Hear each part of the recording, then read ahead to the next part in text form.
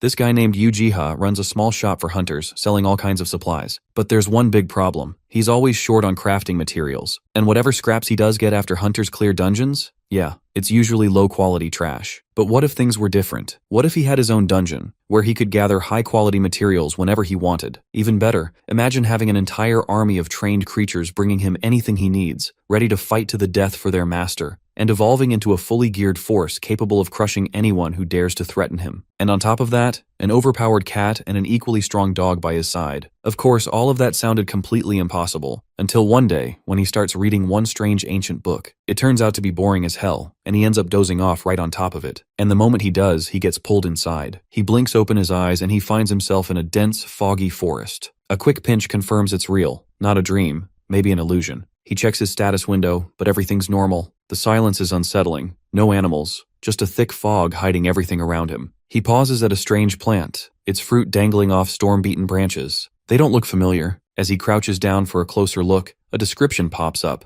identifying it as a level 1 ether herb. Hunters burn ether to use skills, and stronger skills burn more. But with this herb, hunters can cast skills without spending any ether for 10 seconds, which amazes him. He regrets not bringing bottles to store the herb's liquid. Just then, he notices bright, lively leaves on a ruined tree and decides to help it, thinking it might die if he leaves it like that. He siphons water from nearby and lets it rain down on the tree, hoping his efforts will be enough to keep the plant alive. A flurry of notifications hits him. Plant amiability level 1 and blessing of XXX level. He stares at the screen, wondering if watering a twig could really trigger this. Out of nowhere, the old tree behind the herb lights up, and then vanishes into thin air right before his eyes, like it was never there. That's when he jolts awake, snapping back to reality. At first, he brushes it off as a dream, but it felt far too real. Then he notices the dirt clinging to his hands. His eyes widen as the realization sinks in. Everything he saw actually happened. Still not sure what to believe, he wonders if he had sleepwalked somehow. But there's no dirt anywhere near his place, so that doesn't make sense. Maybe he really went somewhere else. Just to test it, he grabs the same book and starts reading it, hoping sleep might take him back to that strange forest. Turns out he was right. After falling asleep, he wakes up in the same forest. But he notices subtle changes. The mist is thinner, and the place looks more open. That's when he realizes this is a dungeon that appears only when he sleeps,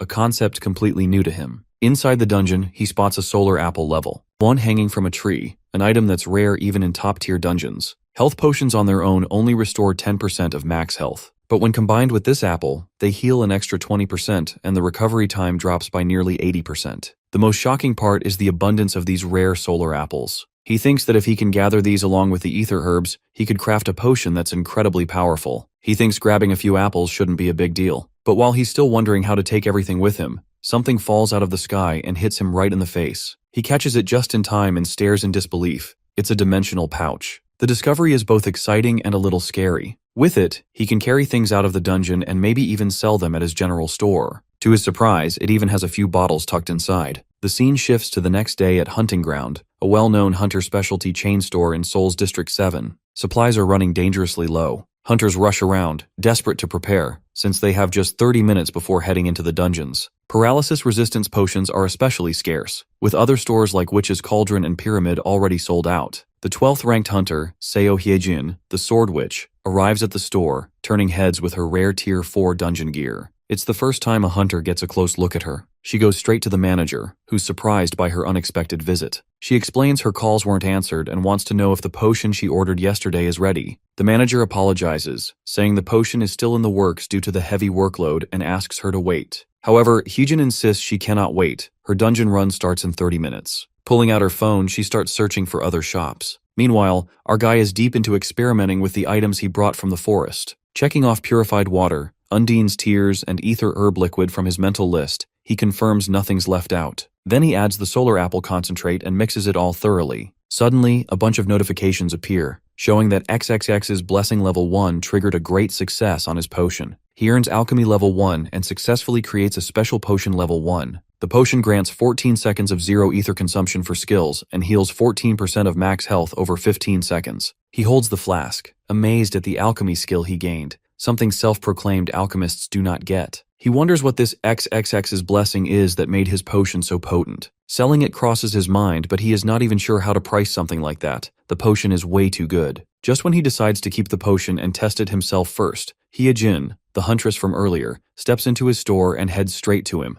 urgently asking if he has any potions, making it clear she's in a hurry. Her eyes catch the potion on the counter. She asks if it's a health potion. Jiha says it is, but it's not for sale yet. She shrugs off the warning, apologizes, and says she has no choice. She drops some cash, tells him to contact her guild if it's not enough, and walks out fast. He stands there, calling after her, worried the potion might backfire. The narrative shifts to the sword witch deep inside the dungeon, locked in a rough fight with mole-like creatures. She uses her skill to fire glowing swords that tear through the monsters as she pushes ahead, clearing everything in her path. 2 male collectors follow behind, impressed by the way the 12th ranked hunter handles the fight. The taller one says there's nothing left for them to do, a clear sign of her dominance. The shorter one agrees but feels uneasy and believes they need to raise their skills. The taller guy tells his partner to drop the idea of bothering the sword witch and just focus on quietly gathering resources instead. He mentions that if Hyejin were still the person she used to be, she'd have called them for backup. But after a certain incident, she's gone fully solo. The other guy tries to ask about that incident, but before he gets a word out, she rushes toward them, yelling for everyone to run. They're caught off guard, stunned by the sudden alarm. The reason for the alarm comes into focus: a giant creature with purple glow and razor-sharp claws.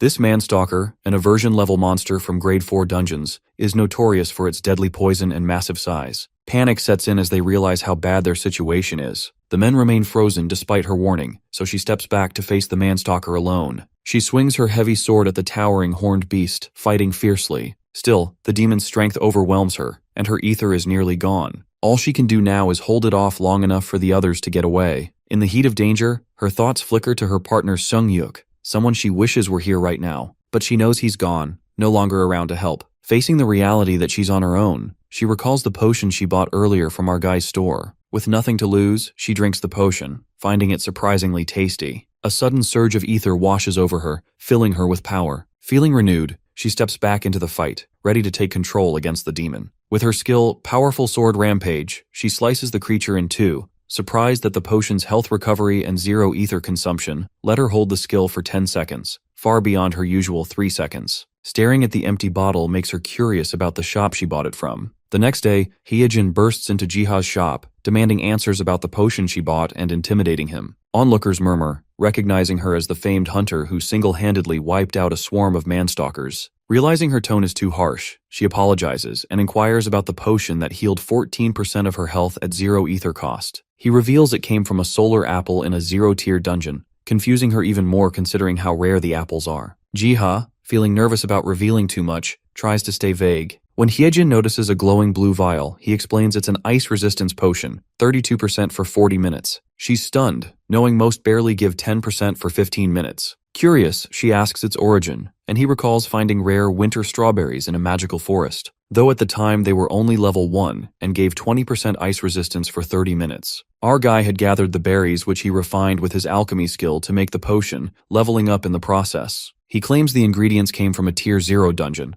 Though skeptical of his explanation, Hyejin buys every potion he has, paying far above market value. She compliments his name before leaving, hinting at their paths crossing again. Later, he returns to the forest, finding glowstone, kindle gem, and plans to restock winterberries. The sheer amount of rare resources here, and the fact that no monsters are around, makes him question what kind of place this is. A rustle in the bushes reveals tiny beetle-like mythic monsters, the pterodrones. Jiha's surprised by their size, but a barrier stops him from following. Beyond the barrier, devil ants, massive hazard-class threats, battle the pterodrones. Kill one and more appear, each carrying poison deadlier than aversion monsters. But their size compared to the beetles doesn't add up since they both are supposed to be the same size. The fight turns brutal as the devil ants overwhelm the pterodrones. He's unsure what they're fighting, but sees the tiny creatures faltering. Just as he thinks of helping, a prompt pops up, declaring war between him and his pterodrones against the ants, asking him if he will join. Seeing the pterodrones listed as his, he agrees to join,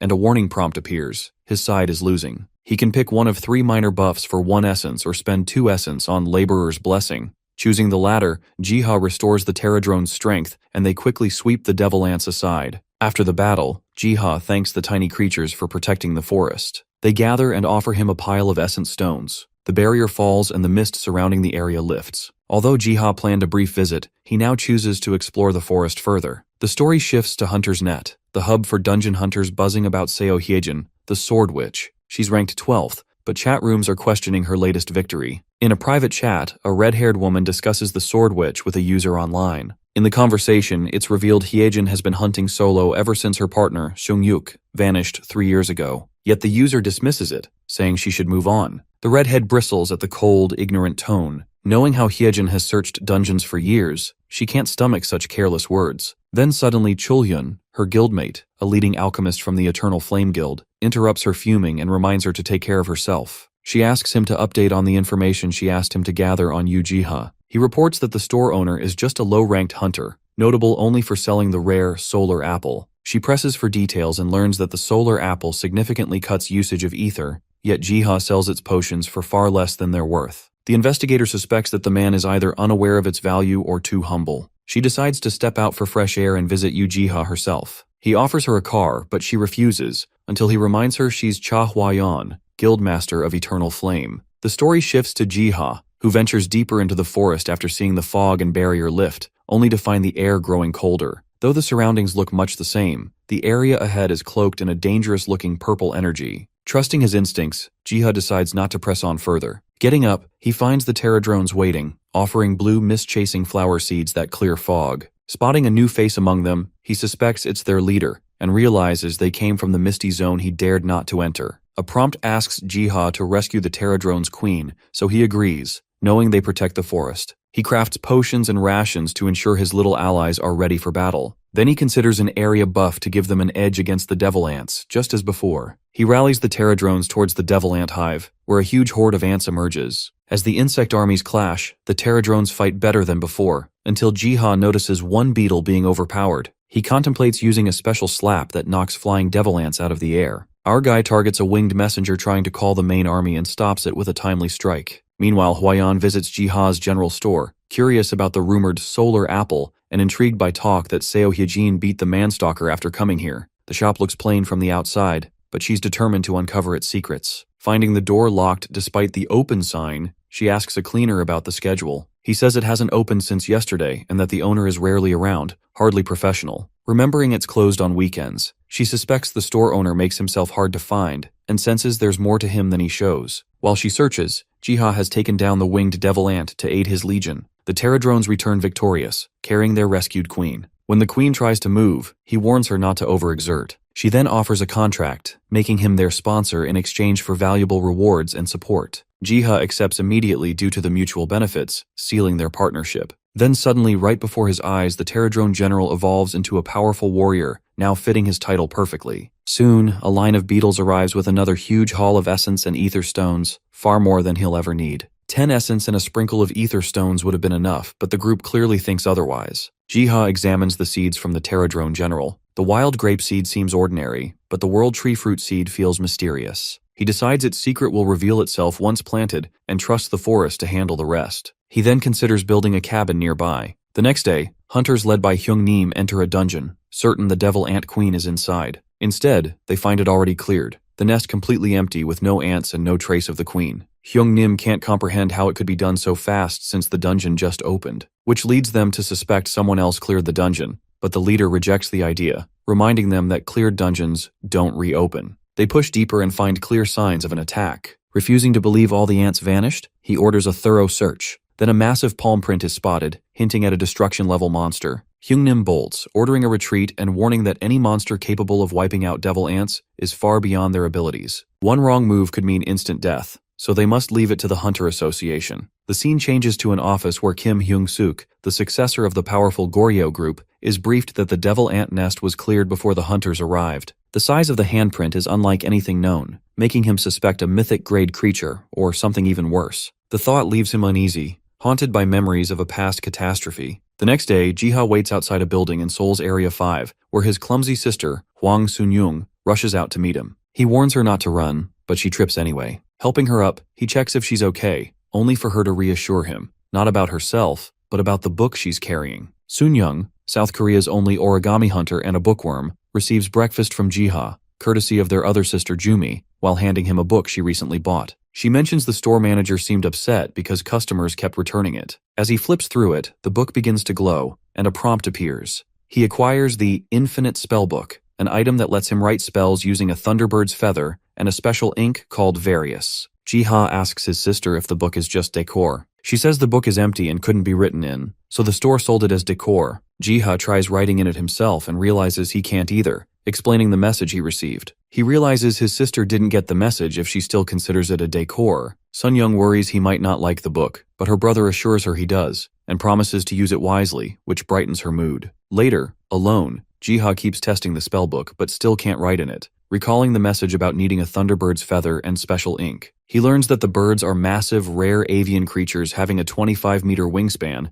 and are from remote, harsh lands. The idea to hunt them seems daunting, so he decides it'll just be decoration for now. Just when he's not expecting anything, a sudden glow wraps around his hand that was resting on the book, granting him 2 abilities, Nice Handwriting Level 1 and Ancient Magic Level 1. He's briefly stunned, noticing no immediate change, but suspects they might carry some significance. He tries out his new trait, amused that his once messy handwriting now looks flawless, though it still won't let him write on the infinite spellbook. A sudden disturbance outside catches his attention. A gate has appeared, revealing a rank 0 dungeon in a grassland valley with one goal: retrieve a thunderbird's feather within an hour where only laborers can enter. Jiha suspects his handwriting trait triggered the gate, but, despite its ominous aura, trusts a rank 0 dungeon will be manageable. Stepping through, he's greeted by lush waterfalls and serene beauty, until a vast shadow passes overhead. Looking up, he sees the thunderbird, gigantic and radiant, its wings stretching across the sky. Startled by the bird's building-sized scale,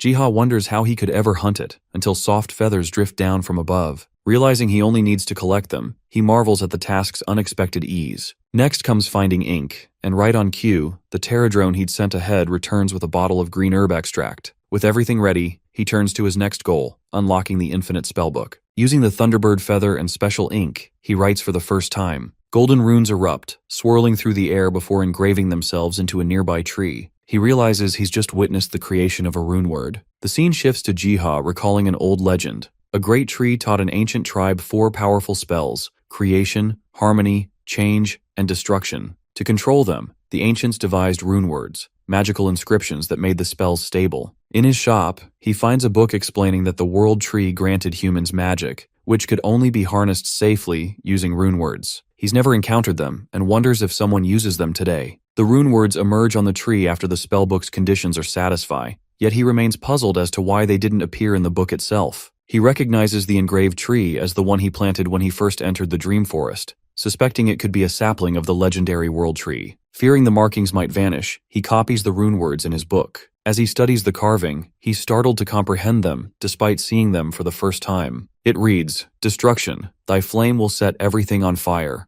Once he is done copying the markings on the tree into his book, the writing transforms into a tangible scroll of change destruction, which enhances the power of rune magic. He tears out the page, planning to make 99 more. When he looks back, the torn page has already restored itself, which means it's an infinite spellbook. With enough ink, he can create endless scrolls, though their exact effects remain unknown. As he's not a magician, he can't test them himself, but he could learn more by giving it to a mage. A while later, Jiha returns to his store and is met by a new visitor, a red-haired woman, clearly furious after several failed attempts to track him down. She vents her frustration, and he apologizes. After a quick look, she deems him ordinary, just as her guild member, Cholhyun, had said. Her intense gaze makes him uneasy, thinking she might be angry, but she's actually deciding that her real interest lies not in Jiha himself, but in the extraordinary items he sells. After a brief pause, she hands him her card, introducing herself as Cha Hwayeon, leader of the Eternal Flame Guild. She inquires about the rumored special items in his store, and Jiha immediately guesses she means the solar apple or winter strawberry potions, which have been popular lately. To make up for her trouble, Jiha offers some items for free. She's surprised, since rare potions aren't this easy to get while he is giving her for free, though when he checks his inventory, he realizes he's out of stock, a first for him, caused by recent distractions with the pterodrones and the infinite spellbook. Jiha, embarrassed, apologizes and promises to have the items ready by the next day. Hwayeon, though disappointed and unsure whether he's kind or simply naive, accepts his apology and agrees to wait. The redhead turns to leave, disappointed since she hoped to try his potions that very day. Then it hits him that she's a flame magician, so he quickly offers a flame scroll he made as a sample, not wanting her to go empty-handed. She takes the scroll politely, opens it and finds a fire spell. After testing it, she praises the incantation as she turns to leave. He notices her glowing staff, curious if the magic caused it. Afterwards, Hwayeon leads her guild in the spider dungeon, swiftly defeating a sentinel spider. She orders them to advance while staying alert. As she wields her staff, she feels her power surge, the embedded runestone glowing fiercely. A sudden warning from her team alerts her to a toxin splash aimed at her. She evades it without harm, and spots numerous glowing eyes lurking in the shadows, far more foes than their report had suggested. Recognizing the danger, her teammate apologizes for the oversight and suggests retreating to regroup. Yet the guild leader remains steadfast, confident in her strength and determined to push forward despite the risks. She ignites her staff and unleashes a fierce fire attack, scorching everything in her path. Her guild members are amazed by the sheer power of her magic, wondering how much she's improved and joking that she could clear the entire dungeon solo at this rate. The flames subside, leaving Huayan shocked by the power she wielded, wondering if it came from Jiha's scroll. The next day, Jiha prepares solar apple and winter strawberry potions at his store, packing them in a rush for Huayan's early visit. She arrives just as he finishes, this time accompanied by another person. The woman presents him a briefcase of cash, feeling guilty about accepting the scroll for free, especially since its power surpasses even grade S items. Noticing his modest prices, she assumes he isn't driven by money. Jiha, momentarily flustered by the sum, clarifies that he does value money, but didn't expect such generosity. Huayan insists on paying for the powerful scroll, calling it cheat grade, which confirms Jiha's belief in the spellbook's worth. She offers to wire the money if needed, but he politely refuses, framing it as an apology for delay. Deep down, he knows he's not worthy of the payment, since his real aim was to have her test the unproven scroll. She cautions him that kindness can turn to foolishness in an instant, unsettling her companion. She compares him to a goose laying golden eggs. Giving them away freely would only invite predators. She relates Jiha's abilities to the goose's golden eggs, that they are amazing yet dangerous in the world of hunters. Huayan returns to her main point, inviting him to join the Eternal Flame Guild. The sudden offer surprises him, and she quickly apologizes for her earlier bluntness, assuring him her guild is trustworthy. The guild leader admits to bringing the cash herself to show her guild's commitment to rewarding him. Though Jiha knows their reputation, he still appreciates their efforts. Emphasizing the guild's support, she introduces Chulhyun, their chief alchemist, and promises Jiha plenty of research collaborations. They assure him a tailored salary and benefits, with a high-ranking role from the start. Though grateful, he declines the offer, which she misinterprets and tells her companion to draft a contract. She's taken aback as his refusal sinks in, questioning why he'd turned down such favorable terms. He explains the offer feels overwhelming and believes others are better suited, but his modesty frustrates her even more. He admits he started as a low-ranked hunter with no special powers. His ability to craft rare items comes from luck, circumstance, and a great friend. He doubts his skills will last and prefers to stay tied to his store. Her guild member urges respect for his decision.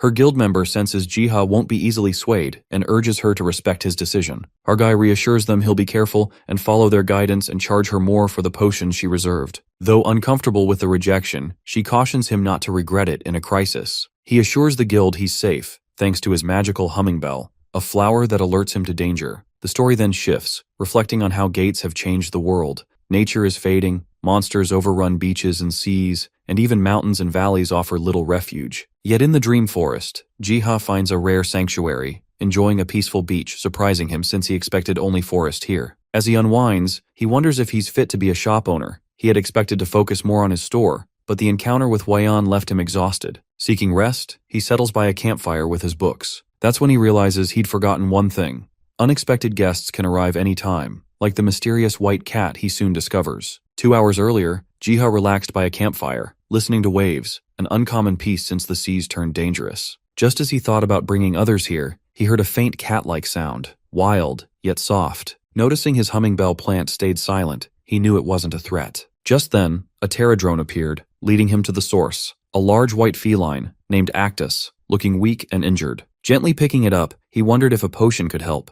As he cradled the creature, a soft whisper from the pterodrone directed his gaze to several more carrying fish. When he asked if they'd been caring for Actus, their thoughtfulness moved him, and he promised to bring more food next time. The scene then shifts back to the present. Jiha feels relieved seeing Actus respond well to the potion. The cat, once shivering, now sleeps peacefully. This sparks Jiha's curiosity about the dream forest. He realizes he's never seen animals here before. When Actus opens its eyes as Jiha gently pats its head, he apologizes, but the cat purrs softly. Overwhelmed by its cuteness, he cuddles it and decides to rename it Bayom, inspired by its tiger-like look. Jiha brings Bayom to his store, where customers instantly fall for the magical creature and begin inquiring about its origin. He explains he found it in a dungeon and brought it along since it had nowhere else to go. When a customer tries to pet Bayom, the cat scratches her. Jiha quickly apologizes and explains the cat is shy. He notices it only shows affection to him, making it wary of others. He begins to question if keeping it in the store is a good idea, but leaving it alone at home isn't better. At that moment, Hyejin stops by with coffee, mentioning she has business nearby. She's startled by Byam, and even more when Jiha calls the cat a tiger. He thinks maybe the sword witch has fears too. She offers him coffee, but the cat approaches her, making her nervous.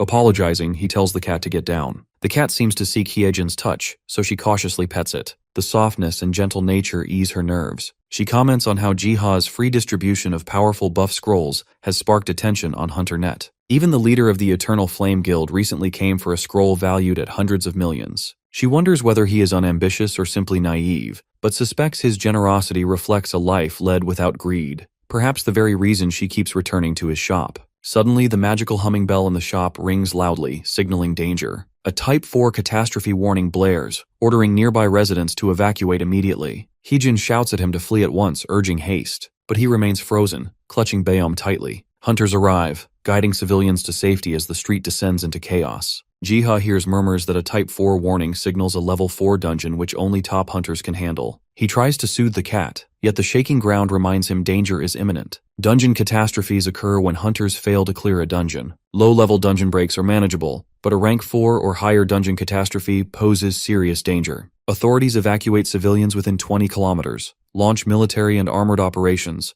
and assemble high-ranking hunters at the front, which is why the Eternal Flame Guild is here to control the threat. Things begin to escalate and skeletal monsters pour out from the catastrophe gate. The military responds immediately, launching fighter jets and missiles to stop the monsters. But the city plunges into chaos as the horde advances. The manager Hyun-suk, leading the military, identifies the emerging monsters as leeches, realizing this outbreak must have been caused by the failed undead dungeon attack. He orders all attacks focused on the gate to stop the monsters and curse-casting leeches, confident that the threat can be contained easily, and then they can move to battle the remnants. Then, a far deadlier creature crawls out, forcing him to rethink his plan. The commander issues an emergency order for all units to concentrate their firepower on this new threat. Soldiers unleash everything at their disposal in a desperate attempt to stop the monster. Explosions erupt across the battlefield as the creature is bombarded with heavy weaponry. Though the soldiers think their firepower is effective, Hyun-suk doubts it will leave a mark on the disaster rank monster. It spots nearby civilians, its sole intent to destroy every threat in sight. The creature charges with terrifying speed, bypassing the defenders entirely, leaving them stunned.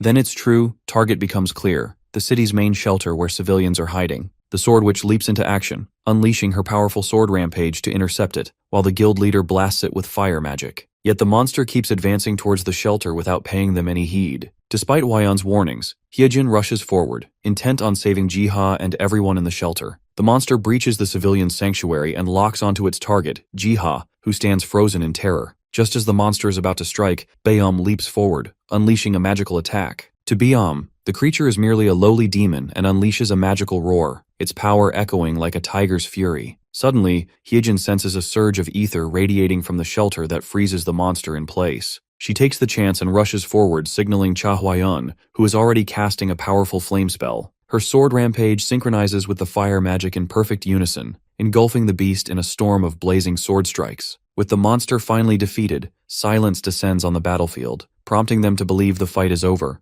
But the sword witch alerts the leader about the ether she felt earlier. As the dust settles, Hyejin is surprised to see Jiha still kneeling in the shelter, holding Byam, while everyone else has fled. With the authorities concluding the situation is resolved, they begin tending to the wounded. Hyejin, however, can't shake the memory of the ether she sensed. It has disappeared. Meanwhile, Jiha returns home, exhausted from the day's chaos. Post-shower, he sits at his desk with Byam, noticing the cat's calm expression and recalling the anger it displayed earlier when confronted with the monsters. Still intrigued by what happened, Jiha begins recording it in his legendary spellbook. As he writes, the information appears directly on the Mir Wiki, a world database that was previously thought to be uneditable by anyone. The first person to notice this change is Hyun-suk, who is immediately shocked. A high-level debriefing follows, with officials and hunters reviewing the disaster. They confirm that the ether wave triggered massive energy fluctuations, yet their hunters weren't responsible for the final strike. Luckily, the unforeseen ether explosion neutralized the threat before it could cause more destruction. One of them suggests that it might have been a phenomenon rather than a human that caused it.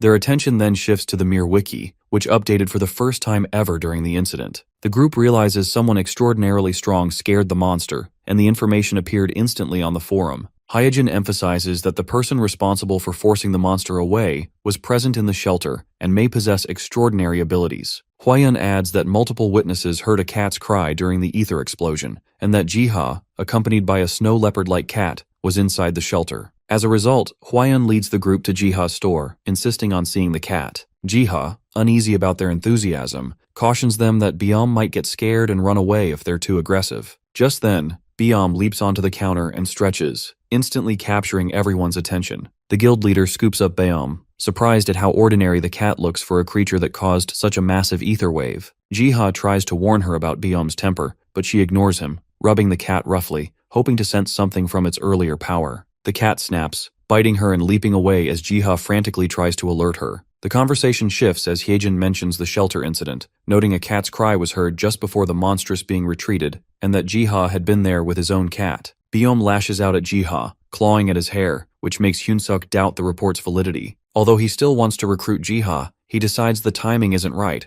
Hwaeun has already been rejected, and he has no intention of competing with the Eternal Flame Guild. He turns to leave without giving him an offer, and Hwaeun chases him, muttering that she wanted to see him get rejected too. Hyejin bids farewell to Jiha politely and follows after them. By nightfall, Jiha returns to the forest and begins reading a book. He comes across the Gehenna continent, a name that rings a faint bell from something he heard before. The book displays a detailed map of the continent, describing how many races once coexisted under a great tree. It explains that the tree created the nature gods to protect Gehenna. Jiha freezes at an illustration of a nature god, a white feline with black spots, labeled Nature's Raging Fang. Though Byom seems ordinary, the memory of the ether explosion convinces him his cat might be far more than it appears, possibly a nature god. The realization hits him. The tree from his dreams might be the legendary world tree. Everything clicks. The feeling that the tree was giving him a purpose, the laborer class he acquired, helping the Pterodrones, and saving Byom, all are tied to the world tree's blessing.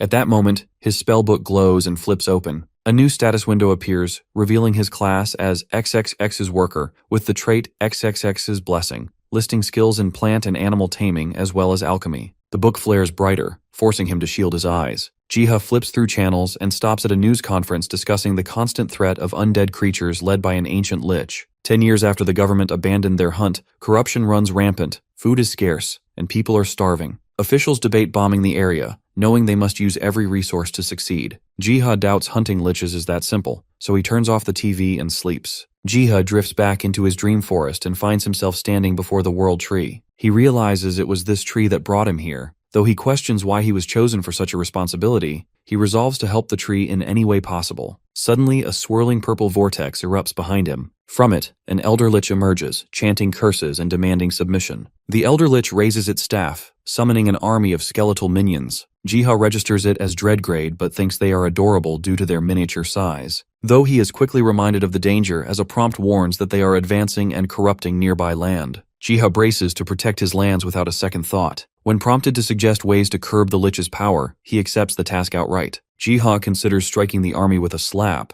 but realizes a lich cannot be defeated that way. Knowing only the destruction of the lich's life source and purifying the corrupted land can stop it, he shifts focus. A distant castle catches his attention, triggering a sense of familiarity. Examining it closer, he recognizes the flag of the Estrom Kingdom. It sparks a grim realization that the undead could be the former citizens of the kingdom. Setting aside the unsettling thought, he commands his Pterodrones to counter the corruption immediately. The Pterodrones charge but are stopped by a huge rock. Only the Pterodrone warrior can fly, so Jiha knows leaving it would slow them down. Prompted to either move the rock with one essence or let them handle it, he acts immediately, clearing the way. Afterwards, he directs them to find the enemy's source. The Elder Lich responds, ordering undead minions to protect its tribute box and unleashing a spell that devastates the advancing Pterodrones. The tide turns against the Pterodrones, but the warrior charges its leader with a forceful headbutt, while Jiha casts Worker's Blessing, boosting the entire army. Amid the clash of Pterodrones and undead, the Elder Lich is driven to the ground and torn apart limb by limb.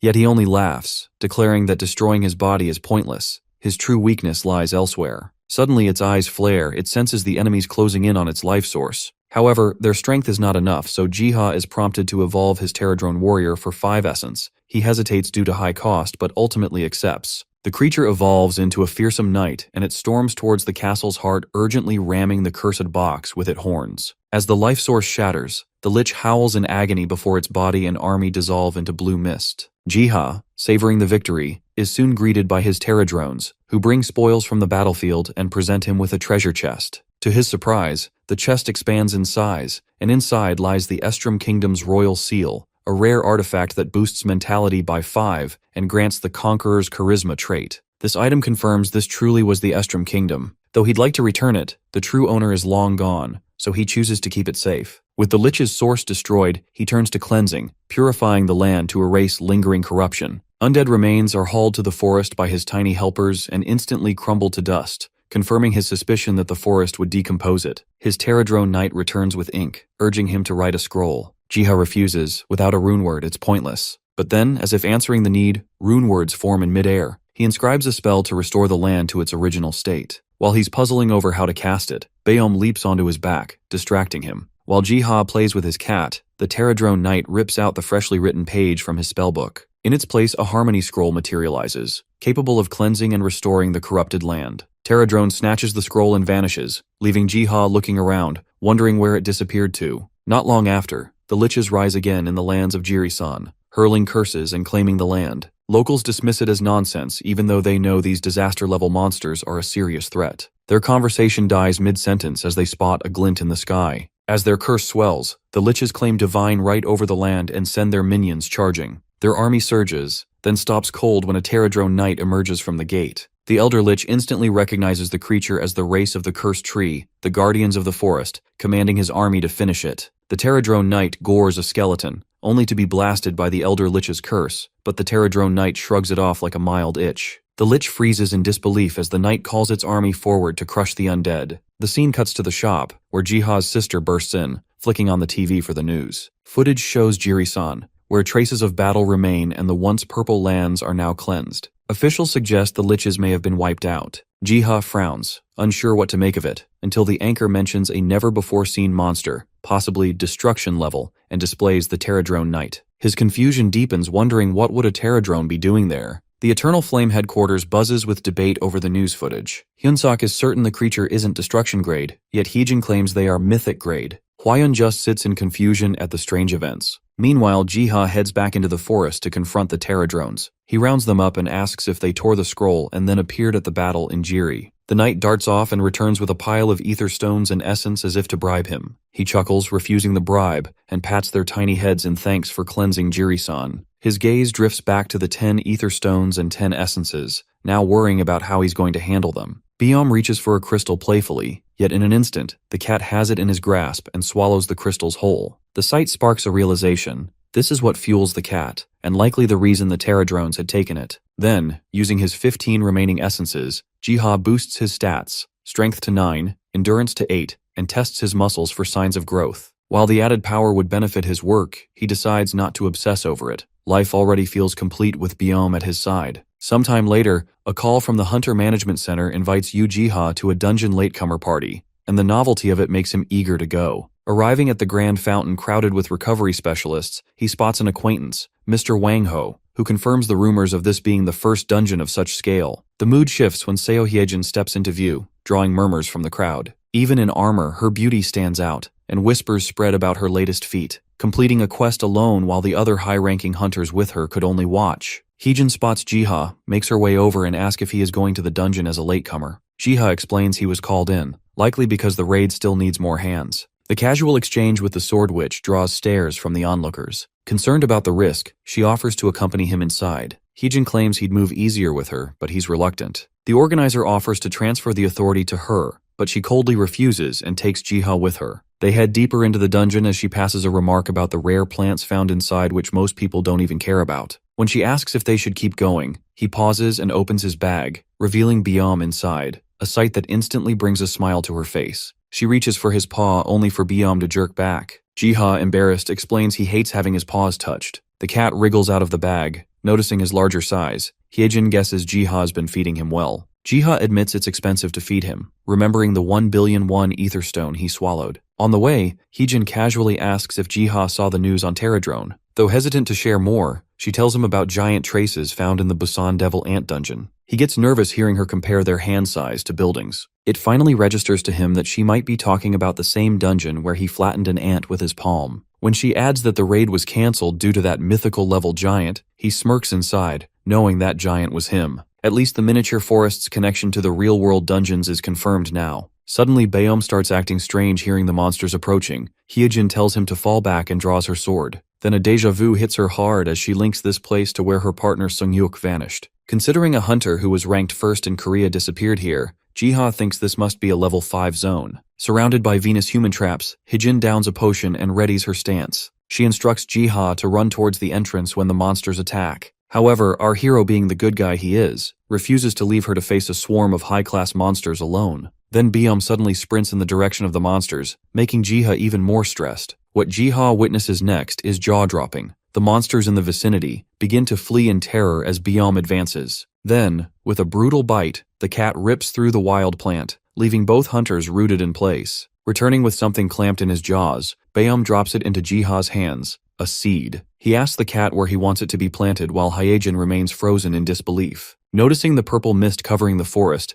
Jiha warns her. She calmly urges him to leave with the cat, insisting she's found a trace of her old partner and won't leave without investigating. Jiha simply hands her a potion stating they will go together, confident that Baeom can protect them. They press deeper into the forest, Baeom dozing on Jiha's shoulder, until Hyejin suddenly stops, pointing to a faint light spilling from a cave, certain it might hold the answers they've been seeking. As they near the cave, they notice the erosion hasn't touched its interior and spot traces of blood, pushing them to quicken their pace. Deeper inside, Hyejin's eyes lock onto a broken sword and bloodied armor, which she instantly recognized that they belong to her partner Sungyuk. She clings to the armor in tears. Jiha points out that the blood was only at the entrance, which means he could have come here to heal and then left. A nudge from Baeom makes them look down to see a green glowing orb between his teeth. Jiha identifies it as a symbiote egg, planning to research it later, and indulges Baeom's demand for a pat. He remarks that the traces they've found mean Han Sungyuk could still be alive. Resolute after wiping her tears, Hyejin suggests going back. Outside, she credits Jiha for their lucky break and promises he can call her anytime. She offers to help him anytime he needs it and takes his hands. Baeom immediately scratches at their grip out of jealousy until Hyejin soothes him with a gentle stroke. Then they part ways as Jiha has to feed Baeom investigate the symbiote egg he brought. Back at his store, he hunts for information on the cave's find.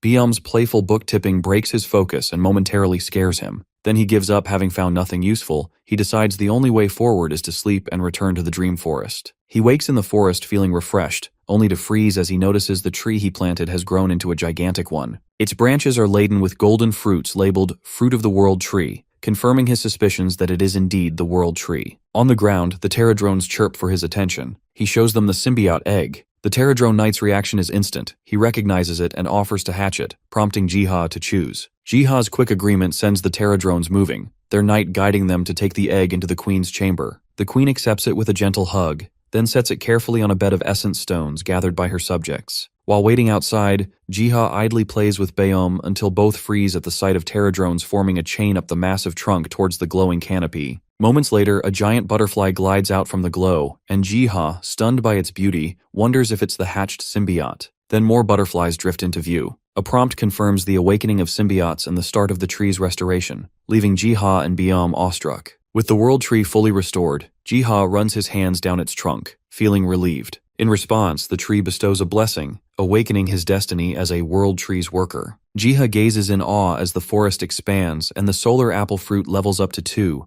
allowing him to craft twice the amount of potions. Though visions of getting rich tempt him, yet he refocuses on his fate, realizing the world tree may have chosen him to help restore the world. Baeom signals his hunger with a meow and Jiha readies a fishing rod, promising trout. Excited, the cat leaps at the hook. They celebrate as a large fish lands on the line. Suddenly, a prompt appears identifying it as a red trout, granting level 1 extrasensory perception which boosts senses and reflexes by 20% for 30 minutes. The realization that he never got this much description on an item before sparks his curiosity. He digs through his backpack, questioning if other items will reveal new details as well. He pulls out his dimensional pouch, which also has newly added description that it can carry items safely, even while entering other dimensions. He scoops up Baeom and hurries to the store, inspired by a sudden idea. He sets his plan in motion, and sometime later hunters pack the street outside Jiha's store. Baeom threads through the crowd and delivers a token to a woman. They all have gathered here to buy potions from Jiha's store, though each customer can only take 3 bottles and must get a number ticket from the cat.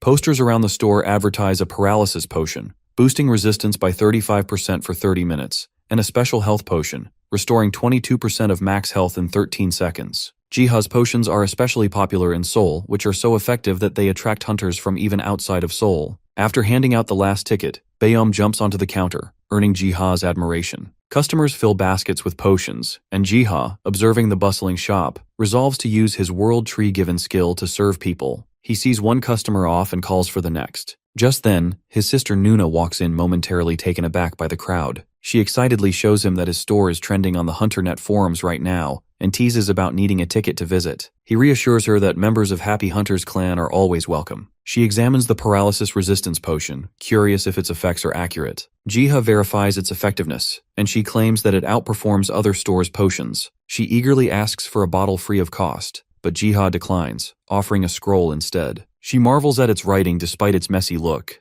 Jiha explains it's a scroll of creation wish, granting 2 small wishes and also a charm to bring her good luck. Hesitant at first, she uses it to wish for a rare old book. Later, Sunyoung's guild battles small fish-like entities in a dungeon. Their tank, struggling to keep up, is mocked by his sword-wielding comrade. The swordsman hurls the creature with full force, which lands on Sunyoung, leaving her injured on the ground. He apologizes while they all check on her. She gets up, nursing her head. Suddenly, the scroll of creation glows and prompts that her mishap raises the chance of finding special items by 70% for 30 minutes, with only one use left. The earth vibrates unexpectedly, splitting underfoot, and the team plunges into the abyss, while the ancient book slips from her grasp. Their fall ends with the ground beneath them, and she questions the repeated misfortune. Realizing the fall isn't from a trap, the mage casts a magical light, revealing a hidden chamber brimming with treasures and legendary equipment. As they explore, the white-haired man spots the night troop's longsword, while another deduces the area is a secret hideout. Sunyoung discovers an ancient book of the Black Lion Knight from Gmark Empire, and she jumps in joy, thinking her wish for an ancient book came true.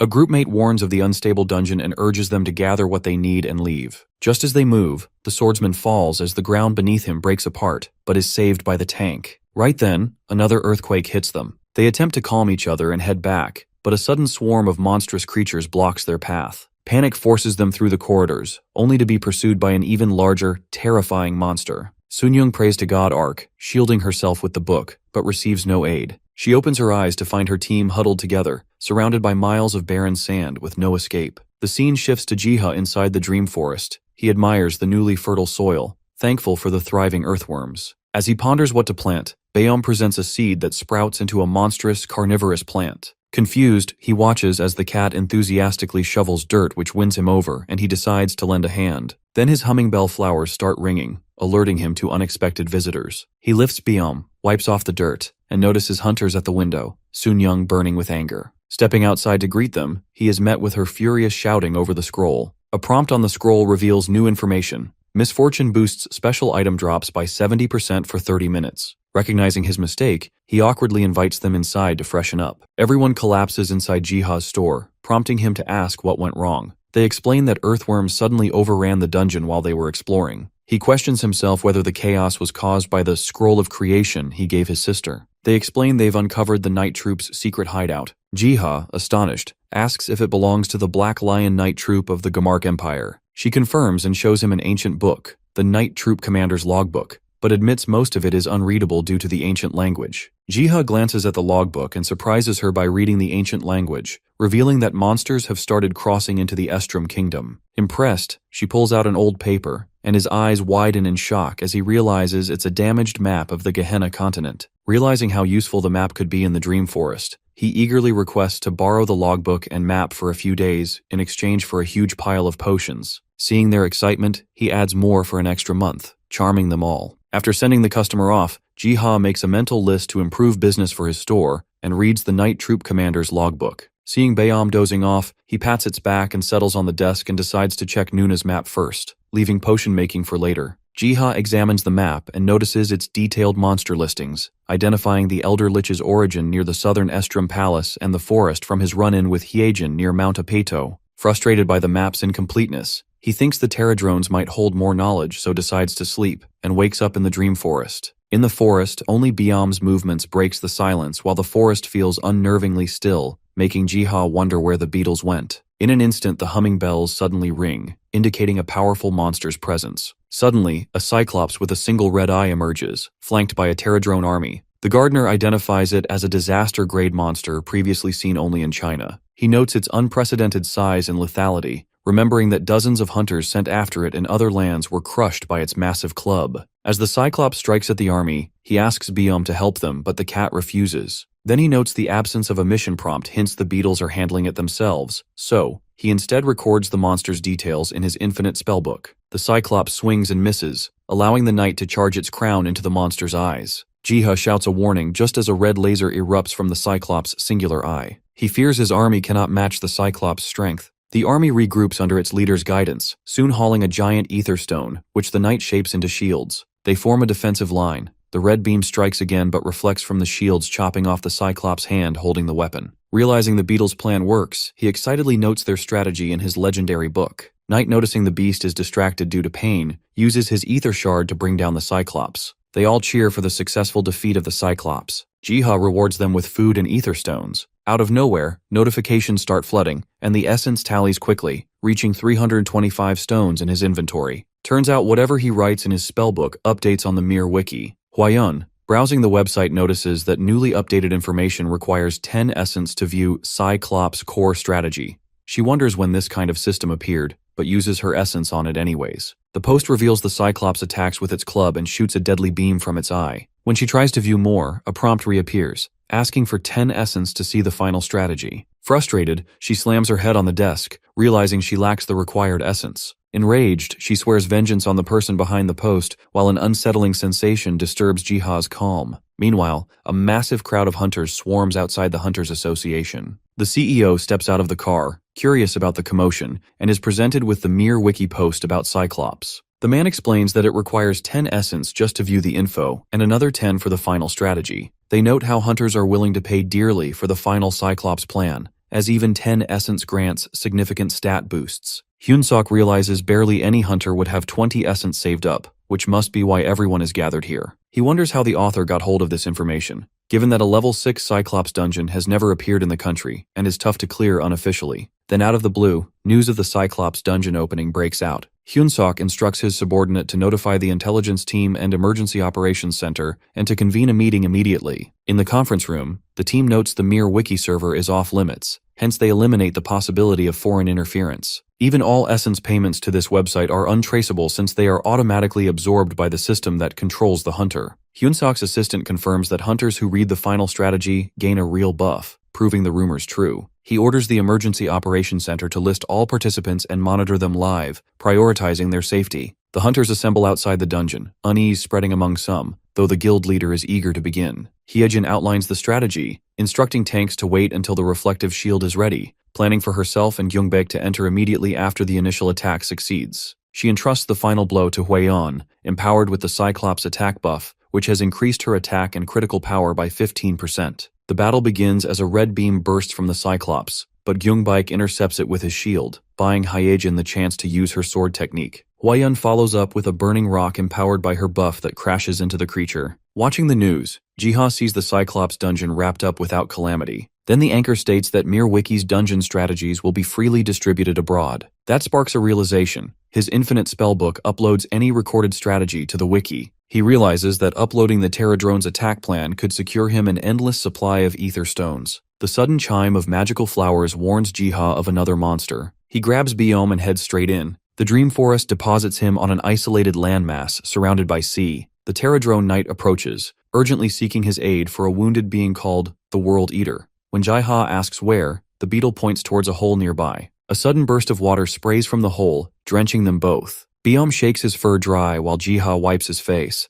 and in that moment, he realizes the ground beneath them is moving. It's no island but a whale, and not just any whale, the World Eater. Feeling its weakening energy under his touch, it dawns on him why so much magical essence has been drawn to him lately. Without hesitation, he tosses a handful of essence crystals into its mouth, hoping to restore its strength. The whale's pupils suddenly dilate before it opens its massive jaws and a wave of energy explodes from it. When it fades, Jiha and Biom lie sprawled on the sand, dazed by the force. A prompt appears, confirming the World Eater has been restored to its original form thanks to his aid. He sits up to find the mighty World Eater now a small, charming creature splashing in the waves. Its cuteness overwhelms him, and he can't resist diving in to pull it into a hug while Biom simmers in jealousy. He watches in satisfaction as the whale swims off, though Biom is still grumpy. The creature suddenly starts to circle back towards the shore, making him tense, only for it to make a playful flip in the water. When he glances at the shore, he finds a bounty of fresh fish and shellfish on the sand, a gift of gratitude from the World Eater.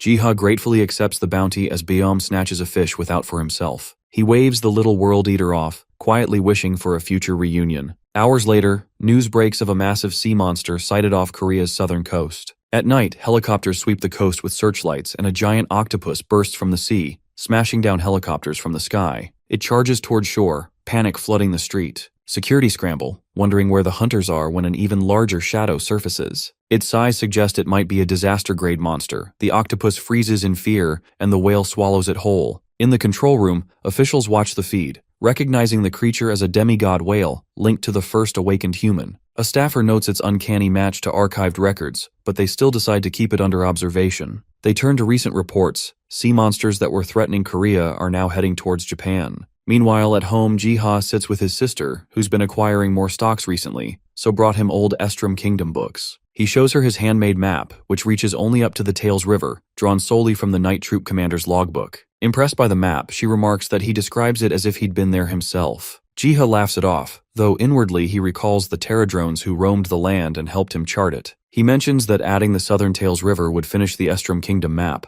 She wonders why he's so devoted to the map. Jiha says it could be useful in the future, but inwardly he's thinking of Han Sung-hyuk, likely still in Gehenna, and how the map and his world tree abilities might help find him. As Sun-young leaves to rest, Jiha tells her to stop by with her team tomorrow for the potions he prepared, especially the extra resistance ones for their rank 3 dungeon raid. Alone again, he feels thankful for her support and pleased at having uncovered a new rune word. Jiha turns his attention to the spellbook. Flipping it open, he finds a scroll of change, pursuit that can track and confirm the location of any living being. He tears the scroll, picturing Hyejin in his mind. The vision unfolds before him in sharp detail, even revealing the energy she carries. Its precision leaves him genuinely impressed by its value. Byom leaps into his arms, and Jiha, thinking the noise startled him, soothes the cat and suggests they head to the garden for dinner. Back in the forest, he finds the water strikingly clear, likely the World Eater's doing, and notices the solar apple has risen to level 3, boosting its effectiveness. Soon after, Terradrones arrive, delivering him a harvest greater than ever before from the World Tree. The knight grabs Jiha's shirt, points skyward, and soars toward the World Tree. Thinking he's meant to follow, Jiha climbs with difficulty. He makes it to the top, where the sight of the mountain Apeto reveals the Gehenna continent has been outside the garden all along.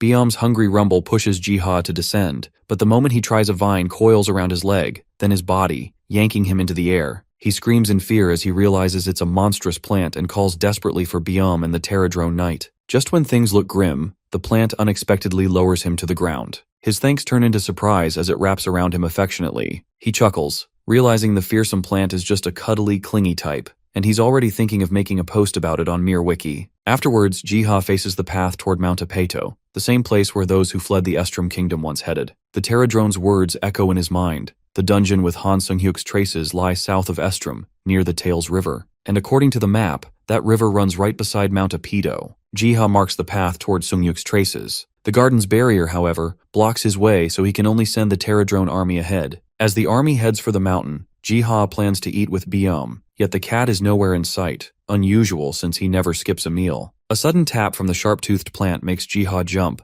seemingly pointing toward where Byom went. Returning to his store, he sits, missing his pet and thinking of all they still had to do. Lost in thoughts of Byom, he looks up to find Hyejin entering with a well-dressed man. After he greets him, the man introduces himself as Kim Hyun-suk from Hunter Management, explaining he'd requested her help to see Jiha again. Hyun-suk commends his remarkable potions. Jiha offers them tea and uses the moment to explain to Hyejin why he'd contacted her. He reveals a scroll found in an ancient book, believing it could help locate Mr. Sung-hyuk, the Scroll of Change. Trace leaves them astonished. Upon learning he translated it all by himself, they vow to keep it confidential. The air turns tense when Hyun-suk suddenly asks him if he has a contract with a demigod. Shocked by his knowledge, Jiha listens as the man clarifies he's not here to pry. Instead, he praises his potions for raising hunter survival by 20%, calling him invaluable, and offers his business card as well as the Hunter Management's full support in return. Jiha, taken aback by the praise, wonders if he truly deserves it, but his guests insist he's the organization's future. Hyejin cuts in, explaining that the man only wanted to meet him personally and apologizes. Jiha thanks them, promises a meal in return, then presents the manager with potions and walks him out.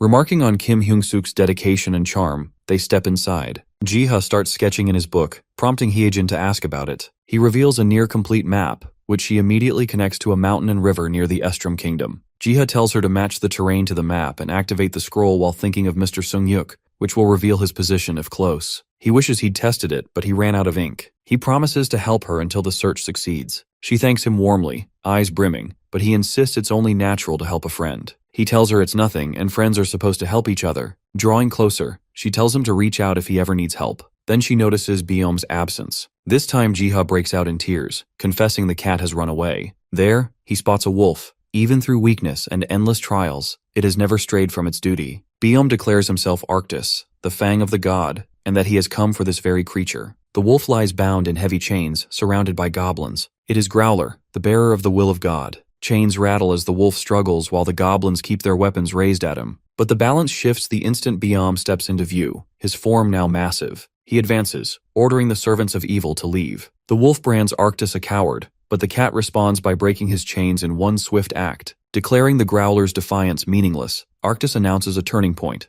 The restoration of the world tree has begun. Growler rejects Arctus's authority, recognizing only the will of the gods. Without hesitation, the towering cat snatches him and flings him aside. Stunned and powerless, the wolf hears Actus declare he isn't asking for permission, reminding him that he stands as the god's proxy. Actus clamps onto the wolf's scruff, running with purpose despite the beast's protests, urging it to surrender. The scene shifts to Jiha exploring a Category 3 dungeon with fellow hunters. Sun-young inquires why he decided to tag along since there is nothing more than an item box in a ruin-type dungeon. He explains the Black Lion Knight commander had helped Estrom refugees escape through here, hinting that hidden tunnels might still exist beneath the debris. Sun-young points out the familiar architecture, but her teammate is more interested in discovering a rare artifact here. Jiha's eyes fall on Gyungbaek's sword, and he explains it's a rare knight's longsword, enhancing strength and endurance by 5, agility by 3, and igniting the knight's pledge skill to raise attack by 7% for 5 minutes. The group gasps in shock, questioning how he knows such specific details. Realizing only he can see the item descriptions, he invents a story about recently gaining an appraisal skill. Sun-young immediately sees the connection, understanding why his potion effects are so precise. Spurred on, another teammate asks him to appraise his armor, and Jiha identifies it as light chest armor, which boosts defense by 10% and critical defense by 5%. The group teases Jiha, congratulating him on his new skill and joking about the fortune it could bring. Sun-young, furious at their greed, smacks them with her book and warns Jiha to watch out for opportunists everywhere. Jiha ponders Sun-young's warning while navigating the ancient stone corridors, thinking of seeking advice from Mr. Hyunsuk on managing his abilities. Ahead, they spot a fortress wall torn apart, evidence of a recent monster attack. The party pauses at the banks of the Tails River, awed by its breadth and clear waters. Jiha studies its depth, wondering how the commander carved the tunnel. He sketches the river in his book and makes a mental note to explore behind Mount Apido later. The others crowd around, impressed by how accurately his drawing captures the scene. Sun-young's scroll of creation glows, granting a temporary boost to finding special items during minor setbacks for 20 minutes. At the same moment, a page from Jiha's spellbook tears off and flies through the air. He lunges to catch it, startling Sun-young, who topples into the river and he immediately runs to rescue her. Sun-young is carried off by the river's strong current, prompting Jiha to dive after her. Beneath the surface, the World Eater whale appears and surfaces, carrying them both safely. He ensures she is okay as she coughs up water,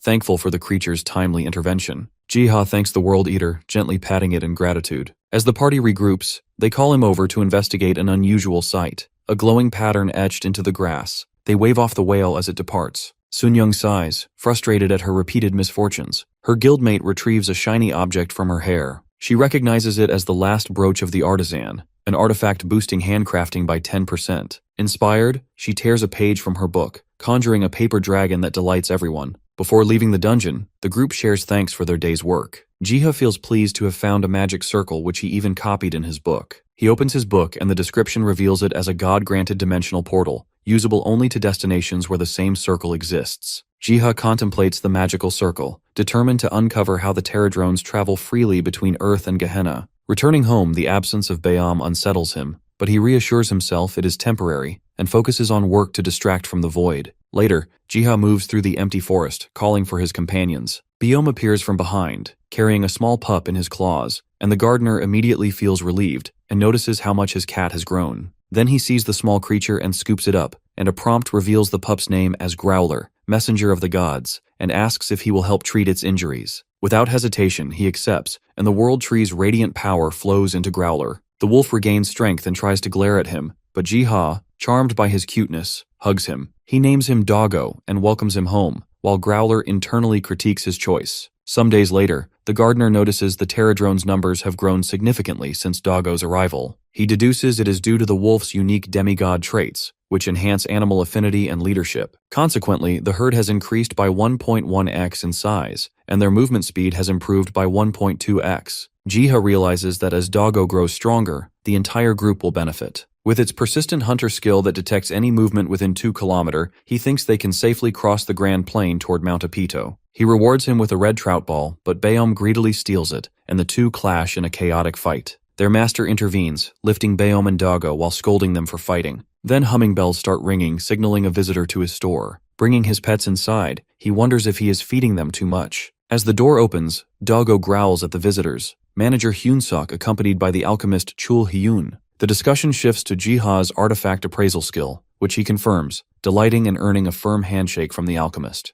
Curious, Jiha inquires why they came. Choi explains it's not a recruitment attempt and commends Jiha's exceptional potions and scrolls, subtly revealing his jealousy as an alchemist. Mr. Hyunsuk proposes a sit-down, emphasizing that both parties have plenty to discuss. They question Jiha on the scope of his new skill. He explains it allows him to accurately determine an artifact's name, description, stats, and skill ratios. He uncovered this ability while crafting potions and confirmed it by testing on various artifacts. The manager observes that it resembles an appraiser class, but he is uncertain of its practical applications. Hyunsuk explains that he brought Choi to help him refine his appraisal skill. Noticing Jiha's willingness to assist hunters, he warns that appraisers are rare worldwide, and if news spreads, crowds of hunters could disrupt his life. He assures Jiha that preparations to manage the influx of hunters are ready. Hwayeon stumbles across a popular post online about artifact appraisers, sparking her curiosity about whether a new hunter with such a skill has emerged. Looking into it, she discovers her own guild, the Eternal Flame, is offering the appraisal service with a strict limit of 60 reservations per day. She's stunned to see all reservations were taken while she was still reading the post. People line up outside the Eternal Flame headquarters, all waiting for Jiha, masked as Master Cat, to appraise their artifacts. Explaining each item's properties, he enjoys the task despite the mask's discomfort, and appreciates having Min Hyunsuk's support. He briefly considers greeting Hwayeon, but hesitates as he previously declined her offer. Meanwhile, Hwayeon erupts in fury before Chulhyun, leaving him anxious as he tries to calm her. Her anger stems from fully booked reservations, but he fears it will worsen once she learns Jiha is the appraiser. She complains that slots are taken for the next 3 months and criticizes him for not informing her earlier. He clarifies that the appraisal service is managed by the manager, and the location was only assigned yesterday since he had free access to the basement. Frustrated that her prized artifacts will take 2 years to be appraised, Cha Hwayeon urges Chulhyun to do something. He just decides to leave, insisting he cannot intervene and urging her to be patient and avoid causing disruption. Still furious, she becomes determined to uncover the newcomer's identity and bend him to her service as an appraiser. At the same time, Master Cat feels an unusual itch in his ears, sensing that someone is talking about him. Later, Choi and Jiha brew their potions side by side and compare their effectiveness. The special potion nullifies ether consumption for 11 seconds and heals 11% of max health over 15 seconds, whereas the very special potion increases the duration to 16 seconds and restores 16% of health, offering a stronger effect. Though the preparation steps were identical, Choi finds Jiha's potions more potent. Jiha blames the ingredients, hiding his advanced alchemy skill as the reason. Confident in their work, they complete the batch for sale tomorrow. Choi, impressed by the potions, suggests they shouldn't be confined to one store. He proposes expanding operations and recruiting more alchemists, bowing to him, calling him sensei and requesting guidance. Our modest alchemist reminds him he's learning too and shouldn't embarrass him. After the senior alchemist left, Jiha dozes off in exhaustion. He wakes in the forest to some of the pterodrones collecting fruits while the wolf and others stack essence stones. Smiling, he greets them and apologizes for arriving late after a long day of potion lessons. Both pets leap into his arms but squirm at the closeness. The pterodrone knight signals urgently and Doggo leaps away to lead Jiha forward.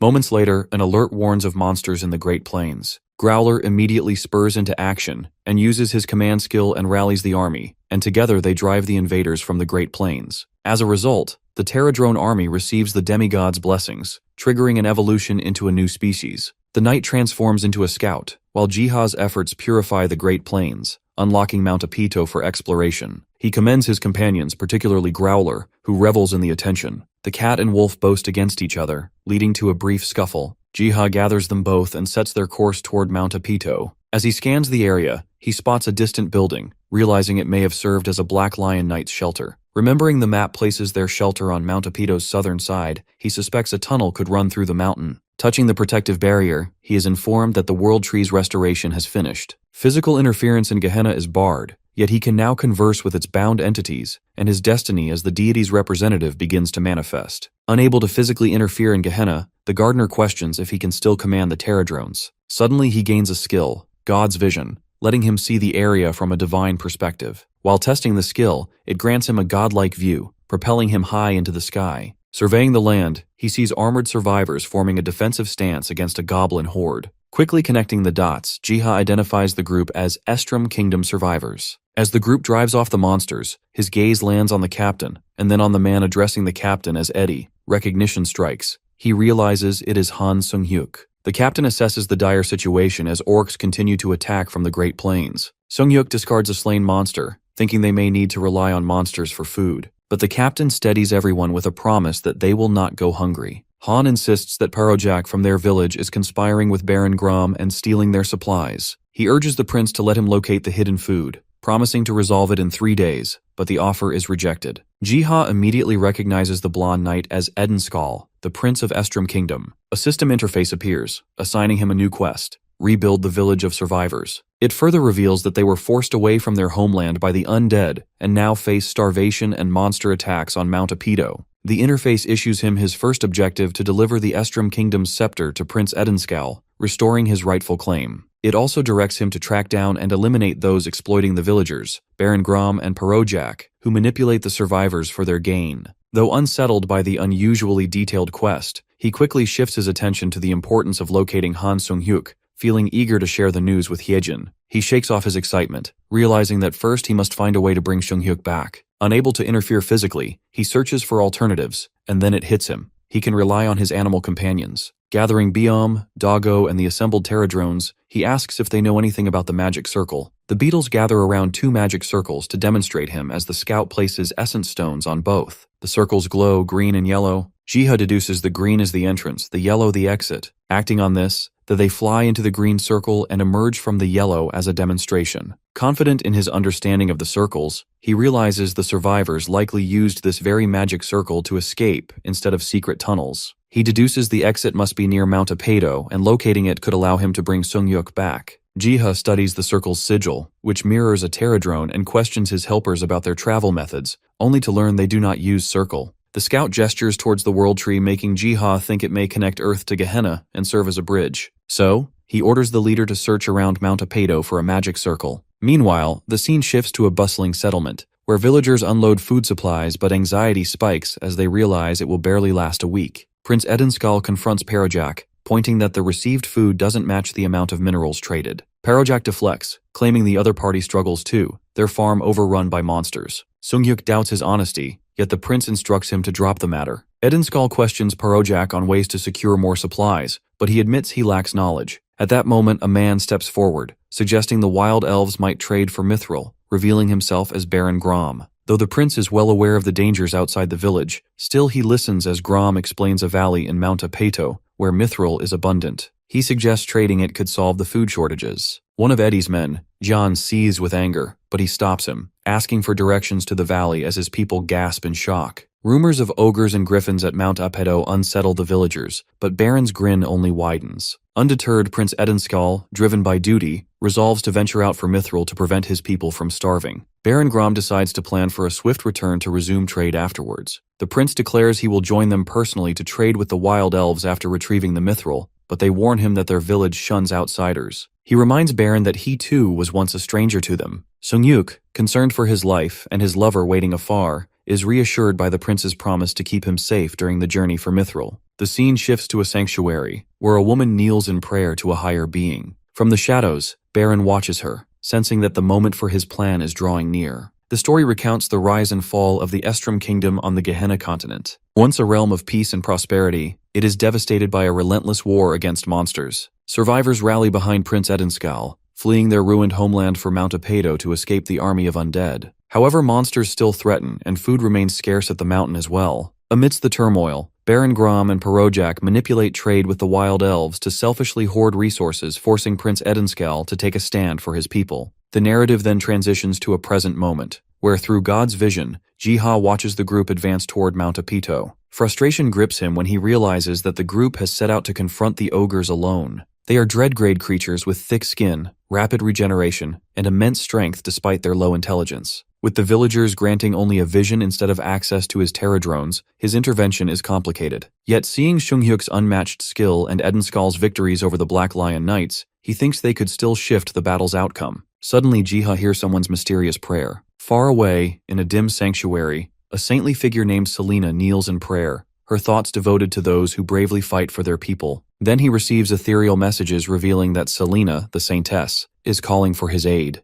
A new mission, God's merciful prophet, tasks him with spreading belief by helping the village through her guidance. He also learns that whenever Selena prays, he gains a 3-minute window to communicate and exchange items with her. He expresses his excitement, which Selena senses mid-prayer, and he quickly covers his mouth in astonishment. Determined, he organizes the garden's resources, seeking a way to fulfill the mission. A swarm of terra drones gather, some sporting sunglasses with an air of confidence. Jiha confirms both scouts and warriors are present, then briefs them on their next mission. Locate a magic circle at Mount Apito, monitor the survivors, and report anything unusual tonight. He directs the terra drone knight to deliver a weapon to Prince Edenskal, aware their current gear is inadequate. As the army marches off, Dago and Beom watch from behind. Dago demands to know if the cat will leave Jiha be, but Beom asserts their master must grow stronger before confronting their true presence. Tension rises as Dago's restlessness meets Beom's caution, and the two break into yet another quarrel. Baron Grom and Parojak relish the prince's absence, seeing it as a chance to advance their schemes. They are convinced that the young prince's inexperience and over-reliance on his sword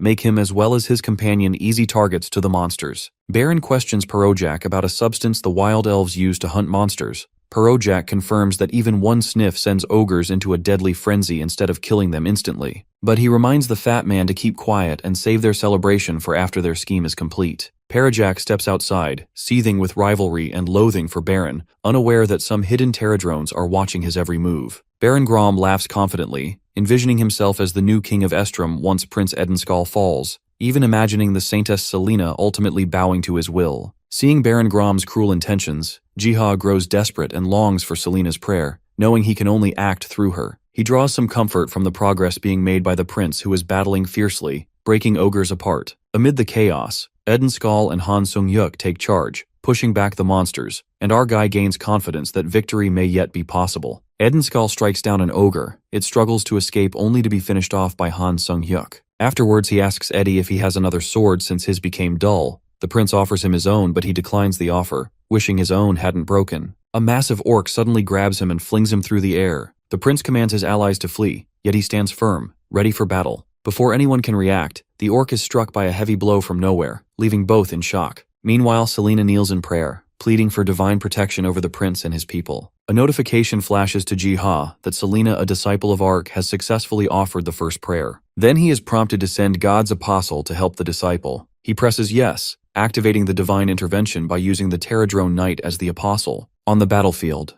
suddenly, the knight descends from the sky, striking the ogre with full force. The monster swings its massive club, but the knight blocks and crushes it. Seizing the moment, Seung-yuk leaps onto the ogre's arm while Edenskal strikes its leg, their coordinated assault driving the beast towards defeat. Han lands after slashing the ogre's arm, but the cut isn't deep enough. Eddie warns him to be cautious. In the next instant, the ogre's leg hurls him through the air, leaving him coughing blood. He crashes but quickly recovers with his companion's support. Han orders everyone to stay back. The Terradrone Knight leaps in, clamping the ogre's hands and smashing it into a second ogre, toppling them both. Edenskal, standing beside the knight, wonders why the creature is helping, but the knight simply winks in response. Jiha notices the Terradrone Knight's strength got better as a god's apostle. A prompt appears allowing him to extend the knight's time as an apostle for 5 essences. It's costly, but the villagers need protection, so he accepts. With renewed energy, Knight clashes with the ogre, golden energy radiating from his form. Eddie recognizes Ark's radiance instantly in the Terradrone. Han staggers up, the prince shouts, asking if he's ready, but that guy is too eager for some more action. They agree that Ogre's resilience makes prolonged battles risky, but Han smirks. He'll finish it in 3 minutes. The Terradrone Knight soars upward and drives its claw into the ogre's shoulder, ripping open a fresh wound. Han seizes the moment, casting a haste spell to sharpen his speed. In a blur, he descends and cleaves the ogre's head clean off. Its body collapses to the ground.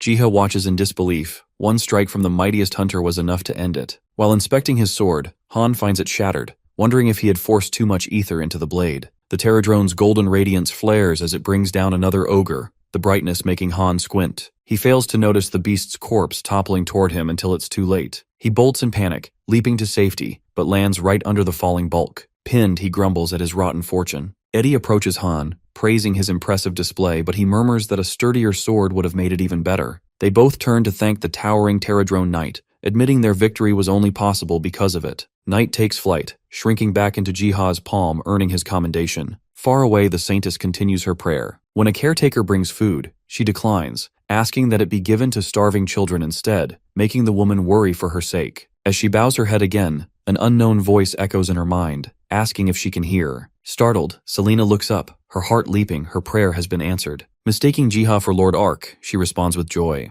Knowing the truth but unwilling to waste time, he claims to be Ark's apostle and urges her to tell Prince Edenskal to head east for something vital. She vows to deliver the message at once. Baron Grom watches from the sides, confused by her strange exchange. Jiha catches sight of the countdown nearing end for communication and rushes to warn her about Grom's intention, but the connection ends mid-sentence. With the chance gone, he can only trust that she will carry out her task and decides to move on to other pressing matters. In the aftermath of the battle, Han receives treatment for his injuries. Although he reassures the prince he's used to such injuries, however, he admits his strength is drained from overusing ether. Their attention is drawn to the small Pterodrones gathering essence stones from fallen ogres. Their curiosity is interrupted when Selena's helper rushes in. Fearing bad news from the village, he asks, but instead hears that the Saintess has received an oracle, commanding him to travel east in search of something important. Though confused, since their mithril goal is north, the divine nature of the message makes him hesitate. The prince turns to Han for council Horfuses to decide for him. Still, he thinks that the giant beetle could be linked to Ark, and suggests investigating it further. The leader announces that he, Han, and Jian will scout ahead separately, instructing the rest to remain behind and wait. Han borrows Jian's sword, who glowers in anger, but in an attempt to calm him, he promises to return him a better one. Meanwhile, Jiha returns back to the real world, and heads straight to Hyejin. His sudden visit after so long catches her off guard, and she asks the reason for his arrival. He requests Sunghyuk's sword, which makes her demand an explanation. In response, he reveals he has located her partner's whereabouts in Gehenna, which leaves her in disbelief. He admits to staying silent before in order to avoid false hope,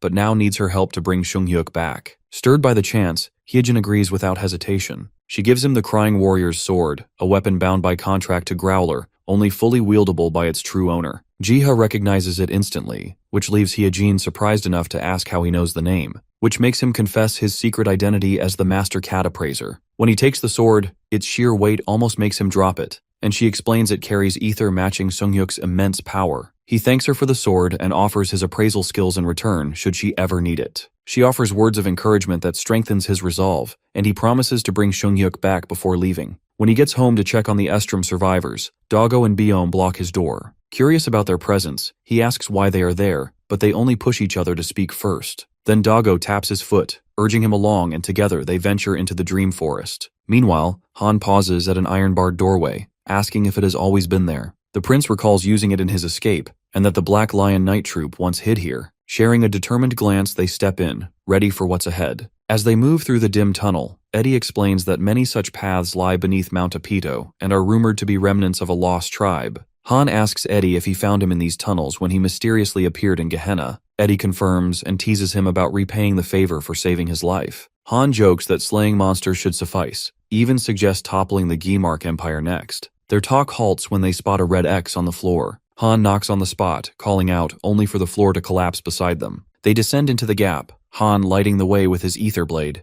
Deeper inside, a swirl of golden light draws their eyes to an ornate sword Edenskal freezes. This is the legendary seal of the Estrom Kingdom. The shock deepens as he wonders how it ended up in Gehenna. The moment he raises it, the system confirms to Jiha that the Prince Edenskal of Estrom has acquired the seal. It also validates the completion of his first mission by successfully placing an item in a dungeon. A follow-up message appears, revealing from now on any prince who swears allegiance to Ark can now communicate with him through prayer. Additionally, the World Tree's blessing rises to level 3, granting boosted stats and higher resistance. Along with it comes a 1.4x boost in production operations, the ability to interpret ancient languages, and a new skill, Observation Level 1, allowing him to assess an ally's progress and help them awaken new skills once their conditions are met. Arriving at Griffin's Valley, Jiha scans the landscape, spots a cluster of people in the distance. A notification blinks into view. His Terradrone squad has discovered the valley and requests his aid in hunting griffins. Accepting instantly, he looks down at the disciplined ranks below, and his observation skill reveals a progress bar above his Terradrone knight. He wonders how formidable it would become if it awakens a skill. His eyes shift to smaller warriors, finding similar bars. He orders the griffin hunt and distributes pieces of etherstone among the troops. Suddenly, Doggo approaches, barking urgently. Jiha kneels to check, but the wolf leaps onto his backpack and pulls out Han's sword. Golden energy engulfs the wolf as it howls. Notifications reveal that Growler seeks to reclaim his power as the messenger of the gods by safe heal, but at the cost of 2,000 essence, and the risk of reverting to a primal state if it fails. Jiha doesn't hesitate, sacrificing nearly all his essence. A blinding surge of gold swallows the wolf, and he shields his eyes. As the golden glow fades, Jiha lowered his hands and finds himself in a vast cosmic expanse. Before him stands Growler, now a majestic, towering wolf. Reaching out, the hero tries to confirm if this is still his doggo, but it growls in protest, refusing to be addressed by that hideous nickname, even by a god's apostle. As his time in this form ends, Growler urges Jiha to grow stronger, calling him Kid with rare affection. As the cosmic space fades, he lands back in the forest. He reminds himself to stay focused and to honor the guidance he received, vowing to do his duty. He finds the knight awaiting his instructions to resume the griffin hunt. He retrieves the spellbook from his backpack and starts writing in the book, triggering a sudden arrival of the griffin flock. Meanwhile, Edenskal can't believe he's found the long-lost seal, Estrom Kingdom's national treasure, calling it a miracle. Han feels disappointed, thinking it was a new weapon meant for him.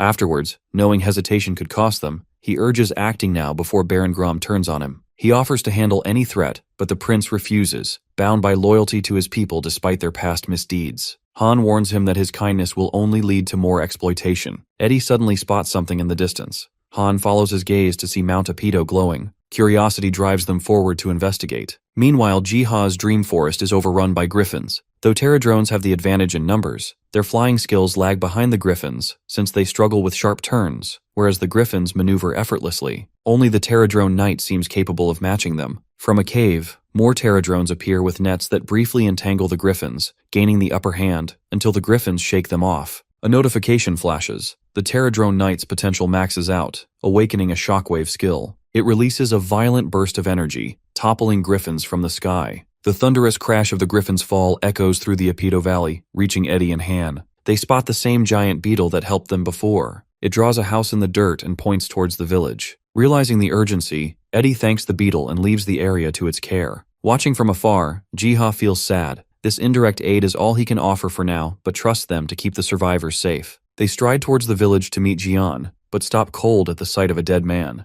Edenskal quickly identifies the man as one of Baron Grom's soldiers. Han jokes it's Jian and vows revenge, earning Eddie's annoyed rebuke. The prince is convinced that Baron Grom has likely taken the saint as hostage. Han teases again about Eddie's fiancée being abducted, only to earn a sharp warning that his joke borders on blasphemy. Turning serious, Han asks where Jian could be. Edenskal guesses he's hiding near the village, unlike Han, taunting him to be reckless. Meanwhile, at the village gate, a long line of captured prisoners is herded inside. From the village emerges Selena surrounded by guards. Parajak reports the prince wasn't among the captives. Grom is confident that he'll come to them soon of his own accord. Jian is shoved to the ground as the fat man accuses the prince for abandoning his people. Jian, seeing his true nature, snarls that he regrets not killing him earlier. He orders Jian hanged and the others imprisoned. Selena defiantly screams that they will face Ark's judgment. She lunges at him but stumbles, landing at his feet. Grom crouches, gripping her chin, mocking her god as powerless, and demands she swear loyalty to him instead. Before he can press further, a blade appears at his back. Prince Edenskal, disguised as his soldier, removes his mask and declares he will no longer allow his people to be sacrificed. Parajak rushes to his men demanding action only to find Han among them as he drops his mask. He yanks the man down, dragging him to the prince, warning his allies to strike any who resist, and calls out to Jian that the charade is over, signaling him to join the fight. The tide shifts instantly. Grom and Parojak are dragged to kneel before Edenskal. Grom pleads his worth, but Edenskal reminds him of the trust he betrayed. Lifting his sword, the legendary seal gleaming, he leaves Baron staring in disbelief. With conviction, the prince vows to rebuild the Estrom Kingdom on these lands, and the villagers erupt in celebration. Jiha's interface confirms the second mission's success, the banishment of Baron Grom and Merchant Parojak. Immediately, a third mission triggers. Prince Edenskal, rightful heir, and Selena, divine messenger, have reclaimed their roles. The new objective demands expansion of the survivor village as the cornerstone of the kingdom's rebirth. The mission objectives appear in sequence. First, form a contract with Saintess Selena so she can spread faith among the survivors and enable direct communication without a prayer. Second, Prince Edenskal, holding the king's seal, must prove himself worthy to earn his people's trust.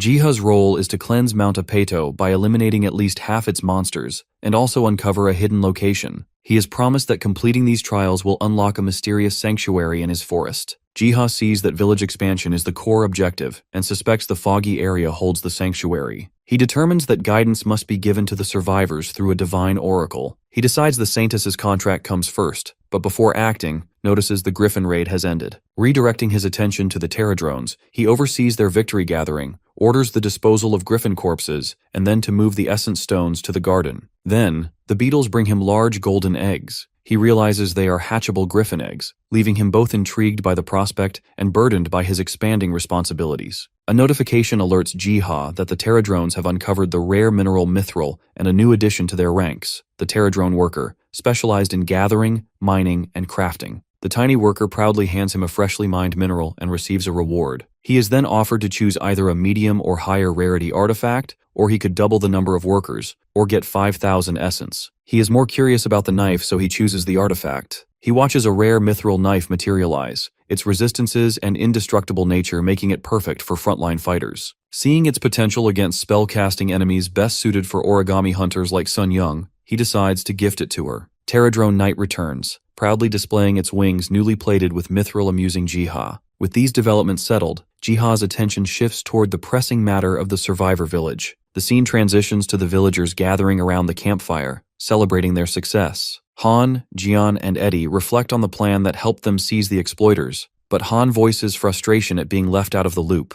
Then the discussion shifts to the prisoners as they decide the fate of Baron Grom and Parojak. The prince admits his decision to exile them tomorrow sparks Han's warning that they may return for revenge, and suggests executing them instead. Eddie dismisses it with a reminder of their past goodwill. Concerns shift to food shortages, pushing Edenskal to plan a northern trade route and talks with the wild elves. Selena rushes towards them, urging the prince to witness something. She prays, summoning golden script in the air. Jian reads it aloud, which says the heir of the royal family must follow the guidance of the Apostle of God. Selena explains the Apostle of Ark entrusted her with this message. Selena's prayer seals the Saintess contract instantly. Her faith reaches 100%, granting Jiha direct communication with her through divine oracle. Han speculates the golden message might concern the giant beetle, whose glow Eddie had matched to Ark's color. Hearing this, Selena asks about the creature, and Han explains its pivotal role in their last battle, which makes them think that the Ark might actually be looking after them. He asks her to request the Apostle's aid in guiding him out of Gehenna and back to his home, and she agrees without hesitation. With that matter settled, Jiha turns his focus toward leading them to Parojak's hidden food stores, as the Terradrone Knight's time runs short as an apostle in Gehenna. Back in the garden, Jiha calls for Dogo and Bayom, only to remember Dogo is still in Gehenna, which unsettles Bayom. Then he spots a pile of golden essence that he gained by posting the Griffin strategy on Mir Wiki. Meanwhile in Griffin Valley Dungeon, Sun Young's team is testing out the strategy on the Mir Wiki. She unleashes a flurry of glowing pages forming a web-like trap that descends upon the Griffins.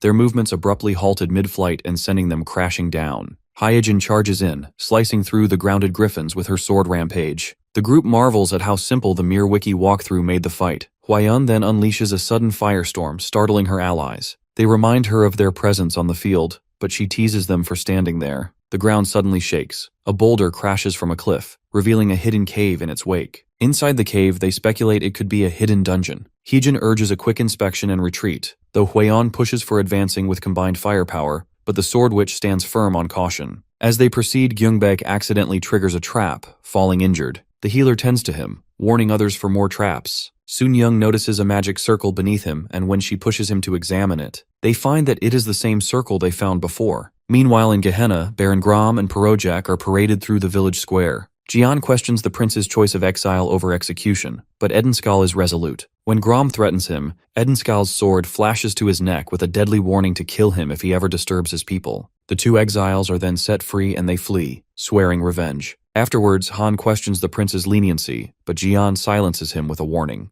Jiha, watching, feels proud to aid the kind-hearted prince. Sensing growing danger at Mount Apeto after the ogre's fall, he activates God's apostle skill to guide him. So he tasks the Terradrone Knight with protecting the survivors. A glowing magic circle appears in the village. The knight uses it to teleport straight to Gehenna, startling the villagers. Realizing this could be the god's apostle guiding them, the leader orders the group to follow at a safe distance northward through the forest. Remembering the beetle's role at Griffin Valley, they guess it must be aware of something they are not. They surmise that the path they are taking might be the same one used for trading by Perojak. Han expresses hope of finding a better weapon, just as the knight halts in front of the base of a cliff. They watch in confusion as suddenly the knight smashes through the rock face, revealing a hidden barrier, something they missed earlier. Startled, Han yells at Knight, but Eddie scolds him for being mean to the beetle. Thanking Knight for his assistance, the prince assures it they can proceed on their own, so the beetle flies away. Moments later, the rest of the party arrives, worried by the noise, but are calmed by the prince. Han then takes Jian inside to investigate, where they uncover hidden food supplies and crates, proof of Baron Grom and Perojak's treachery, and the reason the villagers were starving.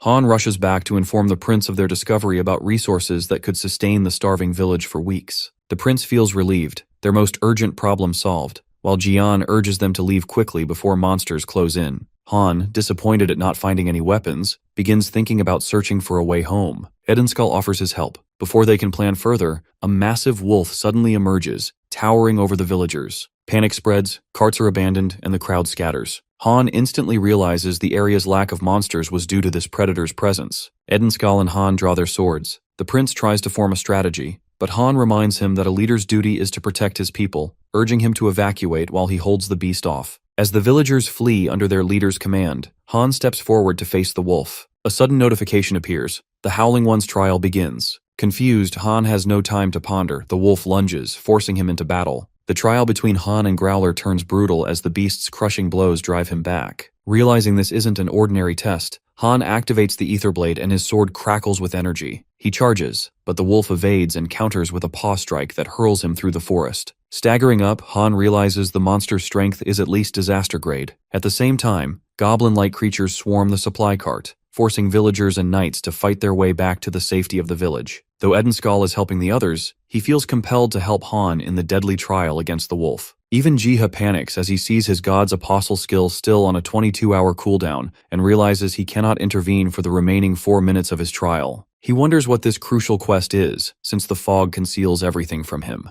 Growler springs at him again, but Han dodges narrowly, and wonder where this creature even came from since it's getting him all fired up. Activating his haste spell, our mighty hunter charges at the wolf with newfound speed. As he closes in, the wolf snaps at him, but Han blinks forward, teleporting above it, leaving the beast snapping at empty air. He dives with his sword, certain of a clean hit, but the wolf sidesteps at the last instant. His blade slams into the earth, leaving him open, and Growler's paw slams into him, flinging him violently into a tree. Han forces himself up, only to see the beast approaching with calm, measured steps. The Howling One passes its verdict that Han lacks the strength of his bloodline and is unfit to wield its power. But Han refuses to yield, rejecting the beast's verdict, calling the mighty beast a dog. The insult ignites Growler's fury, and its paw crashes down, crushing him beneath its weight. Han's thoughts race. He cannot die here, not when someone is still waiting for him in his world. The wolf's jaws close on his blade, snapping it like a twig. Then, at the very brink, a sudden notification echoes. The trial is over. Han has passed the Howling One's test. Growler growls, frustrated at its own softness, and calls him a mere peasant bound by fate, one simply granted another chance. The creature urges him to grow strong enough to carry the wolf's name.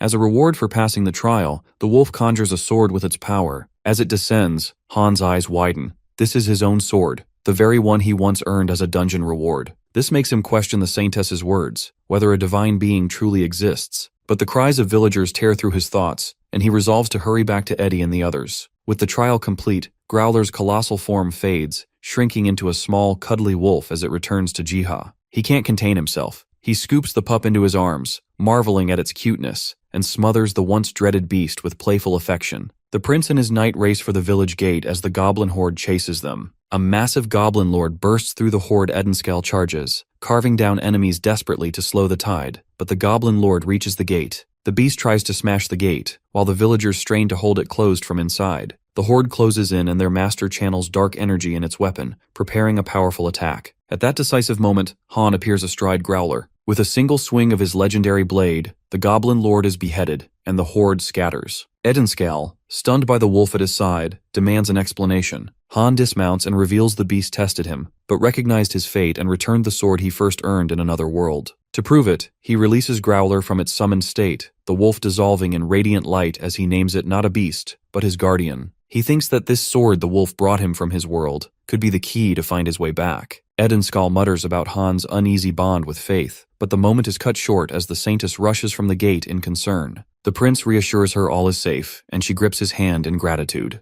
Han throws a teasing jab her way. She fires back, and together they return to the village under a lighter mood. Jiha, still watching them while cradling Doggo, silently vows to bring Han home one day. Then they return to the forest where Biam awaits. Seeing the shrunken wolf, the cat grabs it by the scruff despite its protests, mocking it for finally doing something useful. Biam drops him to the ground, telling him to focus on recovering. He even pats Growler, though the wolf loathes the unwanted affection. Snuggling into Jiha's lap afterward, Biam listens as Jiha reveals his theory. The world tree itself might have guided Growler to pass the sword to Shunghyuk. Jiha resolves to share this with Hyejin tomorrow, but the decision is cut short by the ringing humming bells. Expecting trouble, he opens it, only to find not just his sister and her friends, but also Hyejin and Hwayan. Though the guild leader glares at him for taking too long in opening the door, he quickly ushers them inside. Jiha asks if an early morning quest brought them here, but the group insists their visit carries greater urgency. His sister shows him the sketch of the magic circle, and Hyejin explains they found its duplicate inside a dungeon where griffins appeared.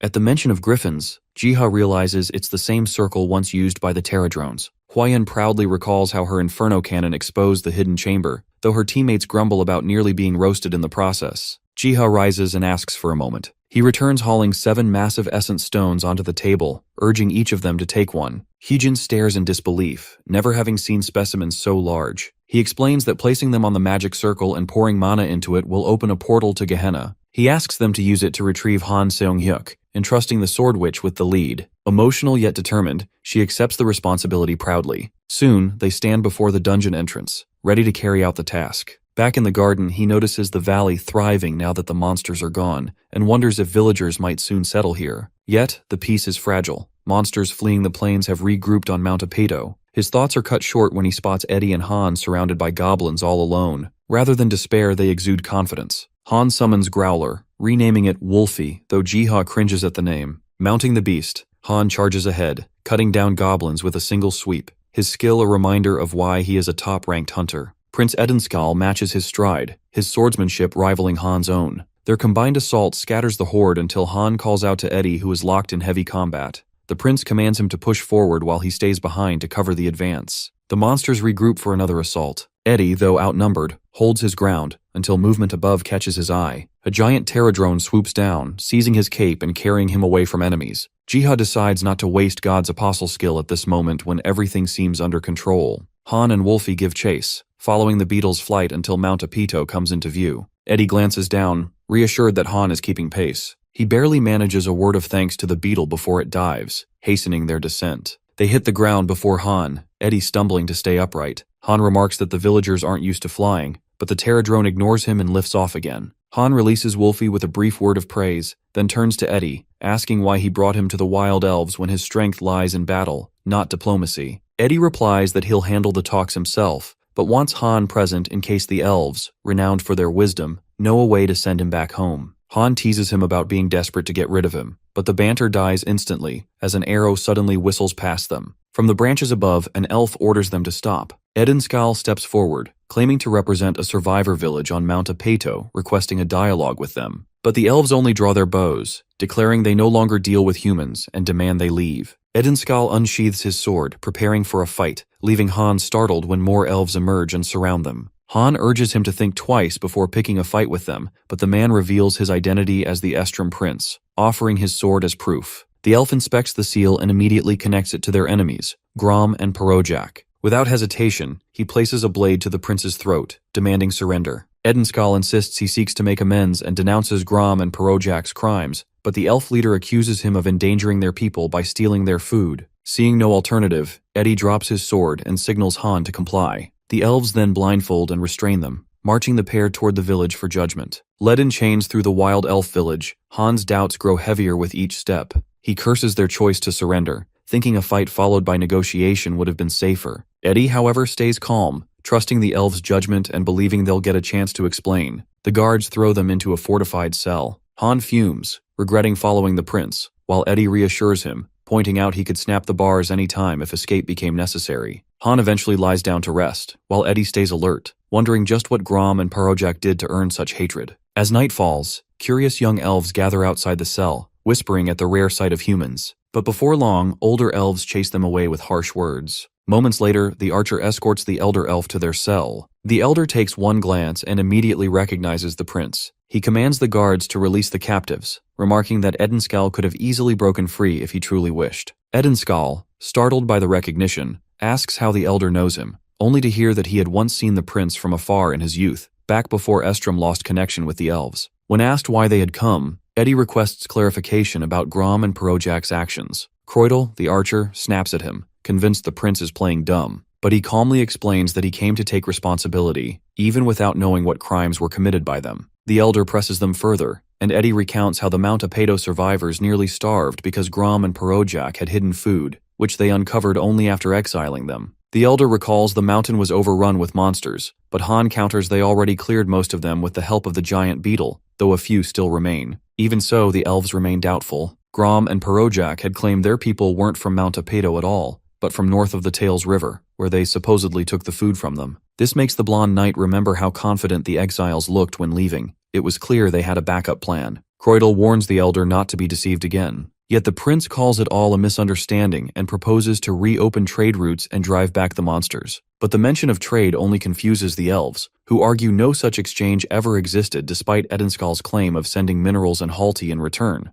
The pieces fall into place. The elder agrees, suspecting a third party north of the river where Grom and Perojak likely diverted the goods. Still, suspicion outweighs reason, and the elves hold back their trust. Prince Edenskal presses for a way to prove their innocence. The elder demands the hall once promised to the elves and declares the prince will stay as collateral, while Han, the one belonging to the other world alone, may leave to retrieve it. Han is surprised the elves know his otherworldly origin, and they explain that their bond with the world tree grants them awareness of those from other dimensions. Realizing Eddie was right about their wisdom, he accepts the terms. Before leaving, Han insists on reclaiming his sword. After tense hesitation, the elves return it, but warn him that any reckless act will cost the prince's life. Han asserts Eddie's power is greater than they assume, but Croydel scoffs at the notion of a human surpassing him. Just then, Mr. Beetle descends from the sky and the elves are shaken, recognizing him as a Pterodrone, the legendary workers of the World Tree, long believed extinct. Meanwhile, Jiha observes the wild elf village unlocks as soon as Han and Prince Edenskal arrive. A string of notifications confirms that he can now access this new area. The countdowns on abilities are reset, but the fourth mission titled Secrets of the Wild Elf remains locked until the Survivor Village quests are complete, which means he must first deal with the monsters at Mount Apedo. Back at the Wild Elf Village, Han greets the Pterodrones. Acting under Jiha's command, the Pterodrone Knight delivers a massive mithril crystal to the Elf Elder. The elves freeze in shock not just by the crystal, but seeing the loyalty of the legendary Pterodrones to these outsiders. The Pterodrone Knight gestures toward a patch of green herbs, signaling its intent to take them. Herbs vital to its master's mission of sending Han back home. Freed on the Elder's orders, Han and Eddie step out, but Croydel's hostility toward Eddie nearly sparks a clash. Han intervenes to calm things, only to be brushed aside. At that moment, the Elder returns Han's sword. Seizing the moment, Edenskal politely inquires if his companion, drawn into this world 3 years ago, has any chance of returning. The Elder answers that the World Tree may still open a path, guiding him back the way he first arrived. Edenskal recalls the scene of Han's arrival, unconscious by the river, near the ruins of the royal palace. The Elder explains that the real link is at the roots of the World Tree. He reveals that Han's world and theirs are parallel realms, joined by the same ancient root, and that intersections occur when energy flows through the tree. He identifies Mount Apedo as one such convergence point. He points out that Mount Apedo sits at the end of one such route, making it a place where people from other worlds occasionally appear. Since they have befriended the Pterodrones, he suggests seeking their aid, for they are workers of the World Tree and able to travel along its routes. Han recalls the Pterodrones' use of a transport circle and realizes they may guide him back. Eddie expresses gratitude and agrees to the Elder's advice. The topic shifts to the trade routes blocked by monsters. Though short on soldiers, the prince resolves that they must at least attempt to reclaim the path. The Elder entrusts Croydel with the task of guiding the humans and judging their sincerity, reminding him that his return is essential to the village. Eddie gives his word, and Han, irreverent as always, jokes about teaching the archer some social skills. Though Croydel's discomfort shows on his face, the Elder reminds him to put the village first. Mounted on Growler, the party sets out under Croydel's lead. Edenskal soon notices their route differs from before, and questions it. He learns they are headed for a hidden tunnel beneath Mount Apedo, though Croydel warns the passage is infested with griffins. Han insists the beetles cleared them, provoking yet another petty quarrel with the skeptical elf. After some time, they reach the tunnel's entrance, remarkably intact despite centuries passing. As they proceed deeper, the elf explains it was once built by the World Tree's workers, though most such routes have long been lost to monsters. His calm tone almost fools Eddie and Han into thinking he's warming up, but Croydell shuts that thought down, saying he's only here because of the Elder. He warns them to stay alert. Roots of the World Tree tend to attract monsters. Eddie asks if the World Tree even exists, calling it a myth. The elf scoffs, saying humans are too insignificant to even question such a being.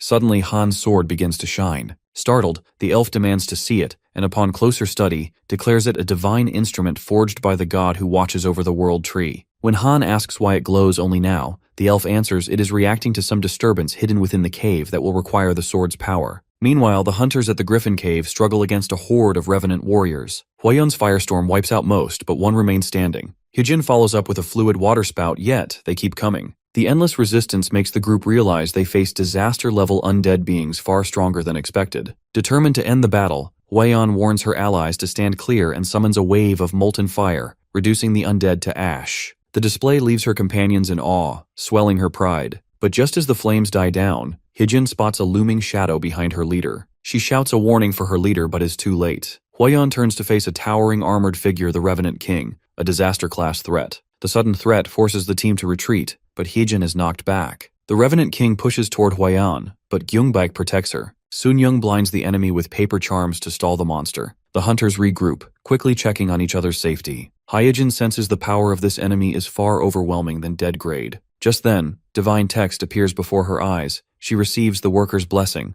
a scroll of change bestowed through Jiha's essence. With God's wind, her stats surge, movement speed doubled, attack speed boosted by half, and a new passive skill, Wind of Victory, restoring health with 3 chained strikes. Though she isn't sure how it all happened, but her hope returns. In truth, Jiha had quietly used his essence to empower her, and another notification tells him he can invest more essence to grant even greater support. Seeing the Revenant King's terrifying strength, Jiha is grateful for the green herbs he gathered from the wild elves. He prepares more scrolls to help the group. The Revenant King launches a savage blow, forcing Sungho to raise his shield. The impact rattles them, but the hunters instantly recover and press forward, knowing the fight must end before Sungho falters. Hyejin tests her newfound strength, aiming for the monster's armor, but her blade cannot pierce it. Recognizing the flaw, she shifts her focus to the joints. On her command, Sunyoung creates an opening with her paper spell, and Hwayun follows with an explosive incantation that consumes the monster in fire. Gyungbak mutters aloud, wondering if the explosion had finished the monster, only to earn Hwayun's furious glare for jinxing them. As expected, the Revenant King emerges, barely harmed, its armor scorched but intact. Yet the melted gaps are enough for Hyejin to unleash a flurry of daggers, slicing through the exposed openings. The counterattack is immediate. The monster swats her aside, sending her crashing back. Hwayun snaps at Gyungbak, blaming his words, but Sungho reminds them to quit bickering and face the real threat. Watching this unfold, Jiha panics. He burns more essence, forcing enhancements onto the hunters just to buy time till Hyejin and Hwayun recover. He sends them scrolls of change. Iron blood surges through Sungho, increasing his defense by 30%, with a 12% chance to nullify attacks entirely, while Gyunbek is blessed with the god's wind boosting his speed by 70% and attack speed by 30%. He also gains a passive skill, Wind of Victory's healing effect, that converts 7% of the damage from last hit into health upon 3 consecutive hits. Even so, Jiha doubts it will be enough, silently praying Hwayun can turn the tide when suddenly a radiant glow appears. From it, Growler's massive form bursts forth, tearing into the Revenant King's shoulder. Jiha recognizes the radiance of Han Sung-hyuk's sword and feels overwhelming sense of relief at his arrival. Han's blade tears into the Revenant King's shoulder, stunning the hunters who gape at his sudden arrival. Hwayun recognizes him instantly. He releases Wolfie from the summon, but soon realizes his sword strike wasn't enough to finish the enemy. The Revenant King rises once again. Han braces himself, distracted only when he spots the healer's golden light over Hyejin's unconscious body. Concern gnaws at him for his spouse. Hwayun comes up behind him, surprised by his sudden return. He presses her for answers, though she has some questions of her own. She insists that they must deal with the monster first. Meanwhile, the Revenant King sends a signal summoning a wave of skeletal reinforcements. Sungho checks Hyejin, but even constant healing won't wake her. So, he coordinates with Gyunbek to stall the horde while Han and Hwayun handle the Revenant until she recovers. Hwayun blasts the monster with her blazing inferno cannon, while Han slashes in frustration, realizing that even their combined power isn't enough to bring down the beast. Its armor shrugs off every blow, forcing him to decide there's only one option left: shatter it to pieces. Channeling Weapon Breaker into his sword, he collides with the Revenant King in a cataclysmic explosion that shakes the cavern. The backlash sends Han crashing to the ground, blood running from his nose. He looks up only to find the Revenant King still standing, completely unfazed. He refuses to believe that this is a disaster-grade threat. To him it feels like destruction-grade. The king lunges at him. Huion fires a massive explosion to intercept, but the Revenant breaks through and slams Han to the ground before he can dodge. As the dust clears, his eyes widen. Prince Edenskull is atop the monster, with his blade lodged in it. A voice suddenly resonates in Eddie's mind, the apostle telling him the weakness lies in its core. Snapping out of his shock, he immediately warns the others. Meanwhile, Jiha feels relieved that his observation skill revealed the monster's weak point, which he quickly relayed to Eddie. Yet reaching the core means tearing apart its armor first. Realizing he only has one blessing left, Jiha prays for the right miracle and scribbles into his spellbook. The scroll that forms is perfectly suited for the battle. Han receives the worker's blessing, a scroll of change that grants him ultimate focus. His strikes become unavoidable for 5 seconds and pierce all defenses. Eddie seizes the chance, driving his blade into the core. The Revenant King shrieks in agony, the shockwave throwing him aside. Han praises Eddie's effort before summoning Growler, whose fangs sink into the monster. It distracts the Revenant long enough for Han to shatter the core completely. The Revenant lets out a deafening roar before disintegrating into dust. As the skeletal minions vanish with it, relief surges through the hunters as they celebrate. Eddie helps Han to his feet, teasing him to greet the others since he clearly seems to know them. The hunters, meanwhile, crowd around Hyejin. Slowly, her eyes flutter open, tears brimming as she hears Seongyuk's voice. She rushes to hug him as Han whispers reassurances. Jiha quietly watches the heartfelt reunion. At that moment, a notification reveals the hidden tunnel is cleared, restoring the flow of energy to the world tree and accelerating its restoration. In the distance, the cry of a being named Arkfoot echoes, a sound Jiha wonders might belong to a new demigod. A golden unicorn bursts across the sky, its speed breathtaking, leaving a trail of light in its wake. Growler and Biam freeze, stunned by the sight, then whisper strategies on how to intercept it. Biam catches the faint scent of the ocean clinging to its mane, guessing it has returned from the far edge of the continent. They suspect it must be restless in the absence of a god at the moment. Growler weighs blocking or striking as the unicorn nears, but Biam reminds him of its incredible speed. Any mistake could land them in its crosshairs. Neither of them is confident. Meanwhile, Jiha hears Doggo barking from the garden and peeks to check on the pets. His eyes widen as a radiant golden figure flashes past. At first, he mistakes it for a horse, but the way Growler and Biam react convinces him it might be a demigod. Then it clicks. This must be Arkfoot, the demigod once ridden by the Ark. He attempts to communicate with the creature but can barely track it as it streaks across the landscape. It pauses only briefly before charging toward Jiha, who shields himself with his hands. Then, unexpectedly, the creature settles quietly by the Ark. He gently pets the unicorn, marveling at its soft fur and wondering if the mystical world tree helped calm it. Biam and Growler watch from afar, relieved at their plan's success. Growler muses what name their master might pick for it. Jiha, true to his terrible naming habits, calls it Pani, simply because it rhymes with pony. Spellbound by the unicorn's grace as it darts off, Jiha considers how a demigod's true form can be even more captivating. Pani soon returns, carrying a rare red herb with its root intact. Jiha recognizes it's a priceless material for red ink, and with the root, he can cultivate it for further use. He rewards Pani, encouraging the unicorn to eat freely from the garden after its long travels. The unicorn instantly gathers all the carrots into its hooves, glaring suspiciously at the would-be thieves. Their attempt to approach ends in a ridiculous scuffle. After a moment of peace, Jiha rises to prepare red ink, its name hinting at an aggressive hue. He decides to create it anyways in order to find out its potential. He bottles the liquid, pondering how to explain the unicorn's presence. While dogs and cats are common in Seoul, a pony would surely raise questions. The next day, Jiha sits in his shop, reflecting on the lack of space, and realizing it's unsuitable for Pani, who enjoys running freely, something difficult to do in Seoul. Suddenly, a mysterious gate forms inside the store, opening onto a grassland. The portal's duration is marked as infinite, which hints at a direct connection to the world tree. At that moment, the shop door swings open. Hyejin and Seongyuk step inside, greeting Jiha warmly. Hyejin bows deeply, thanking him for helping bring Seongyuk back, and Seongyuk echoes her gratitude. Embarrassed, Jiha insists anyone would have done the same. Hyejin presses the point, acknowledging the risks he took,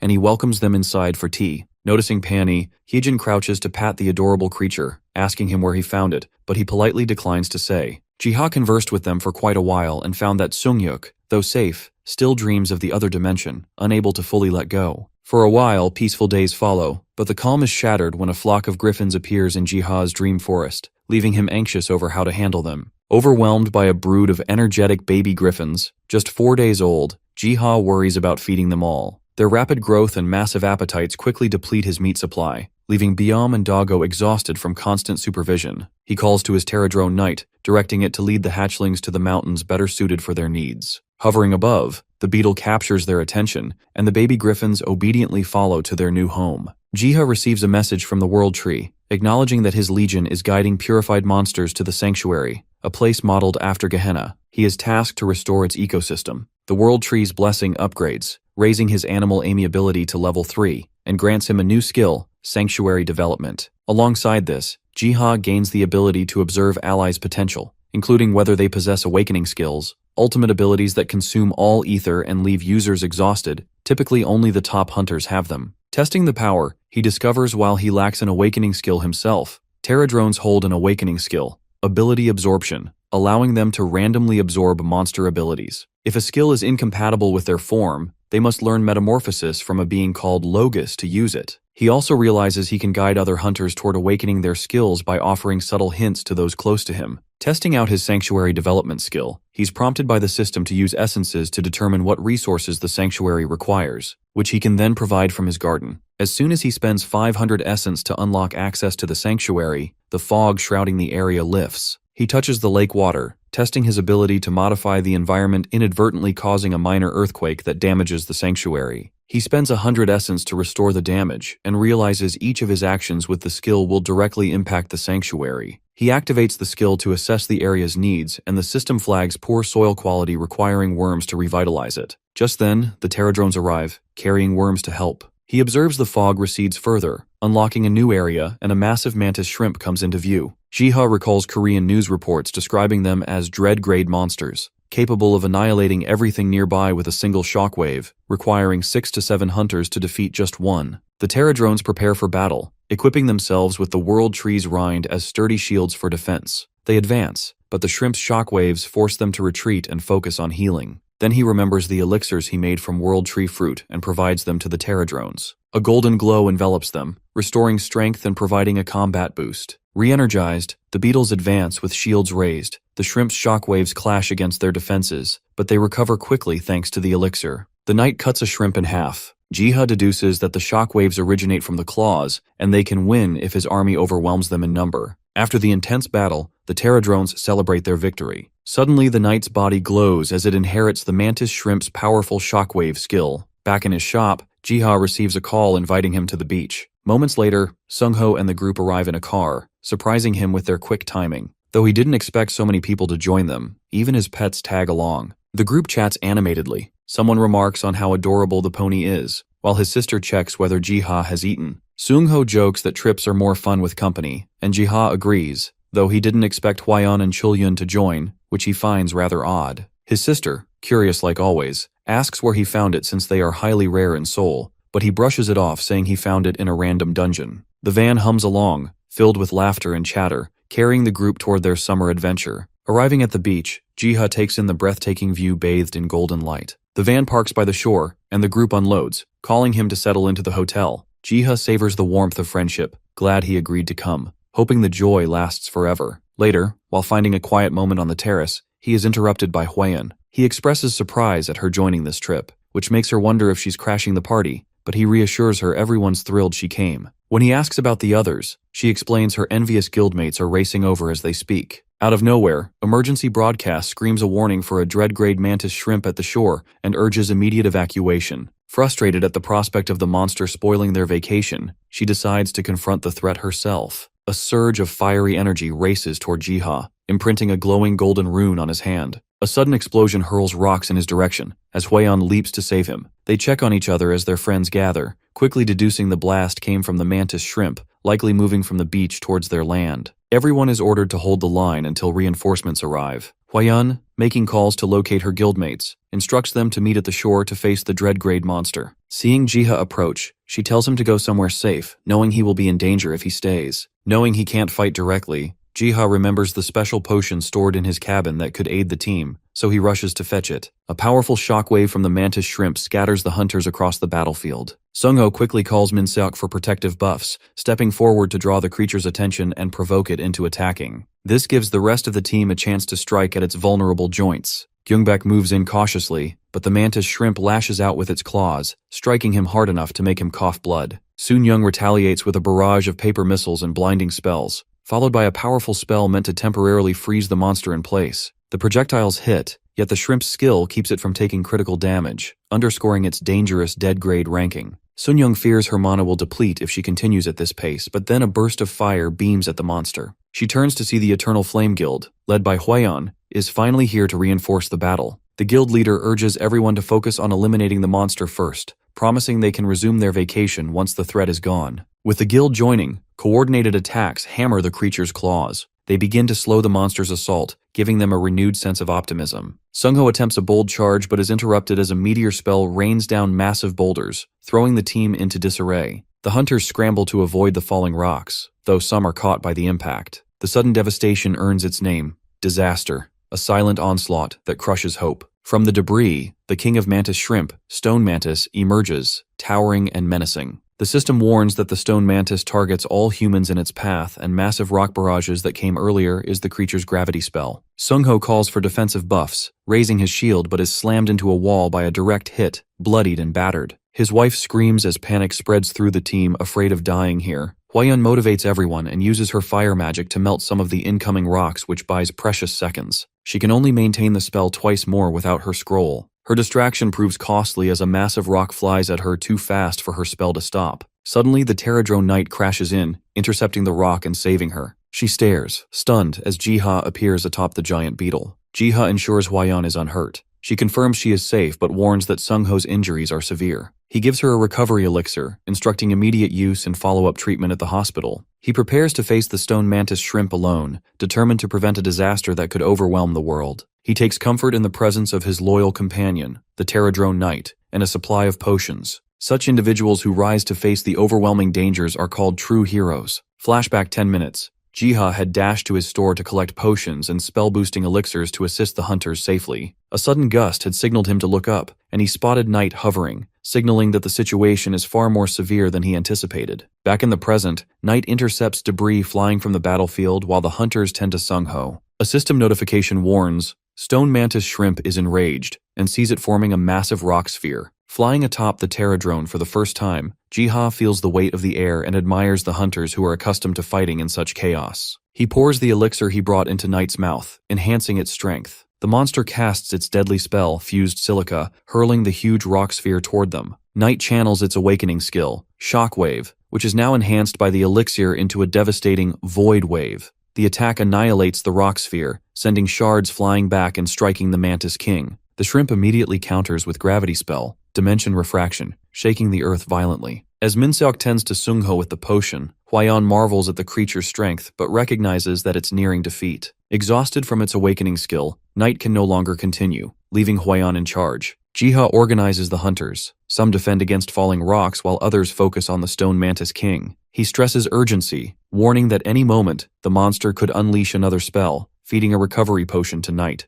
Jiha formulates a strategy, recognizing the 14 smaller mantis shrimps are shaken after witnessing their leader struck. Exploiting their confusion could turn the tide of the battle. So Hwayeon rains down fire while Sunyoung defends against flying debris with her paper barriers. Relief begins to settle when suddenly, a far more terrifying menace emerges. A ruin-grade kraken. What should have been the end of the ordeal is now the beginning of a far greater crisis. Panic grips the shore. This is a threat beyond what they had prepared for. Amid the chaos, Jiha detects a faint vibration beneath the water. Then he sees it. The ocean drains, towards a single point, as if being sucked by an unseen force. A colossal maw emerges from the surface. Jiha realizes it could be the World Eater, attempting to devour the kraken. But he immediately realizes the kraken's suckers could prevent it from being swallowed, and his mind races to find a way to aid the World Eater before things go haywire. The Pterodrone Knight, fully recovered, takes charge. Its awakening skill generates a powerful shockwave, pushing the kraken and stone mantis shrimp directly into the gaping jaws of the World Eater. With the threat neutralized, the city breathes a collective sigh of relief. Remaining monsters are eliminated with ease, and the injured are sent to hospitals. Survivors cheer, celebrating their unlikely survival. Later, Huiyan spots Jiha sweeping debris. She gently teases him, saying he doesn't need to intervene in every situation, and curiously asks about the giant beetle he rode. Jiha can only tell her that it's a friendly, human-helping creature. He inquires about Sungho, learning he has recovered fully, astonishing the doctors with his miraculous potions. Huiyan expresses her gratitude, and Jiha humbly attributes it to luck. She suggests swimming, but Jiha stops her in fear of her getting trouble so late at night. Their playful banter continues, exchanging compliments and gentle teasing. Yet unknown to them, another divine threat quietly lurks in the shadows, biding its time. The group's vacation comes to a peaceful end as they drive home. The car is quiet, the atmosphere relaxed, everyone asleep except Jiha. He shares a few light-hearted words of gratitude with Sungho, quietly wishing for more vacations like this, and hoping that such peaceful moments continue in the future. When his stop arrives, he climbs out with his pets. Sungho asks him to craft a potion that enhances resistance. Our ambitious alchemist plans to improve his craft, aiming to create a potion with both defensive and healing properties. At that moment, Jiha's sister calls to confirm his safe arrival. Sunyoung explains she discovered something she cannot decipher and seeks his help. He identifies it as a destruction rune word, a spell granting critical damage enhancement for attacks. Excited, she squeals, asking him to recreate it with his red ink and to make an extra one for her. He figures the red ink suits the rune word perfectly. After transferring the rune word onto paper, it becomes a physical damage enhancement scroll, distinct from the mage's focused ones. This new scroll can be used by almost any hunter, promising a significant boost in damage. Yet Jiha knows that as hunters grow stronger, so too will the monsters, escalating the dangers they face. Determined to empower his allies, Jiha enlists the help of his magical companions to craft these scrolls. Before diving into the intensive work, he decides to rest, gathering strength for the task ahead.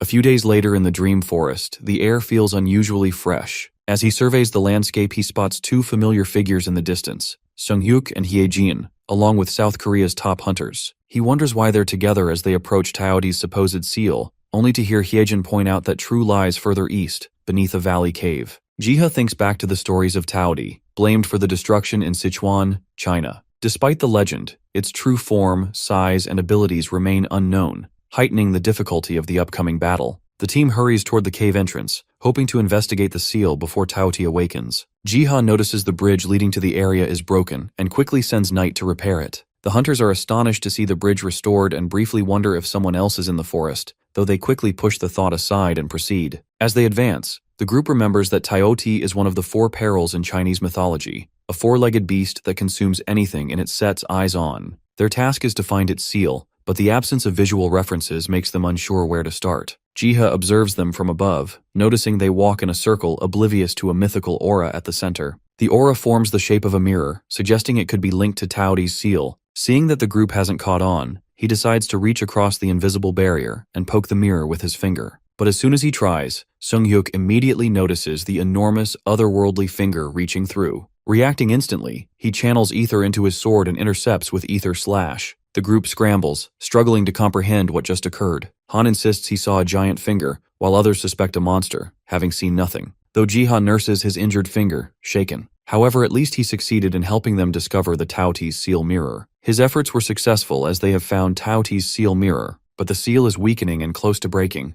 Han inwardly questions whether they are strong enough to confront Taoti alone, fearing the consequences of failure. A chilling voice suddenly reverberates through the chamber, condemning the hunters wicked and arrogant, accusing them of awakening evil. From the ground emerges the temple's guardian, Seok Gamdang, declaring his intent to punish these sinners. The hunters were completely oblivious to the existence of Guardian protecting the mirror seal, are thrown into panic. Sunghyuk quickly asserts control, calming the team. The Guardian, angered by their trespass, vows to annihilate them. He draws his sword and signals for cover, ready to engage. The Guardian casts the Jewel of Karma Flame, sending torrents of fire. Han invokes Blink, teleporting above the Guardians and shattering them with a single precise strike. The Guardians are stunned by his display of strength, giving the hunters the impression they may have weakened with age. When Han touches the mirror, a system message confirms their quest's completion. They have located Taoti's seal. Moreover, Han's actions have dealt significant damage to the Guardians, temporarily halting their movements. Jiha, witnessing Sunghyuk's skill, is impressed. His pets, sensing Taoti's awakening, dash off to confront the remaining Guardians. While Jiha prepares scrolls using green herbs from the wild elf village, he hesitates, realizing that retrieving the herbs himself, or using the pterodrones, might alarm the villagers.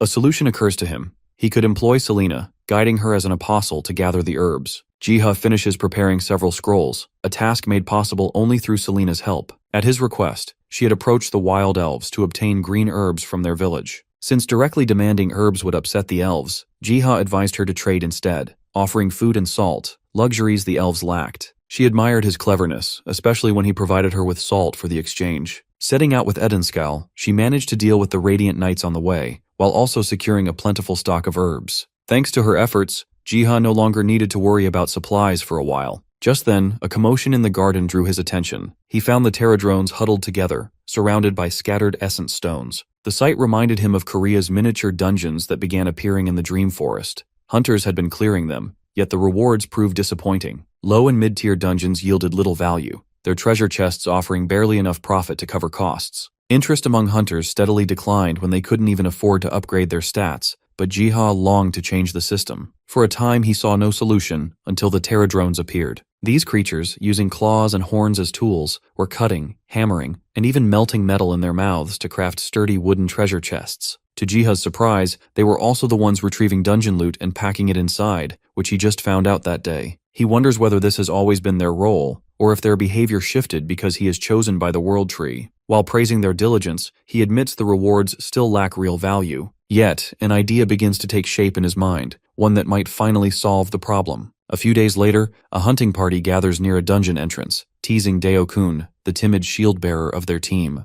Just before they enter, a sign carved with a shield emblem catches their eye. This is Jiha's very first reform, marking dungeon rewards so hunters of matching specialties know what awaits them. The battle that follows is fierce. Deo-kun hesitates during a key moment, yet manages to contribute enough to help the team succeed, earning both teasing remarks and encouragement. But when another monster suddenly appears, his hesitation returns, forcing a teammate to step in and scold him for his fear. Despite this, he gradually improves by the end of the battle. Once the fight ends, the group consoles the emotional Deo-kun, lifting his spirits. They then rush to check the rewards and are shocked to see not 1, but 5 treasure chests waiting. This is Jiha's second step, multiplying rewards to amplify excitement. They discover the cost to open each box has been cut down to just 2 essences, Jiha's third improvement. The contents confirm the fourth step, unique rewards prepared personally by Jiha. A radiant apple potion, a dazzling shield tailored for Deo-kun, a rune-marked note, and a candle inscribed with strange writing. Their curiosity drives them to Master Cat to have their 3 new mysterious items appraised. The new reward system, offering multiple boxes and unique loot, leaves the party thrilled and eager to hunt more, exactly as Jiha planned. Already expecting their arrival, Master Cat receives them warmly. His evaluation shows Deo-kun's shield is no ordinary gear. It is a unique grade item while the dungeon note is written in rune script. He analyzes Deo-kun and observes an awakening skill called Iron Maiden, which deflects melee attacks with amplified damage, a 200% multiplier per level. Master Cat reveals that the awakening skill can indeed be unlocked, provided certain conditions are met. Yet, he cautions,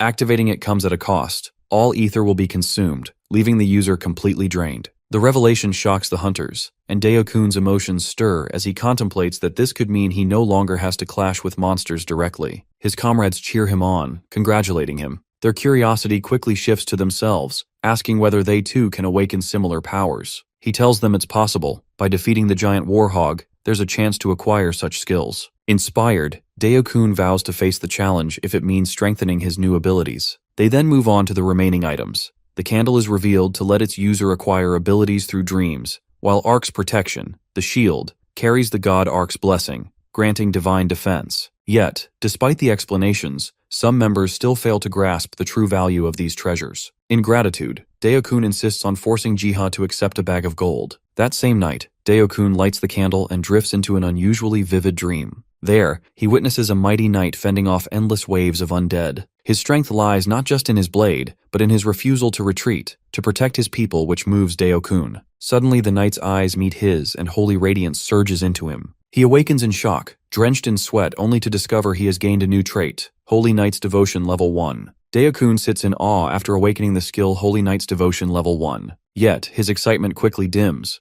The ability seems more suited to a knight, while his role has always been that of a tank. Though disappointed, he resolves to figure out how to adapt the skill and put it to use in his next dungeon expedition. Meanwhile, word of the discovery spreads like wildfire. Broadcasts announce the emergence of a new category of powers, awakening skills, unique to each hunter in both ability and method of acquisition. South Korea becomes the focus of global attention as the Hunter Association and countless hunters gather to witness the world's very first hunter unlock its ultimate. Determined to push further, Dae-kun prepares himself to face the giant warhog, the beast he needs to defeat in order to fully unlock his awakening. Shield raised, he stands firm while his companions cheer from the sidelines. The warhog charges, slamming into his guard with immense force. Straining to hold his ground, he realizes the moment of awakening is near. He activates Iron Maiden. Power surges from his shield in the form of an explosion, engulfing the beast and sending shockwaves across the battlefield. As the dust clears, a radiant figure appears before him, placing something into the ground. Stunned, he wonders if this could be none other than God Ark himself. In that instant, everything about his past, his larger build, his reluctance to strike down monsters, his instinct to protect rather than destroy, suddenly makes sense. These traits are not weaknesses but signs of his destiny. Hearing Ark's call, he understands his true role, to protect his people without faltering and walk the path of the god. His teams, stunned, tries to make sense if what they just witnessed was the awakening of his skill. Concerned, they ask if he is hurt. He reassures them with a calm smile, saying he has discovered something even greater than an awakening skill. He has found his purpose. Days later, news of his awakening floods the Korean hunter community. Posts about his new skills spread across forums and social platforms. Yoo Ji-ha spends his days focused on hunter development, working on a structure that proves unusually difficult to complete. The task stems from his recent discovery,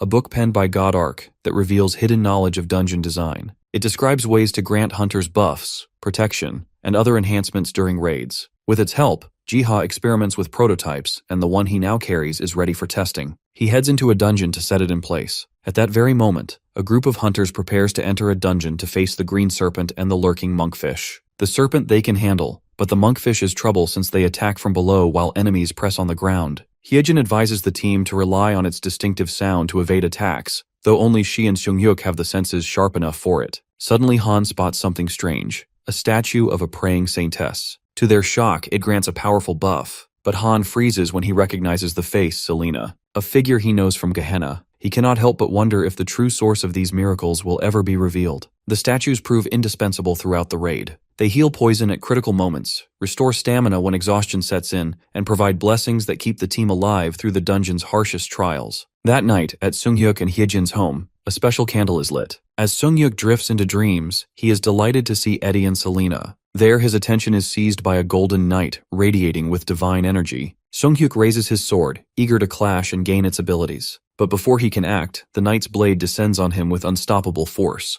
Their blades meet with a violent crash, as the knight leans close, asking Han to adjust his stance. He forces the enemy back, demanding to know if this knight knows him, but the figure gives no answer. The sheer force in his opponent's hands makes his own arms quiver. Channeling power into his sword, Han steadies himself for a counter. Then the knight speaks again, stating humans are too fragile to withstand the trials to come. Han demands clarity, but it just repeats the grim judgment. Then it dawns on him that the words might be about the Taioti. The armored figure declares that something far worse is in store for them, a calamity that will erase humankind. Seung-hyuk refuses to accept such prophecy, and instead demands to know his opponent's identity. In answer, the figure announces himself as the commander of the Gungnir Legion, the eternal sword in service to Lord Ark. Golden blades shimmer into existence, circling him in orbit as the knight proclaims himself the swordmaster of the Legion. Han insists again, asking why this knight speaks as if he knows him. The swordmaster admits he has observed him closely due to his unique potential. Seung-hyuk activates his skill, form etherization, pressing further on why the knight has chosen to appear only now. The knight reveals, because the apostle of Ark has risen. When Han tries to demand more, the swordmaster shuts him down. Meanwhile, Selena receives an inscription, wondering if it is connected to the same mysterious entity as before. Then the challenge begins. The swordmaster tells Han to fight with everything or die before enlightenment. At his command, the daggers rain down on him. Han steels himself to seize both the skill and the knowledge of the knight. He channels everything into his sword. With a single sweeping strike, he destroys the incoming daggers. Yet in a heartbeat, the knight reappears behind him, praising the attempt before conjuring a new skill. First sword technique, Stormblade. Its first form spins Han across the hall. Before he can recover, a whirlwind strike follows, detonating into a torrent of energy. The scene shifts to Ji-ha completes brewing a red potion, pouring it carefully into a flask. He exhales in quiet satisfaction as master alchemist Chul-hyun applauds from nearby, astonished by the precision of his work. Chul-hyun inspects the potion and is stunned. It restores 200 health in only 10 seconds, whereas the previous batch required 15. More surprising is Jiha's flawless timing, achieved without tools. That natural precision makes it clear why Hwayeon respects him so deeply. Once Cholyun leaves, Jiha reflects that reaching alchemy level 4 has raised both the quality and ease of his work. Deciding to rest, he drifts into the dream forest where he enjoys the fresh air and searches for his pets, Byam, Doggo, and Panny. His peace shatters when the humming bell tolls, warning of an earthquake near the Taudi's seal. An alert confirms the seal is on the verge of breaking, urging him to deploy terradrones. He rushes to the site and finds them already encircling the seal, forming barriers instead of engaging directly. The choice puzzles him, though he suspects a deeper logic. Still, he fears these defenses may not withstand the Taudi's might. At that moment, the nightmare begins. Black lions, classified as disaster grade, emerge, minions of the Taudi. The terradrones swarm forward in unison to fight it. Time seemed to pass like quicksand as he carefully observed and recorded their combat tactics against the monster. By fall, a massive portal tears open in Seoul's District 7, drawing crowds of startled onlookers. A hunter party investigates, only to recoil when their analysis reveals the truth. This is a Category Level 6 dungeon. They retreat immediately, rushing to deliver the news to the association. The dungeon demands a clear outcome: seal or slay Tayoti in 47 hours, 57 minutes. Though marked as plain, the Level 6 classifies it as a Destruction Class Threat Eternal Flames Elite. The single numbers, ranked from 1 to 9, assemble at the gate. Han Sung-hyuk, once convinced this was a simple Hunter Association call, now suspects someone is deliberately orchestrating District 7's downfall. Hwayeon dismisses his grim humor, but voices her thoughts about how different he looks ever since he returned. Han thinks the same. Every member of the clan feels different too. The core team has completed their awakening, thanks to Jiha's guidance. Before entering, Hyejin recalls Jiha's potions and distributes them. These aren't ordinary elixirs. Each restores half health, stamina, and ether in an instant, boosts all stats by 23% for 2 hours, and grants 7 seconds of invulnerability. Fully buffed, the hunters step into the gate, rallying together. From his dream forest, Jiha monitors the miniature battlefield, knowing that while terradrones can hold against black lions, but none can face Tayoti itself, the fate of the world rests on the awakened hunters. Nearing the seal, Han spots familiar Saintess statues and orders everyone to receive their buffs before advancing. One of the hunter downs one of Jiha's potions, shocked as his stats nearly double. Yet Sung-hyuk grimly warns that even this may not be enough, but Hwayeon insists they stay optimistic. Black lions soon emerge.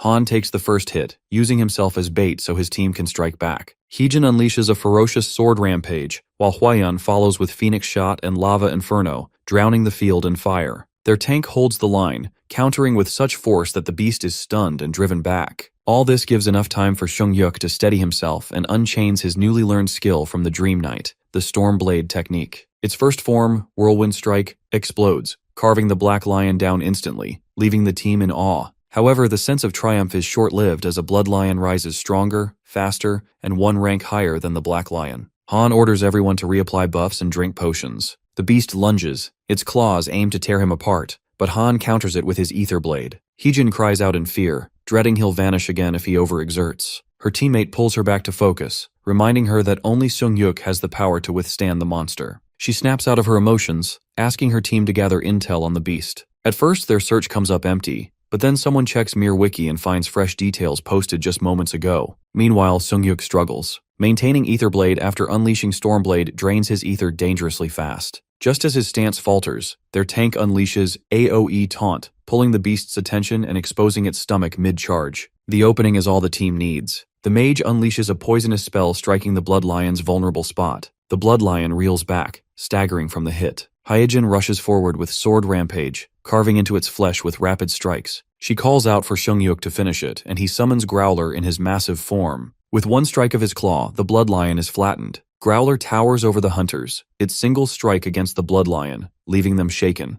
Hwayeon and Hyejin prepare to strike, but the beast roars to stop them, declaring itself no enemy. Sung-hyuk raises his hand, recognizing the beast. When questioned, he explains this is no monster, but a nature god bound to him by contract. When asked why it came, Growler warns Tayoti's awakening has summoned its Dharma protector. Unlike ordinary monsters, a protector is a guardian whose strength cannot be measured. To counter this, Growler shares his divine ether with Sung-hyuk. The beast offers his paw to touch, bestowing his power upon him, leaving him shaken. The wolf vanishes, entrusting him with the strength to eliminate the guardian before it reaches Tayoti. He asks for his guidance for Tayoti, but the wolf says that he will take care of it. With that, Growler vanishes, entrusting him with the fight. The team speculates on the protector's might, convinced only Sung-hyuk can face it. Yet Sungyuk knows the fight ahead demands the effort of each of them. Meanwhile, the Teoti's servants deliver word of the hunter's advance, urging their master to rise while they deal with those insects. Taoti is busy feasting when three familiar figures arrive: Biam, Growler, and Pani. The demigods taunt him, but he remains unshaken, boasting that even united, they cannot hinder him. Teoti believes he can end them instantly for another decade of peace. Pani fakes a pounce, drawing Teoti's eye, while Biam and Growler lunge in for the real attack. Driven by madness, Teoti snarls that no trick will fool him and swears to annihilate everyone. Pani charges with its horn aimed at him, while Growler and Biam tear into his flesh, bent on dragging his soul back to where it came from. His core leaks energy until Teoti suddenly snaps, roaring and flinging the three aside. Pani spots the dimensional wall tearing open, the crack widening into a large hole that begins sucking Biam toward it. The battle resumes instantly. Biam and Growler pin Teoti down while Pani drives her horn deep, landing a decisive blow. Teoti staggers, stunned at their resilience, then screams for his father, but before an answer comes, all four disappear without a trace. Jiha watches the scene in horror as they disappear. He searches everywhere but no trace remains where they vanished, not even signs of battle. Panic spreads through Jiha as the humming bell tolls. Fearing the worst, he rushes to the miniature world. There he sees the Seunghyuk's team facing the Grand Dharma, Taoti's guardian, a two-headed dragon known as one of the most formidable opponents. Flames pour from its mouths, setting the ground on fire. Seunghyuk orders Gangmin to shield him. The tank gulps an enhancing potion and braces, holding back the torrent. Straining under the pressure, he begs Han to act quickly. Seunghyuk blinks forward, activating his newly learnt Stormblade's first form sword technique. A storm of energy tears through the air, but the beast retaliates with its fire blast that sends him crashing down. The Guardian, impressed by his attack, recognizes the sword style and demands to know his link to the knight whose style he wields. Han connects it to Legion Swordmaster but dismisses its interest, threatening to reduce the beast to ashes. The Guardian, enraged, fires an annihilation blast but Han blinks away just in time. Han charges the monster, unleashing his Stormblade's whirlwind strike, but the attack barely grazes it. The beast stomps down, shaking the ground with a quake. Han leaps to escape the shockwave but is caught midair and slammed into a wall. Jiha tenses as he sees Han cough blood on impact. In that instant, Han's mind flashes back to the time he first learned Whirlwind Strike and begged the knight to teach him the third technique. The knight refused, warning that Han could barely handle the second. With each level, the ether cost climbed higher, and forcing it risked ether deficiency severe enough to kill him. Yet now, survival of the world outweighs his own life. The Guardian watches in horror as aura surges through him, summoning the feral beast Growler, who throws the monster into a frenzy of shock and fear. The knight's warning haunts him. He can survive one hit, if luck favors him. Deciding to gamble everything, he activates the second form of Stormblade as his loyal wolf keeps the enemy occupied. Blinking forward, he carves a spiral slash through the beast, leaving it torn apart. Only then does exhaustion crush him, and he slumps to the ground. Jiha celebrates the Protector's fall with his Terradrones, hardly believing his eyes. He quickly commands the beetles to aid in rebuilding the seal and tend to the injured hunters. But then a worry strikes him. He hasn't seen his pets in far too long. Fearing the worst, he asks the knight to search for them. At last, growls echo from the mist. Jiha weeps with relief as his companions return unharmed. Afterwards, they curl around him. He swears to be the safe haven they always return to, for only they can face horrors like Taoti. After the clash with Teoti, Biam, Pani, and Growler lie battered and resistant to treatment. Jiha forces medicine down their throats as they vanish at every mention of it. Out of desperation, he threatens to withhold food. Only then do they obediently accept care, a cruel tactic he justifies as necessary for their recovery. Meanwhile, the world shifts from celebrating Taoti's defeat to questioning who had accomplished it. Reports surface of a Chinese helicopter spotting 3 enormous, unidentified silhouettes besides Taotie. They stirred fear among the civilians until the figures were identified as nature gods. The revelation that one of them is contracted with a Korean hunter sparked international concern. Thus, Korea convenes a secret conference Korea.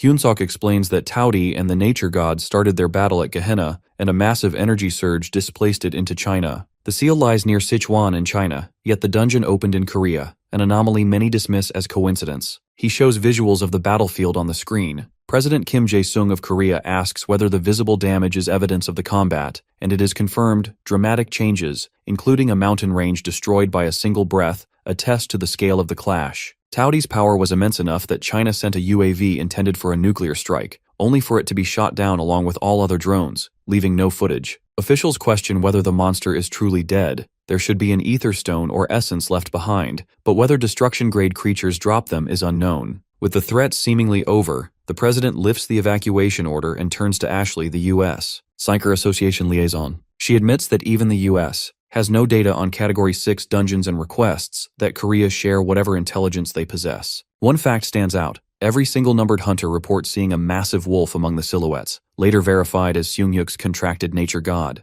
This entity had ordered hunters to stop the Guardian while it faced Taoti itself. Ashley openly remarked that America believed no nation could defeat a destruction-class monster without military force. The president countered by calling Hyun-suk forward, demanding the truth of how Korean hunters accomplished what the world deemed impossible. Hyun-suk acknowledges that the battle's success hinged entirely on Jiha, the alchemist, who had strengthened the single-numbered hunters with awakening skills, elixirs, and specialized scrolls. He emphasizes that without him, the battle would have been lost, prompting an elder statesman to demand that this invaluable man be protected at all costs. They realize they cannot force Jiha to relocate, leaving him vulnerable to anyone with ill intent. The president assures the committee he will devise a solution, and Hyun-suk infers that the Korean government will fully commit its resources to safeguard the alchemist. He then shifts focus to preparations for future destruction-grade threats, while Ashley's thoughts remain fixed on Jiha out of curiosity. Meanwhile, the ether stone the government speculated about is in Jiha's hands. He asks Bayam if it's from Taoti. The cat meows yes, gesturing toward the world tree, as if to suggest it should be offered there. As he approaches, a branch reaches out to absorb the stone. Leaves shimmer and a radiant glow spreads across the tree's branches, mesmerizing Jiha and his companions. Drawn by the spectacle, he notices a fluffy sheep approaching, opening a golden portal. Wondering if this is yet another nature god, he follows through the swirling light. On the other side, he finds himself in a vast library with towering shelves and countless books. The sheep pauses by a book on the floor, seemingly reading it, and he names it Youngie, thinking it must be the librarian. The gardener follows Youngie around, discovering that the books require essence to read. He speculates that the book he previously found on dungeon structures likely originated from this library. Movement above catches his attention, and he sees pterodrones inside the grand library. At first, he wonders how his helpers got here, but noticing their green shells and smaller size, he realizes they belong to the world tree. He observes the pterodrones diligently writing in books. When he asks what they are recording, Youngie brings him a book to read. Its attention to detail impresses him. Upon inspecting further, he realizes the library is constantly updated by the pterodrones with the world's ongoing history. Curious about specific knowledge, he asks Youngie for books on the Gaymark Empire. The sheep produces 2 hefty tomes, which he decides to borrow, intent on experimenting with something new. Ever since the world tree absorbed Taoti's energy from the essence stone, both the tree and the surrounding garden expand significantly. As Jiha explores, he discovers a waterfall previously hidden by fog and notices bees buzzing around a massive hive. He observes a pterodrone pulling a lever inside the hive as a drop of honey falls and is quickly caught by another. He scolds them for stealing honey but realizes the bees do not react, as if there is an unspoken agreement between the creatures. A system notification reveals a new material, Emperor Honey, which permanently boosts maximum health by 10%, but is usable only once and is also the pterodrone's favorite food. Jiha pockets a small portion, thinking of using it as rare dungeon loot rather than selling it. Following Taoti's defeat, Jiha has devoted himself fully to developing the sanctuary. He enriches the soil with worms and creates a lake, attracting new species and revitalizing the terrain. Maintaining the sanctuary consumes significant essences, but the active dungeon ensures a steady flow of resources. Then came the Great Salt Crisis. He assumed only wild elves had a problem, but apparently Estrom's citizens clearly think life without salt is just bland. Communicating with Prince Edenskal as an apostle, Jiha learns they collect salt from rocks, or by solidifying animal blood. Estrom's lack of proper salt mines forced it to yield to the Gaymark Empire, as salt was a crucial strategic resource. Determined to fix the salt shortage, he digs through the World Tree Library and finds a vague reference to a salt mine. He enlists the pterodrone's help to decode it. After a moment, it takes off, leading him to a large herd of cattle. He is astonished to see the cattle. They were supposed to have fled after the Great War. He decides to lead them to the Estrom Kingdom. Looking to his pets for assistance, he sees Doggo and Biom fighting over the task. He assigns Doggo to lead while enjoying popcorn like a spectator. He cheers the wolf on as it sets off, accompanied by the other pets. Jiha watches with excitement, confident they will reach the kingdom safely. He also discovers an abandoned granary full of wheat, which he harvests with pterodrones in just 2 hours instead of the estimated 7. Afterwards, Jiha sends a message to Selena, informing her that the pterodrones are delivering wheat, a herd of cattle, and some salt. These rare resources will benefit not only the people of Estrom but also Jiha himself. The villagers, receiving the salt, wheat, and cattle, believe these blessings come from Ark, and gratefully place a feast on the altar. Jiha exchanges their offerings for 2 golden potions capable of healing severe wounds. For a time, He records praise for Selena and the villagers' sincerity in the infinite spellbook. Meanwhile, Daokun strengthens his spiritual beliefs, offering prayers to the divine arc. However, the scripture he discovered is rich in tradition and myth, but lacks practical guidance, and he feels the need for a mentor. Realizing no one on Earth can guide him, his thoughts drift to the records of Ark's followers in Gehenna, though he knows they were lost during the Gamark Empire's persecution. Seeking guidance through meditation, he receives a subtle signal to forge his own spiritual path. The scene shifts to him intercepting a charging beast with his Iron Maiden skill on a dungeon raid with his team. Clearing dungeons has become noticeably easier since he began his spiritual journey. Suddenly, a Terradrone flies above and passes through an invisible barrier. Curious, the hunters follow it and arrive at a stone gateway. They realize they have stumbled upon a civilization when they see people nearby. They notice Terradrones plowing fields and approach for a closer look. A sudden shout erupts, and armed villagers rush forward to defend themselves, mistaking the group for intruders. The villagers quickly form a defensive line behind a large Terradrone, sending messengers to alert Prince Edenskal and Saintess Selena. The hunters try to explain they mean no harm, while Daokun speculates that the villagers, possibly survivors from a fallen kingdom, may not share the same perspective. As Selena appears, Daokun's group immediately recognizes her from the statues in the dungeons. Prince Edenskal arrives shortly after, and the group is struck by his presence, realizing Selena might be his princess. The prince greets the hunters, asking if they are connected to Han. Daokun recognizes Han Sung-yuk as the hunter in question. The prince confirms this, explaining Han stayed with them for a few years before returning home. He recalls their names from Han's report, Selena and Edenskal, and nervously addresses them. The prince is intrigued that Daokun knows their names, but Selena suggests a possible mutual connection and inquires if they are the hunters from another world. Realizing Han likely shared the villagers' information, Edenskal hopes he didn't reveal too much. Daokun kneels, turning to Selena for guidance, convinced she might be the Ark's saintess, and shares his struggle to strengthen his faith. He admits that while many religions exist in his world, he seeks the kind of guidance Selena provides. She senses his sincerity, welcomes him, and gives him a necklace to mark his initiation. With Daokun's faith established, the villagers, reassured by the prince and saintess, converse openly with the newcomers. Stories are exchanged about Han Sung-hyuk's arrival and the village's remarkable recovery. As the dungeon nears closure, the hunters prepare to depart. Daokun resolves to report the events to Sung-hyuk, and their report quickly becomes a topic of interest after their return. Back in the modern world, Daokun visits Jiha's shop, bringing the pendant and sacred text given by Selena and recounting the events. Jiha explains that such gifts from high-ranking religious figures signify appointment as an apostle, a role to spread faith among the people. Inspired, Daokun readies himself to embrace the responsibilities entrusted to him by the saintess. A while later, Jiha steps into the dream forest and is startled to see the Terradrone queen lying exhausted on the grass. He approaches to check if she is all right. The queen unexpectedly spits out an object, which the system identifies as a terraseed. The system identifies it as a fertilizer that enriches soil and accelerates crop growth, though the delivery method utterly bizarre. A twig lands near his foot, leading his gaze to pictorial instructions carved on the ground by Night. Carefully deciphering them, she realizes that combining honey with an elixir can produce a special jelly that greatly enhances ether absorption. After creating the potion, the knight brings him a pot of soil, gesturing for him to plant the terraseed and ether stones, then pours emperor jelly on top so the seed can absorb.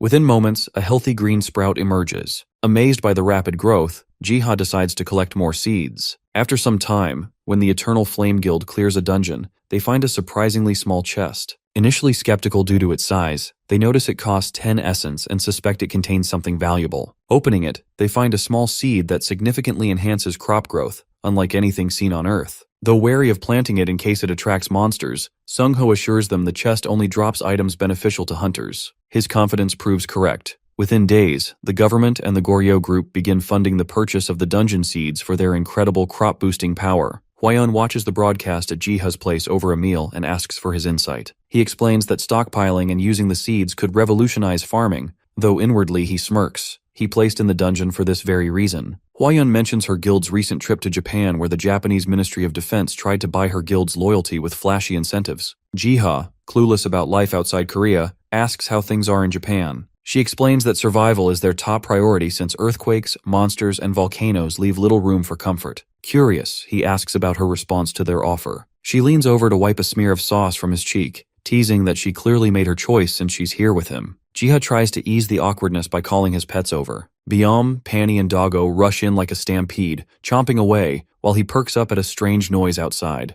Hwayeon notices his sudden pause, but since she hears nothing, he chooses not to alarm her and instead plans to investigate later. While the three pets gossip among themselves about the noise, he offers Hwaeun more food, and she politely agrees, only for the smell of burning to fill the air. After the comedic mishap, he heads to the forest to investigate the noise, suspecting a new nature god. At the world tree, he spots a bright red parrot perched on a branch. Suddenly, Byum dashes past him, agitated by the parrot, making Jiha wonder if the two creatures know each other. The cat lunges in fury, failing to climb. Doggo only growls in frustration at both of them. Jiha concludes it must be a nature god if Byum reacts this way, and names it Hong after its distinctive cry. Hong excitedly perches on his shoulder, and he welcomes it home. He immediately tests Hong's abilities and learns it excels at separating, collecting, and storing seeds. Like Youngie the librarian, Hong can open a gate, this one a vast storage vault for seeds. He digs deeper online and discovers that these vaults serve as seed repositories, designed to preserve food sources in the wake of global catastrophes. His research reveals that Korea's seed vault perished in the Great War, while the world's last safeguard, the Svalbard Global Seed Vault, is on the verge of permanent shutdown. To preserve them, he considers relocating the seeds into Hong's storage. However,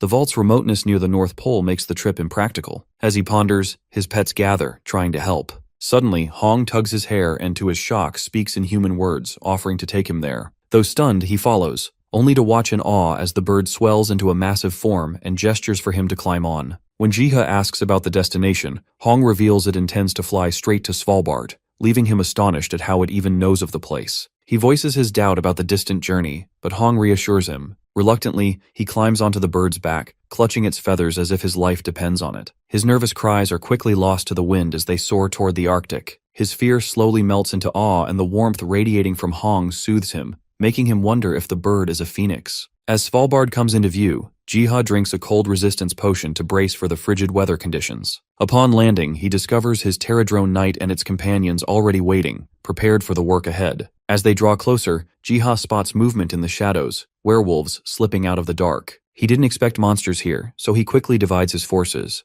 The High Knight leads some Terradrones outside to battle while Jiha brings the rest inside to collect seeds. The vault's interior is eerie, sealed for years, making him worry the seeds may have decayed. As they advance, a werewolf sneaks up from behind. The sudden noise startles them, but one Terradrone lunges first, killing it with a single strike. Assuming the seeds must be ruined if monsters had already broken in, Jiha braces for disappointment, only to find them perfectly preserved. The group begins carefully moving boxes of seeds. Hong keeps the gate open as the Terradrones haul box after box of seeds inside. It is a grueling task with nearly 4 million crates to move. He then steps outside with Hong, finding everything is buried in snow. He asks if the bird sees anything, but the phoenix squawks that humanity has run out of time. Jiha freezes, realizing his biggest problem isn't monsters, it's explaining this bird to people, if it gets discovered. A thud breaks his thoughts as the Terradrones drop the lifeless werewolves at his feet, proving that the battle is over. Jiha praises their work, and with the task complete, they prepare to return. He instructs the Terradrones to deliver seeds to Estrom village and to Hyunseok. Soon, villagers plant and harvest them, while Hyunseok files detailed reports on it. The Goryeo group industrializes the process, unveiling soil-free smart farms powered by these seeds. A few days later, Jiha's sister visits his shop.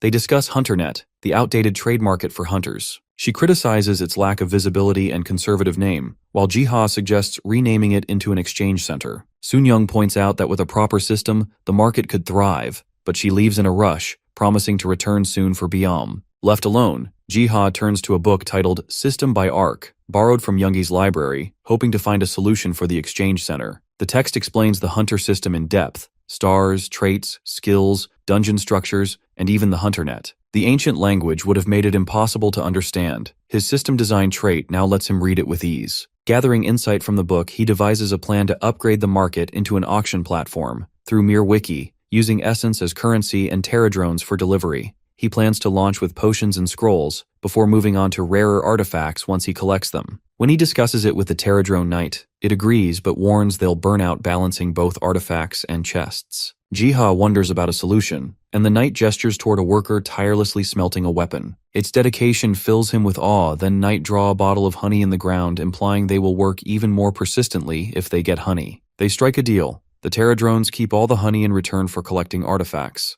The arrangement pays off. Every visit to the garden rewards Jiha with new finds, some remarkably rare. Among them is the Shotel of the Crescent Moon, a weapon that boosts strength by 5, agility by 10, and grants traits like swordsmanship, lockpicking, and even a shroud skill. Despite their small size, the pterodrones excel at their craft. While Jiha examines the rare artifact in awe, his pets trot up with an unexpected guest, a small bear wobbling after them, tumbling with each step. The sheer cuteness nearly knocks Jiha flat. He scoops it up like a toddler, debating names, Winnie or Cuddly, before settling on Winnie. But when he asks about its food, the bear smacks him across the face and goes on a rampage, terrorizing everyone. It claws at Biom, charges at Panny, and only stops when it takes a kick to the stomach. Far from harmless, Winnie clearly enjoys irritating everyone. Jiha gathers the battered cub into his arms and tries calming it with a forest tour. He shows Winnie the fields, promising all the food it wants, so long as it spares the garden. Winnie pays no attention, its eyes fix on a beehive, enchanted by the smell. Worried the bear would intimidate the bees next, he warns that honey can only be taken through him. Handing Winnie a bottle of honey, Jiha is stunned when the bear opens a gate leading to a hidden stockpile of weapons and armor. Though he assumed Winnie was a combat type,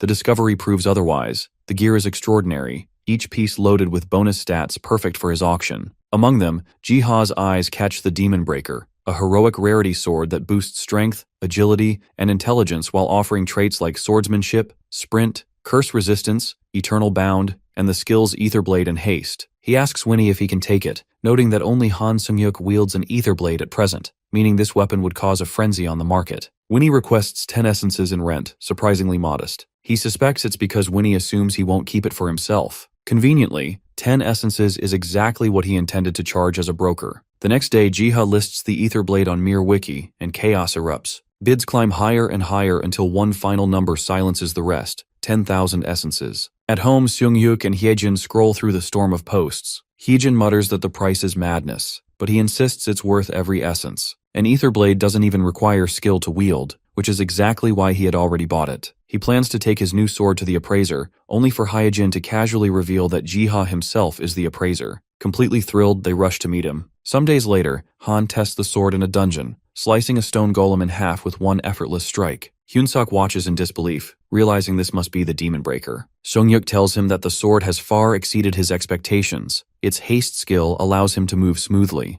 Hyunsuk is stunned. He never saw that info in the auction listing. Seung-yuk casually mentions he had it appraised by Jiha, shocking the man further since the appraiser was supposedly on a break. Han shrugs it off as luck, though in truth he had bribed him with gifts in the middle of the night, silently vowing to repay him with something even better. After some time, Jiha experiments by planting a world tree sapling on Earth, curious to see if it can take root, then returns to the forest. The place feels emptier. Most pterodrones are out delivering auctioned artifacts, while the few remaining work tirelessly on crafting and packing. He asks Knight if the beehive can be moved to Estrom village to expand production. At the thought of losing honey, the poor pterodrone bursts into tears. Jiha reassures it, promising not to deprive them, but to increase honey output, guaranteeing a steady supply. Carefully, he retrieves the hive, intending to transplant it to Estrom village, where conditions are more favorable for its growth. He calls out to Selena within the miniature world. She immediately responds to his call. He greets both Selena and Edenskal, offering them the beehive, on the condition that they cultivate it and send him the honey in return for an equal amount of sugar. When he shows them a sample, the two light up like kids in a candy store since sugar is considered a luxury in Estrom village. Tasting the sugar, Eddie asks the apostle how he managed to get it. Selena remarks that such things are hardly surprising for the gardener of the world tree.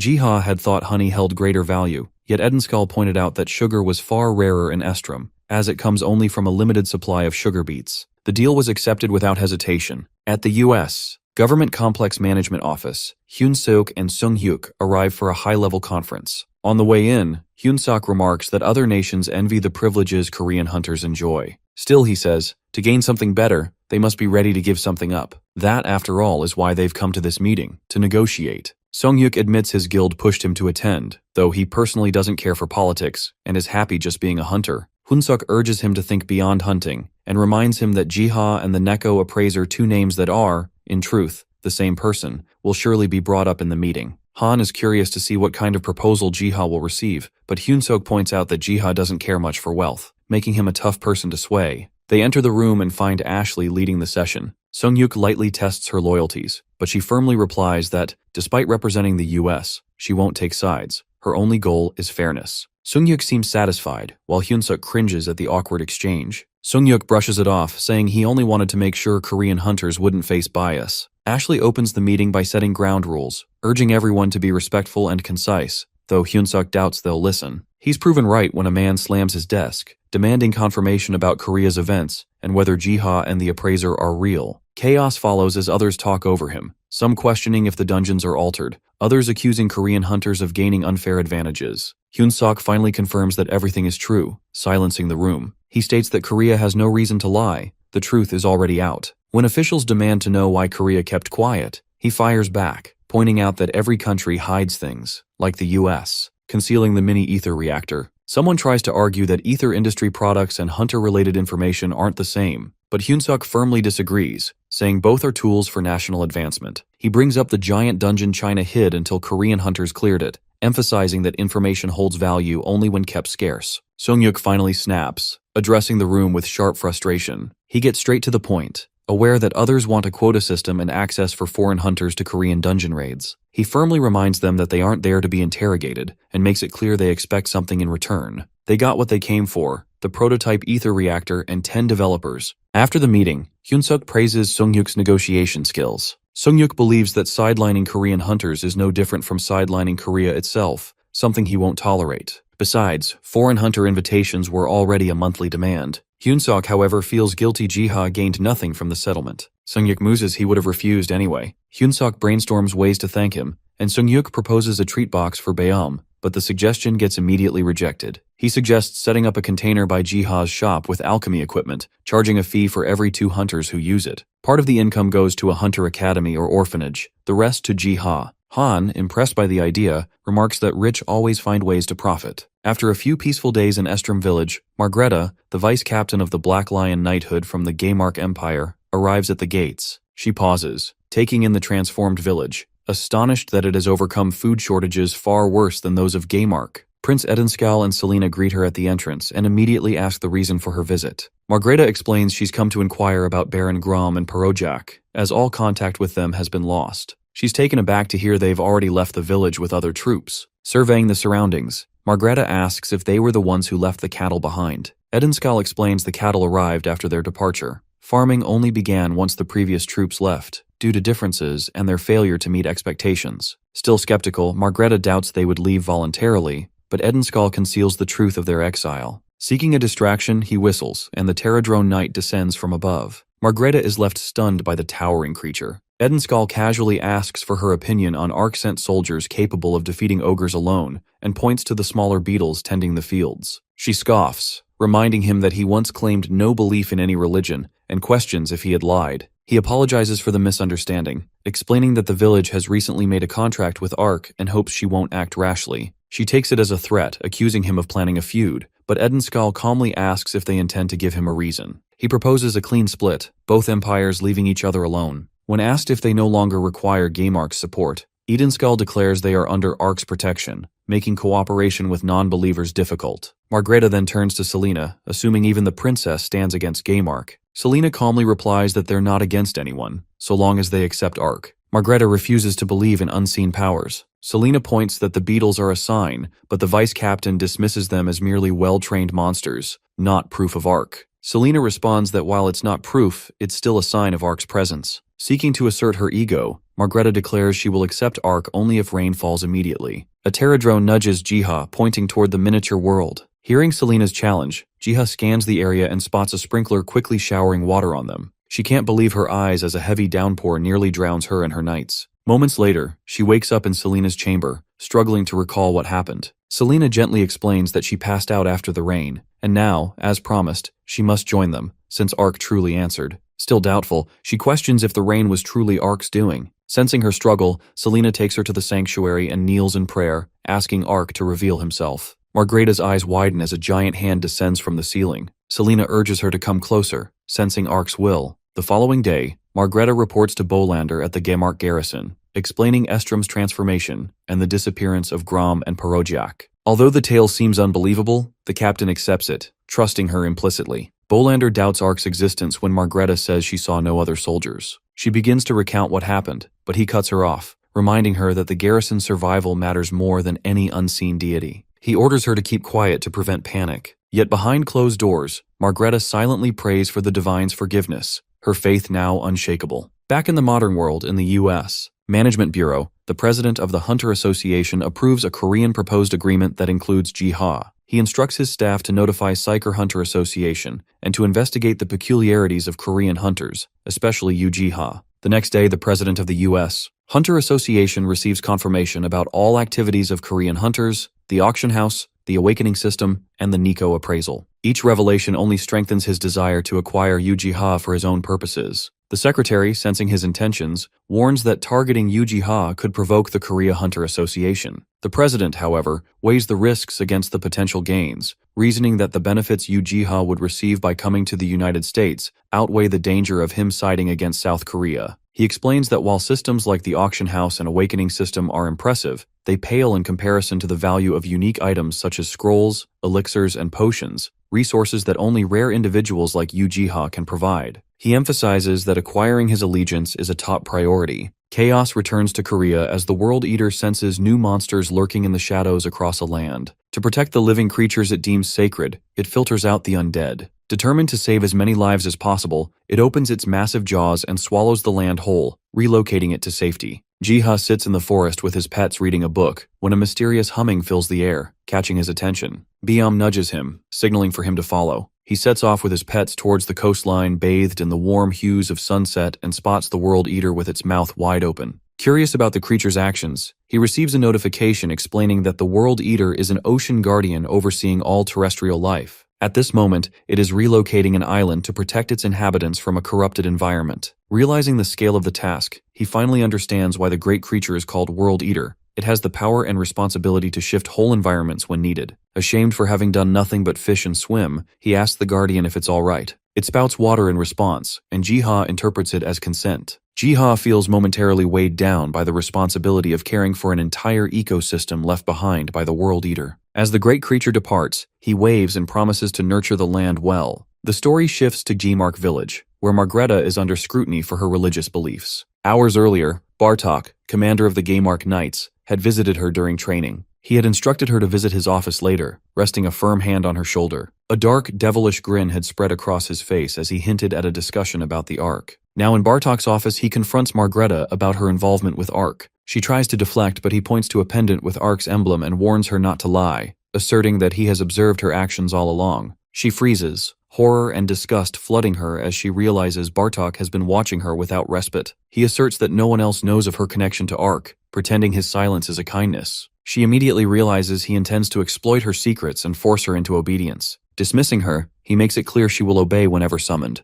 leaving her unnerved. A few days later, Margreta walks home, weighed down by the pressure of Bartok's constant watch. She notices the lights on as she nears her house and hesitates, unsure if she left them that way. She steps inside cautiously. A chilling unease replaces her sense of safety. She barely crosses the threshold when Bartok screams her name, shaking her to the core. Bartok's presence looms, demanding to know why she's home so late, and she can barely mutter that it was due to training. He waves her diary in the air, claiming it as proof of his earlier suspicion that a Gmark Knight believes in Ark. With the scripture in hand, Bartok mocks her supposed fascination with Ark's legendary affairs with many women that birthed countless species. Margreta protests, flustered, but he gestures to a bookmark and reads aloud, deepening her humiliation. Bartok taunts her with the sensual passages, speaking of Ark's divine incarnation and Silverbird's love with a cruel relish, dwelling on the bird's beauty. His words echo through the room, pushing Margreta to snap. She lunges for the book, but Bartok's knights step in, blocking her and demanding respect. Bartok accuses her of betraying the Gmark Empire. He reminds her she once swore to further the Empire's dominion over the continent. That was the reason she became a knight. But now her loyalty lies with Ark. He looms over Margreta, threatening her to make her pay for the broken oath. He even ridicules her upbringing by Bolander. He claims the captain of the knights made a mistake in trusting her as vice-captain. Pushed to the edge by his threats, she snaps, demanding what he wants. He then delivers his chilling ultimatum that she is to submit to him every night, to endure punishment for her faith in Ark. The next day, she recounts the confrontation to her father, Bolander, who refuses to let her become Bartok's prey. She tries to protest, but he cuts her off. Though the diary Bartok found enrages him, his concern for her outweighs his anger, and he urges her to leave the village. Emotions cloud his thoughts as he reflects on raising her. He knew she might one day cause trouble, but never expected it so soon. He offers her a narrow path to freedom, declaring her an escapee. Bolander reassures her that Bartok still needs him, so he will not harm him. When Margreta asks what would happen if she simply accepts the situation, he questions if she truly wants to accept him as her husband. He warns that marrying the fat, corrupt man would reduce her to worse than a peasant, something he won't stand. He hands her a bag and a weapon, instructing her to prepare. His guards have orders to look the other way when she leaps over the wall. He urges her to rely on her skills to evade the solar night and asks her to leave at once, instructing her to find the place where she witnessed Ark's miracle. She silently vows to return one day and confront Bartok, ending his tyranny. That night, she dresses alluringly for the visit Bartok demanded, but her mind is fixed solely on escape.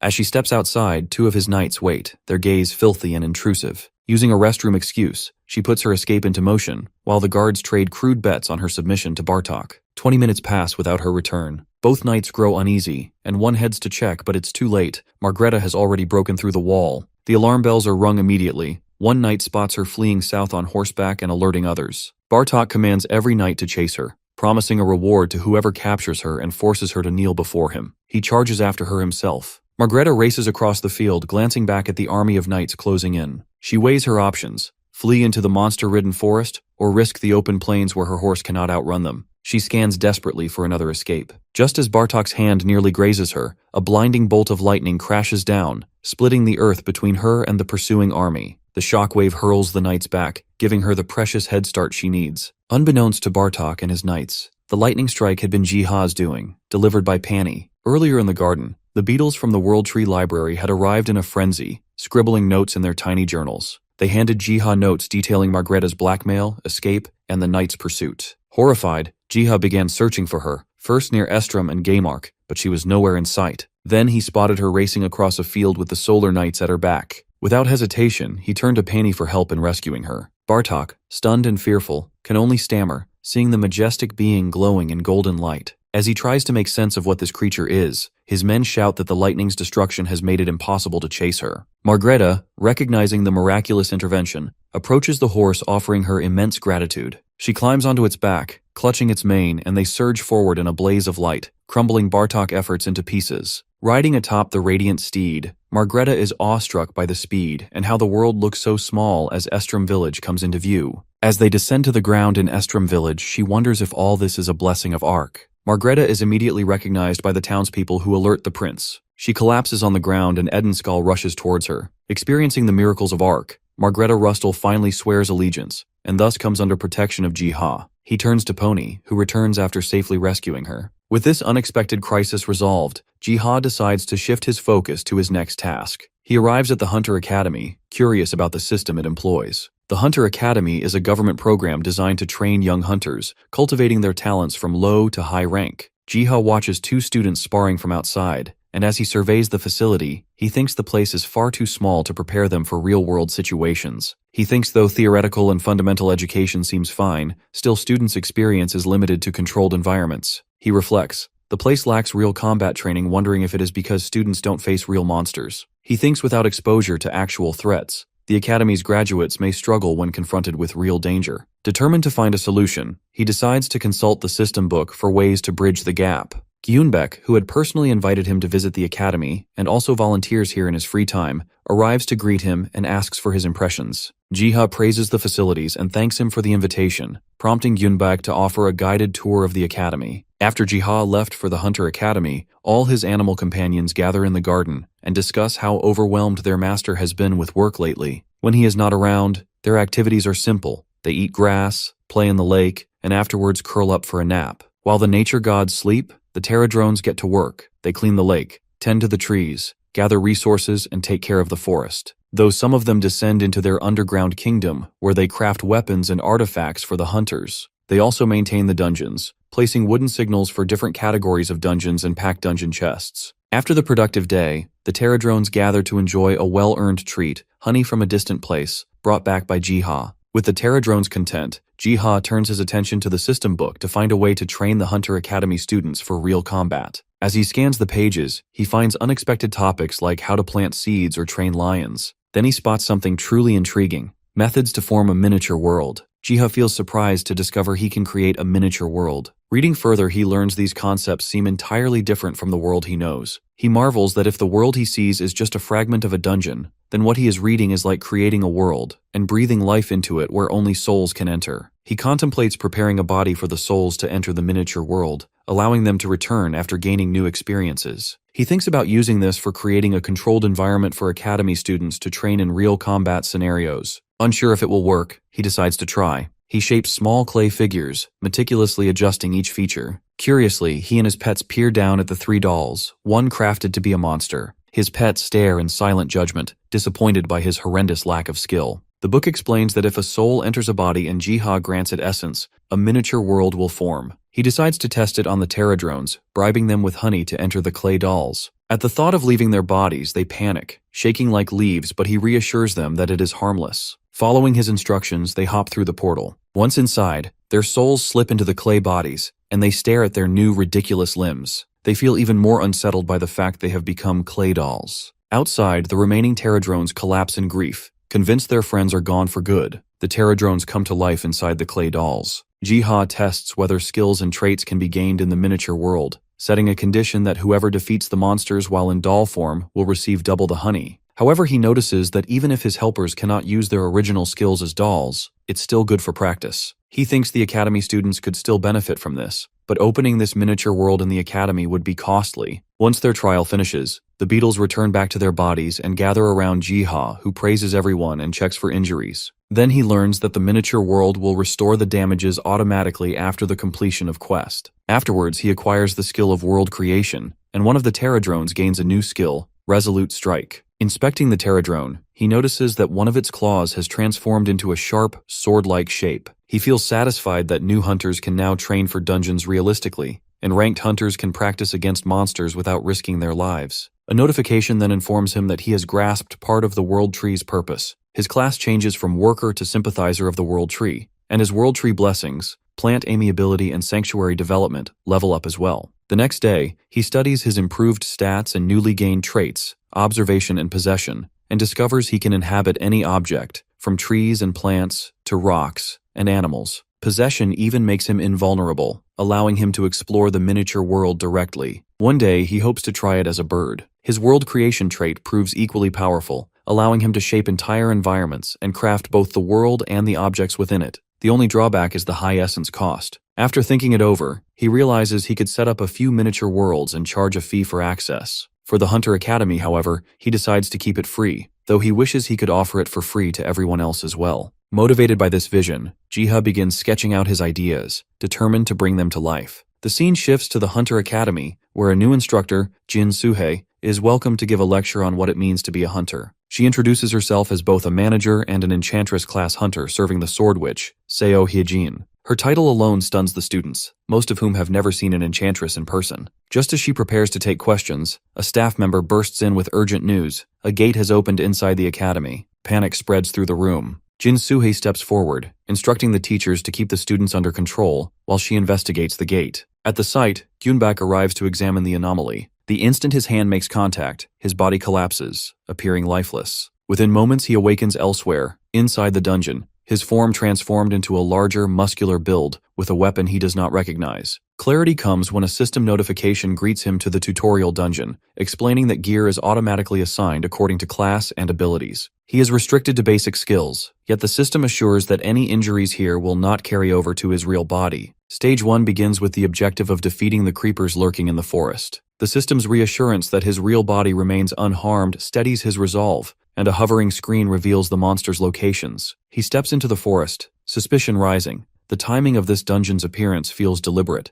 leading him to wonder who could orchestrate such a thing. Soon, he spots a group of monsters and chooses to press deeper, determined to uncover more. With a single decisive strike, he wipes them out, realizing that only basic skills function here. The restriction makes sense. It's a setup perfectly suited for students. Clearing the dungeon rewards him with a new ability, Power Strike, confirming his suspicion that this place is designed as a training ground for beginners with no skills. A notification offers entry into Stage 2, yet he refuses. The next moment, his eyes snap open in the infirmary, a doctor explaining that he collapsed upon entering the dungeon. Wasting no time, he rises to inform the other instructors, convinced this dungeon will play a pivotal role in the growth of Korean hunters. Gyunbak's intuition proves correct. The new training gate at the academy leaves a profound impact on hunters. It offers a rare chance to gain experience and even acquire new skills, all without real danger. The response is overwhelmingly positive, yet discontent soon follows. Many criticize the exclusivity, claiming it is unfair that only Academy students can access the gate when countless new hunters outside need the same opportunity. Jiha, having anticipated such backlash, moves quickly to create dungeons that cater to both beginners and veterans. A few days later, a gate materializes right outside Jiha's store. The sudden eruption of chaos starkly contrasts the quiet scene from half an hour earlier when Hwayeon and Chulhyun were simply enjoying drinks together. Without hesitation, Hwayeon orders Chulhyun to rally the guild. When the members gather before the gate, she directs their attention to a hovering notification. It declares the dungeon as a training ground for experienced hunters,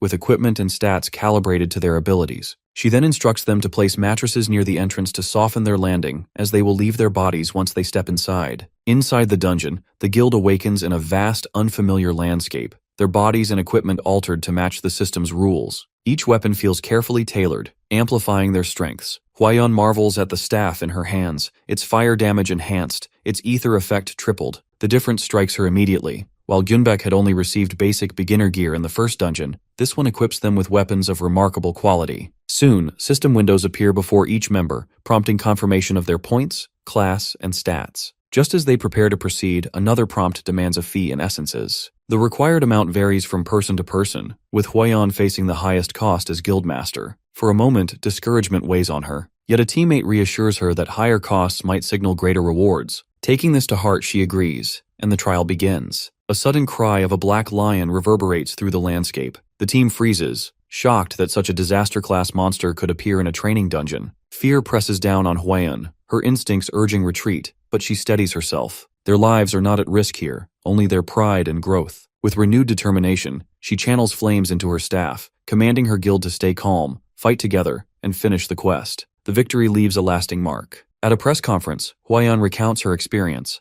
emphasizing how this dungeon proved that, with the right equipment, even disaster-class monsters can be overcome easily. She declares that such training grounds will accelerate the growth of Korean hunters. Meanwhile, Jiha watches events unfold with quiet satisfaction. Releasing the dungeon in Hwayeon's presence had been a calculated choice. The variety of monsters ensured every participant walked away with unique gains. In his mind, the credit belonged to Edenskal and Selena. Their knowledge of Estrom's creatures had provided the foundation for creating these varied trial monsters. At first, Jiha made mistakes. He accidentally created monsters too strong for the Terradrones to handle. Yet it became a learning curve. Even Margreta is thriving in her new environment, helping everyone around her. While researching, Jiha comes across a new idea to implement in the training. He considers occasionally providing better gear to push hunters to test their limits. Meanwhile, at the academy, a group prepares for their turn in the training dungeon. A girl named Young Dasil expresses anxiety, but her teammate Shin Hyesung reassures her, reminding everyone that their actual bodies remain safe, and the goal is to defeat as many monsters as possible. Sang-moon suggests aiming for a new record, but Yumi doubts they can even surpass Group 3. She presses him on how he plans to outdo Myung-hoon from that group. Sang-moon is confident that the monsters inside are weak and that if they face the same monsters, they can fairly compare their results. He notes that Group 3 reached Stage 3 in 8 minutes, so they only need to be faster than that. Still, Dasil worries, knowing Myung-hoon has a reputation as the Academy's version of Han Sung-hyuk. Their turn begins. The students launch into action against a monster called Flesh Thorn, a twisted entity inhabiting the soul of a Terradrone.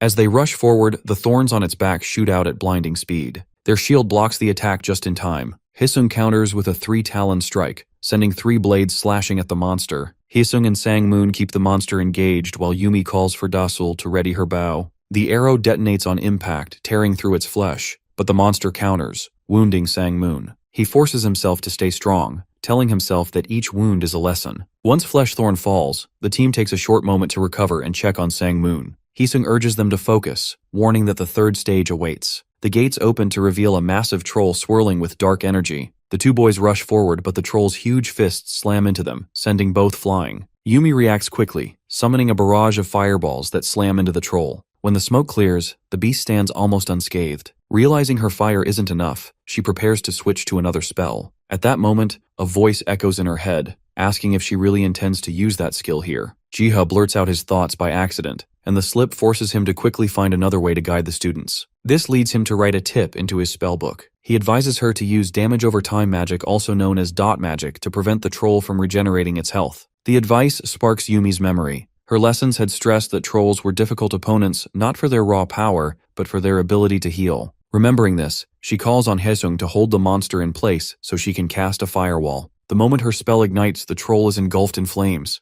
Its cries shake the dungeon, and when the fire finally fades, the creature lies dead. The system immediately confirms their quest has been completed. Their performance is rated outstanding, granting them essence as a special reward. To their delight, they've even set a new record. Their excitement grows when they learn that Group 3, the rival team, had not earned essence as a reward. Jinsuhei's curiosity prompts her to ask how they managed it, and Yumi explains that they acted on a useful tip from the dungeon system. Clearing the stage motivates the students to request permission to leave the academy for a while. Jinsuhei grants their wish, though she chooses to accompany them. This decision leads them to Jiha's shop in District 7. When they arrive, the bustling crowd outside the store leaves most of the students wide-eyed, a clear reminder of why the place is called a sanctuary for hunters. Only Yumi keeps her composure. Seeing her classmates gawk like children, she mocks them to stop acting as if this is their first time outside. Hisung notices a Category 3 training dungeon nearby and marvels at how different it looks compared to the one at their academy. Diesel, however, is drawn to a towering armored figure among the crowd. The students soon recognize him as Kim Dae-kun, the hunter rumored to be an apostle of Arc, destined to advance into the Holy Knight class once it's available. Curious about the title, the students quickly learn that an apostle is someone who studies and spreads Arc's doctrines. Dae-kun hadn't been believed at first, but now hunters seek him out for guidance. Hisung reasons that with so much evidence already out there, there's no harm in at least studying Arc's teachings in preparation for his possible appearance. While Jin Soo-hee steps away to secure permission for their group to enter the store, the group's attention shifts to an enormous radiant tree, its scale unlike anything they've ever seen. As they edge closer, some playful jostling breaks out among the group, but their excitement quickly shifts when they are approached by Cha Hwayeon. She greets them warmly, congratulating the students on their dungeon performance and encouraging them to keep pushing forward. Her praise leaves Yumi nearly speechless. Speaking to her idol feels like a dream. Then Yuji-ha steps forward, casually introducing himself as the store owner. The students light up, eager to greet him, with Hisung even blurting out his admiration as a fan. Ji-ha invites them inside just as Jin Soo-hee updates Hwayeon on the group's achievements. The moment they step in, the students are stunned. The shelves lined with legendary scrolls and potions make the place feel like a treasure haul. Upon realizing they are the very group that cleared the academy's dungeon, he calls them over. With a smile, he presents them with a basket brimming with potions and scrolls, wishing them success on their path to becoming great hunters. Meanwhile, Suhei and Hwayeon talk about the effectiveness of the tutorial dungeon, agreeing it provides an incredible opportunity for students. The instructor expresses her satisfaction at seeing them so motivated, which Hwayeon admires. After that, Ji-ha strolls through the orchard, picking apples while reflecting on his unexpected encounter with the very students he had once guided inside the dungeon. Seeing their progress, he wishes more students could benefit from training dungeons, believing they could transform the overall hunter environment. His quiet moment is suddenly broken when his pets leap at him with excitement, startling him. He pets them and hands over the apples he gathered. As they eat, Ji-ha notices small pterodrones carrying away the leftover seeds and flying off to replant them. Before long, new saplings sprout, adding to the flourishing garden. Observing the orchard, Ji-ha realizes the vegetables and fruits have been staying ripe much longer than usual. After some thought, he connects this phenomenon to the presence of the world tree, which seems to preserve their freshness. Then, a familiar voice reaches his ears, Selena, reporting the amount of honey they've gathered. Curious how she managed to collect so much so quickly, Ji-ha asks her about it. She explains that by planting more flowers, the bees now move freely and gather nectar at a faster pace. He praises her effort, though Selena humbly insists it's nothing compared to the support he's given. After exchanging honey for sugar, he asks about Margreta. Selena admits Margreta has been conflicted, questioning how her struggles fit within Ark's plan, but takes comfort in the undeniable signs of Ark's existence. Their conversation is interrupted when the Pterodrone High Knight nudges Ji-ha, clearly expecting something. Realizing he had been distracted, Ji-ha quickly hands over the honey, apologizing for the delay. Watching them eagerly devour it, he feels a pang of guilt for having taken their honey pot before. To his surprise, the High Knight offers him a share of the honey in return, a gesture of gratitude for all Ji-ha has done. Accepting it, Ji-ha finally tastes the honey so dearly treasured by the Pterodrones, for the first time. Sometime later, Ji-ha is approached by an eager Pterodrone who wants to show him something. It sketches images of Pterodrones. He quickly realizes the drawing depicts the beetles planting seeds from his crops, and the creature nods excitedly to confirm. When he asks if they intend to plant seeds elsewhere, the Pterodrone draws a large outline of the earth on the ground. He understands. They wish to spread the blessed crops worldwide. With the World Tree's power, the plants grow faster and stay fresh longer, making them a valuable gift to humanity. The thought aligns perfectly with his goal to help the world. Seeing his other pets still busy fighting over food, he entrusts this task to the beetles. A few days later, Jiha in his shop checks updates MireWiki stating that pterodrones, once exclusive to Korea, are now appearing all over the world. He is confident that these creatures will ultimately become a tremendous benefit to the world. Scrolling further, he finds a growing wave of complaints about the system. Unsure where to begin, he opens his status window and reviews his stats as sympathizer of the world tree, and realizes there's much to refine. He starts by swapping the placement of health and vitality for clarity, then considers reorganizing the entire layout for better readability. Stroking Biom absent-mindedly, he muses over the lack of a level system in dungeons. Right now, hunters only gain essence by defeating monsters,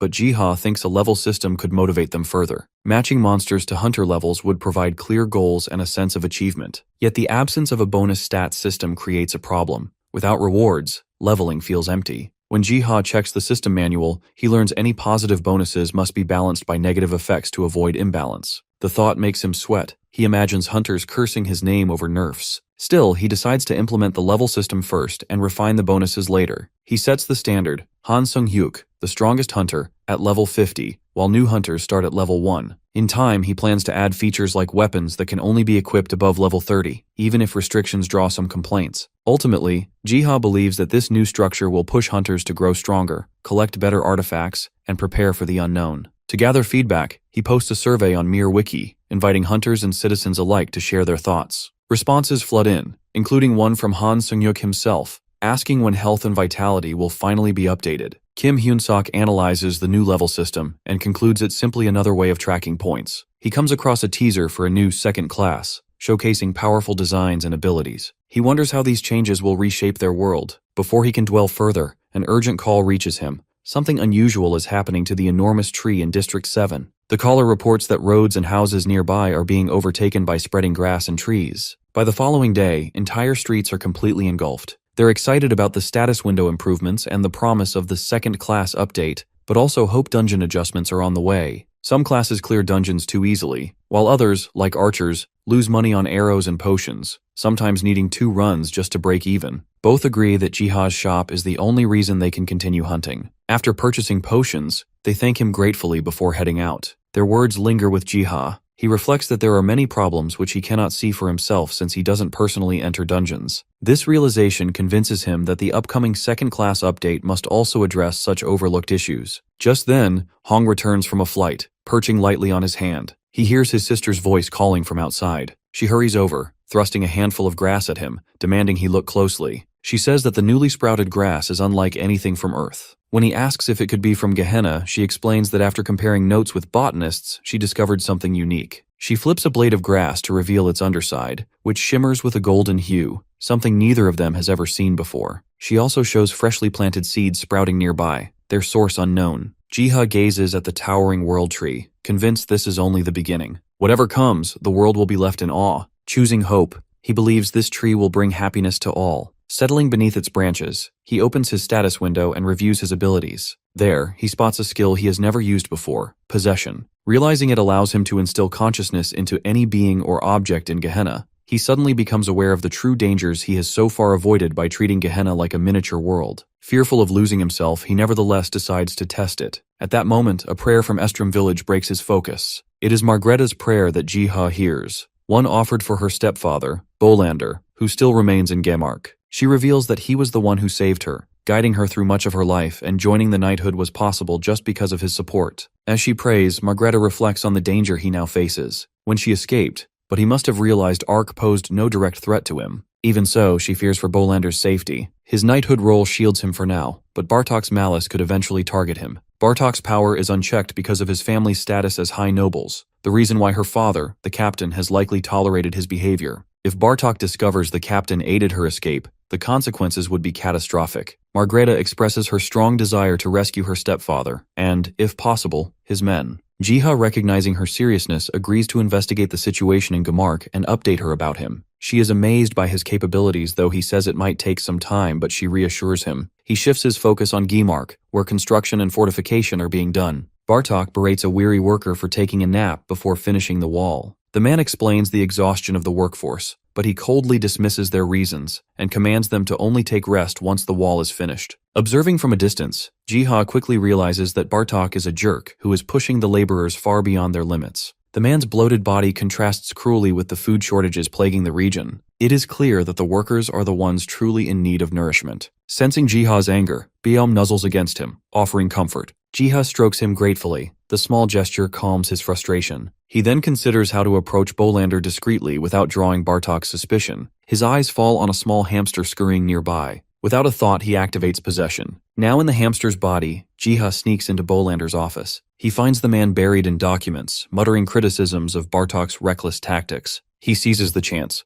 In the hamster's body, he scurries onto the desk and speaks. Bolander startles, recoiling at the sight of a talking hamster, fearing it might be a demon. He tries to calm him, explaining that he is the one protecting Margreta, and urges the captain to at least hear him out. Bolander, still shaken but curious, listens as Jiha explains that Margreta is in Estrom, and that he is the caretaker of the World Tree. He assures the captain that she prays constantly for his safety and wishes to see him freed from Gamark, so he offers to help him escape if Bolander agrees. Bolander questions the feasibility of such a plan. Skeptical and unwilling to trust without proof, he nevertheless finds comfort in hearing his daughter Mary is safe. Yet he refuses to leave, insisting the people of Gamark still need him. When Jiha presses for clarity, Bolander decides to show him the reality firsthand. Carrying the hamster on his shoulder, Bolander walks through the town. From above, Gamark looks orderly, but on the ground, Jiha sees exhausted and starved villagers forced into endless labor under Bartok's commands. His attention shifts to desperate townsfolk scavenging for scraps to eat from bones discarded by the elite Solar Knights who consume the best portions. Though unpleasant, it is necessary for survival. Jiha asks if food shortages are Gamark's greatest problem. Bolander explains it is not scarcity but deliberate control. Bartok hoards supplies to keep power in his grasp.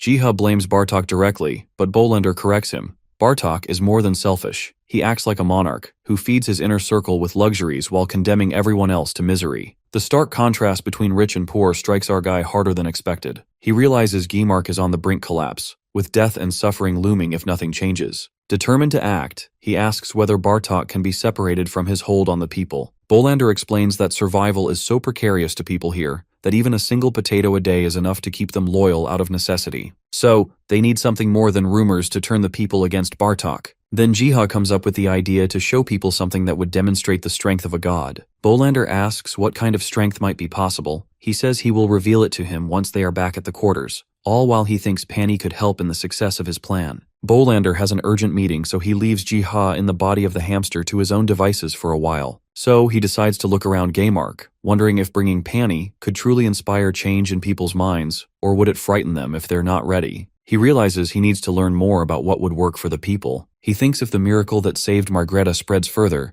momentum could swing in his favor. But his thoughts are cut short when a pair of rough hands snatch him up. Jiha realizes too late that Bartok's men must have been following him. The man thinks Bolander, a man who never showed weakness, is now talking to a rat. This would please Bartok. Jiha panics, realizing he can't exit the hamster's body because his possession skill is too weak at its current level. He accidentally rumbles aloud, making the man suspects the rat is capable of talking, thinking it's a demon. The man decides to report it to Bartok, knowing it could ruin Bolander and give Bartok total control of Gamark. At that moment, flowers in the garden begin to ring, alerting the nature gods. Beom realizes their master has gone silent since entering Gehenna and suspects something is wrong. Winnie insists they search immediately, and Beom agrees, reminding everyone that the very existence of the garden depends on Jiha. He takes charge, assigning roles to track him down. Meanwhile, in Estrom, Margreta receives a message through a carrier pigeon sent by Bolander. The letter reveals that Bolander has met a man claiming to be Ark's apostle, and admits he had not realized her words were true until now. Yet the man has vanished, and Bolander suspects Bartok's Solar Knight captured him to use his leverage. Margreta blames herself and vows to rescue the apostle no matter what, even if it means cutting Bartok down herself. As she prepares to leave, she finds Pani waiting outside. Stunned by its timely arrival, she mounts and rides hard toward Gamark. Inside Bartok's office, the knight presents the rat, mocking Bolander for consorting with a demon. The commander is delighted at the chance to smear Bolander's name and promises the knight a reward. Jiha, still trapped, curses his recklessness with the possession skill. With an hour left before it ends, he desperately searches for a way out. But before Bartok can decide how to use this leverage, another knight bursts in, shouting about a monster in the skies. Bartok looks out the window and freezes in shock. The messenger, panicked, begs for his orders and urges him to run. The knight challenges him, asking if he plans to abandon the Solar Knights. But the messenger insists the order survives only if Bartok does. Horror grips Bartok as he recognizes the pony in the sky, the same one that struck lightning to free Margreta. Realizing it has returned to finish him, he bolts in a frantic attempt to flee. Seeing the sudden commotion, Jiha realizes that Pani is here and starts shouting desperately to signal Pani of his position. The pony descends to the ground and Margreta gets down determined to finish what she couldn't before. The ground splits open in Pani's wake, sending shockwaves that shatters Jiha's cage, sending him tumbling through the air and lands on its muzzle. He thanks Pani for coming to his aid, and politely asks to be set down so he can track Bartok's movements. As Jiha scurries off, his eyes fall on the battlefield, solar knights collapsing one after another by the hands of Margreta, cutting them down with ruthless efficiency. Jiha realizes Pani brought her here because her strength was what Gaymark needed most. While she purges the oppressors, he resolves to play his own part. In her relentless battle, one of the knights shouts calling her a traitor and attempts to strike her, but Bolander intercepts the attack with his shield, protecting her. Thus, she reunites with her stepfather on the battlefield. After laying waste to the Solar Knights, he checks on her, voicing his worry since she hadn't sent a single letter about her safety. She apologizes, but he reassures her, praising the righteousness of her choices. He encourages her to finish what she came here for, and promises the support of his Black Lion Knights. Meanwhile, Bartok shoves his way through the streets, barking threats at anyone in his path. Just as he nears the city gate, he hears Margreta's voice calling his name. Panic floods him, and he quickens his pace, convinced that if he can reach the forest, the wild elves might tip the scales in his favor. Suddenly, as he nears freedom, a rope tightens around his ankle, yanking him down the next instant. Margreta's black lion steps carry her forward like a storm. Her strike slams him to his knees, and her sword hovers coldly over his neck. Margreta declares Bartok's reign is over, but he refuses to surrender. In desperation, he launches one last attack to kill her. That very defiance seals his fate. She unleashes her black lion claws, tearing through him and ending his life. His final cry echoes through Gaymark as justice is delivered at last. Jiha, who witnesses Bartok's death, feels conflicted. He had not wanted Bartok to die, yet Sunghyuk's warning rings in his mind. Generosity can backfire, and loose ends are dangerous. With that realization, Jiha accepts that the world of hunters is harsher than he imagined. His respect for hunters only deepens, and he resolves to observe their path with sharper eyes from now on. Just as his possession skill nears its limit, Margreta senses something unusual from the nearby hamster. Yet before she can act, Jiha slips free of the body. Turning his focus to Gaymark's displaced villagers, Jiha draws up a plan. Using a map, he directs the Terradrones to locate survivors and guide them to Estrom village, promising honey for each person they rescue. The beetles hesitate, doubting his promise, so Jiha sweetens the offer. He will give them honey whenever they want. With this assurance, they agree. Thanks to their help, the housing and food crisis is solved quickly. Yet a larger issue emerges, the cultural divide caused by Gaymark's migration into Estrom. Jiha worries the Estrom villagers may resent sharing their home with people who once opposed Ark. To confirm, he consults Selena. She reflects that their devotion to Ark runs deeper than old grudges, and affirms that Estrom will welcome the newcomers. She admits there may be friction at first, since Gaymark's people are outsiders, but assures him that as long as they strengthen their faith in Ark, they will be treated as family. Relieved, Jiha promises to make sure everything is prepared so that Estrom isn't harmed. The next day, under Prince Edenskal's orders, houses and roads rise near Estrom village. He works shoulder to shoulder with the laborers to speed up construction. Soon, one of his men approaches, reporting that the site he requested has already been completed. Edenskal inspects the finished work, and commends the villagers for clearing the grassland so cleanly that newcomers can walk through with ease. They, in turn, credit his leadership, yet he cannot accept the praise. He recalls how panic struck him when he first learned that 2,000 immigrants were on their way, and how unprepared they truly were. It was not his guidance, but the Ark's apostle who sent the beetles, to help them in carving paths and building homes with impossible speed. Thanks to them, the settlement stands ready just in time. Edenskal, pleased with Estrom's expansion, pushes everyone to finish the infrastructure quickly. From the trees, Kreudel and Kreutz watch the sudden commotion. Kreutz suspects the construction is meant to welcome immigrants, judging by the cleared roads and new village rising beside their forest. Kreudel assumes the newcomers must be from Gaymark. Kreutz voices concern about the cultural differences that might arise, but Kreudel insists it is simply Gaymark forcing their way in. He decides to do something in order to keep their ties with Estrom strong. His motivations are only driven by two things: his endless craving for Estrom's salt, which he has already eaten in excess, and his belief that those blessed by Ark might know where the world tree lies. Just then, Jiha, in his hamster form, approaches the elves, startling him by speaking. He extends an invitation for the elves to attend a joint council with the villagers that very night. When evening arrives, both sides assemble in Estrom Hall, their eyes fixed on the entrance as they await the appearance of Ark's apostle. Suddenly the doors slam open and Biom strides in. The villagers and elves freeze, mistaking the apostle's true form to be leopard until they notice the small hamster perched on him. Jiha calmly explains he is merely possessing the animal, though his true self is not so different from theirs. The meeting begins. Each community shares its current struggles, and together they discuss how best to help Gimark's people adapt to their new lives. Watching the dialogue unfold, Jiha reflects that this is the first step toward his dream, a Gehenna where every race coexists with respect and unity. He vows to see that future realized no matter the cost. Sometime later, the meeting comes to an end. Selena rises to thank everyone for attending and expresses her hope to hold more such gatherings, earning approval from everyone. Croydel, however, interrupts, stating that his purpose was solely to gather clues about the world tree, since resources and materials hold far less importance than it. Edenskal expresses his gratitude to Ark's apostle for making the meeting possible, and Jiha instead thanks everyone for showing up voluntarily. Afterward, he approaches Selena to give her a gift from his garden, a branch from the world tree itself. The moment they hear it's from the world tree, they practically sprint to plant it, throwing up a fence around it like it's a priceless treasure.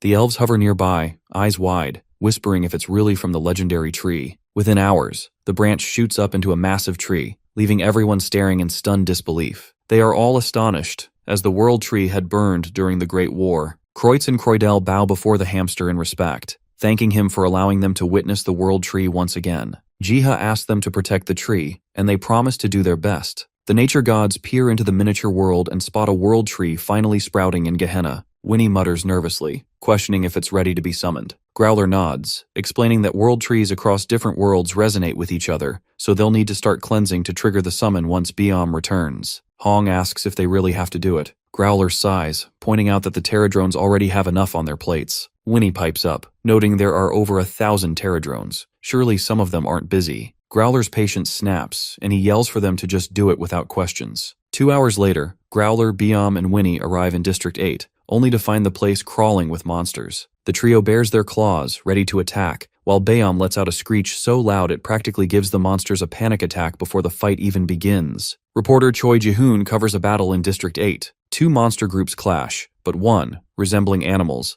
clears the area of hostile monsters while protecting civilians and buildings. Their origins remain unknown, but their actions pose no threat to humans. Jiha watches the broadcast from home, finally realizing where 3 of his pets had gone. Meanwhile, Han Sung-hyuk spots Growler on the news from his own home and immediately rushes out, apologizing to Hyejin for leaving dinner abruptly. He weaves through traffic, the radio blaring news that 2 hours have passed since the mysterious animal-like monsters appeared. Most of the creatures in District 8 have already been cleared out, leaving only the boss, Kango, locked in battle with the animal monsters. The live broadcast shows Kango taking a critical hit from a wolf-shaped creature, prompting commentators to question whether these animals are truly on humanity's side. He screeches to a halt and rushes forward for a first-hand update. Hyunsuk, already on site, glances at Sung-hyuk in surprise and asks what he's doing here. Han explains he wants to speak with the wolf after the fight. Hyunsuk recalls his bond with the wolf and thinks Sung-hyuk has arrived at just the right moment. The battle is almost over, and the Hunter Association is about to intervene. Just as the manager moves to announce Sung-hyuk's arrival, a loud noise rumbles through the air. Both tense, Han comments that he thought the fight was done, and Hyunsuk confirms Kango has indeed been defeated. Then a huge crack forms in the sky. The crack bursts open, revealing the entire Estrom village, now somehow summoned to this earth. They look around in astonishment. Han, recognizing the village immediately, senses the need to protect them and wonders how such a miracle is even possible. He questions whether he might finally meet Edenskal and Selena again. His eyes fall on Edenskal, training diligently with his sword. Han rushes toward him, calling out by nickname. Eddie's head snaps up at the familiar voice, quickly realizing Han is truly here. Han explains, half amused, that while he was once summoned to Gehenna, now it is they who have been summoned to Earth. Eddie frowns, asking what he means. Han gestures toward where Mount Apedo once stood, asking if Eddie can still see it. Eddie, confident at first, scans the horizon and panics when he finds the mountain gone. Han laughs warmly, welcoming the Prince of Estrom to Earth. Unseen by the world, a flower splits open and a hand emerges. An entity steps forth, summoned by the world's collision, emerging in search of Ark's apostle. They all gather in Estrom Hall. Han explains to Eddie that they are now on a world called Earth, not Gehenna, so Mount Apeto no longer exists. Selena prays, sensing Ark's influence in the situation. Though Hyunsuk had anticipated their confusion, so they are already prepared to tackle it. Han addresses it calmly and introduces himself as a hunter from Korea. The group begins discussing plans for the future. A few days later, A press conference is held at the Korean Hunter Association's conference room for the people of Gehenna. Civilians remark how the newcomers look just like them. One spots a handsome figure in a car outside the headquarters, wondering if it might be the prince, and several decide to wait outside to snap pictures when he leaves. Inside, Edenskal thanks the association for their aid in helping his people adapt to this new world. He announces that all the information they have will be shared with the association. As he speaks from the stage, the audience is captivated by his presence, and some are even contemplating visiting him in District 8's forest. Jiha is stunned to see Gehenna fully summoned on Earth. He hadn't imagined this could happen and immediately suspects his pets might be involved. He approaches them cautiously, thinking they must be following the World Tree's instructions, deciding to feed them first before demanding answers. A sudden realization strikes him. Perhaps he has lost connection to the miniature world. He checks and finds that he is still linked and able to assist. The only difference is that the miniature world now also includes Earth. Jiha feels as though he has become a god, capable of overseeing both worlds. It dawns on him that he must help the survivors from Gehenna adapt to life on Earth. He knows that managing both worlds will soon make his life far busier. Some days later, Hwayeon guides the Gehenna immigrants around District 7, showing them their pride, Jiha's shop, and the giant tree. The moment they spot it, recognition dawns. It's the World Tree, grown to an astonishing size. Selena recalls the apostle mentioning a world tree in his garden, and a thought strikes her. This could be the very same garden. Afterwards, Hwayeon leads the Gehenna people inside Jiha's shop. The familiar sound of his voice and the presence of Byum immediately strikes Selena. Hwayeon introduces Byum, marveling at its rare color and speculating that Estrom likely has extraordinary animals too. Selena notices a familiar bundle of salt, instantly confirming her suspicion about the apostle. She observes him talking to Margreta, yet he plays the part of a stranger, pretending not to recognize them. He shakes Margreta's hand, urging her to come by more frequently given how close Districts 7 and 8 are. She mentions Hwayeon's praise of his potions and scrolls, but Jiha humbly downplays it, admitting he's still learning. She mentions that she might need his help soon, as she plans to become a hunter alongside her knights so as not to burden the Korean government. Jiha reflects that the Black Lion Knights are stronger than average hunters and likely won't have much trouble. He hands her a potion as a small souvenir. As she takes it, a familiar scent reaches her, triggering recognition from Selena's sanctuary. It dawns on her that this man is the Ark's apostle, and she feels a surge of gratitude and excitement at meeting him in person. Once everyone leaves, Jiha sits alone in quiet reflection,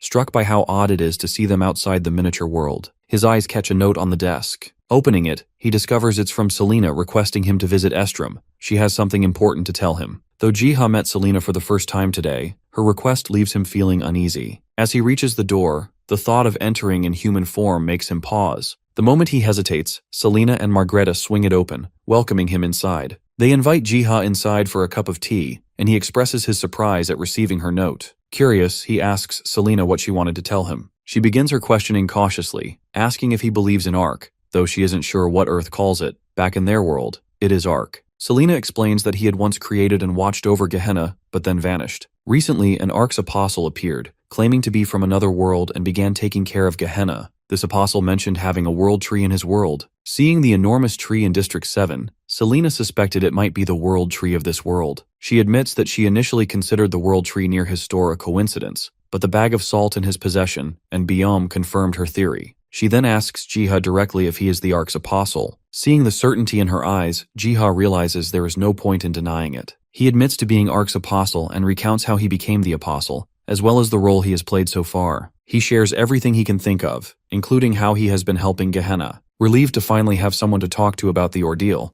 Jiha feels the weight of secrecy lift from his shoulders. Selena kneels before him, convinced he is Ark himself, and asks forgiveness for ever doubting him. Jiha, uneasy, urges her to rise and attempts to clarify that he is not Ark, but Margreta presses him further, insisting he orchestrated everything. He confesses he merely followed the World Tree's will, with a touch of his own judgment. Margreta worries that if people discover his true identity, he'll never have a moment of peace. Yet he continues helping everyone despite the risk. Jiha asks a favor, and both jump at the chance to obey him instantly. He only asks that they call him Jiha and keep his god mode status under wraps. Selena understands his desire for a normal life, and Jiha agrees that things would spiral out of control if his identity became known. He promises to help them however he can, but warns a larger favor may be needed from them down the road. Margreta enthusiastically agrees, swearing loyalty to him for saving her life. At that moment, a prompt appears informing Jiha that Margreta Russell has pledged allegiance to him. The system explains that assigning a champion will drastically increase their abilities,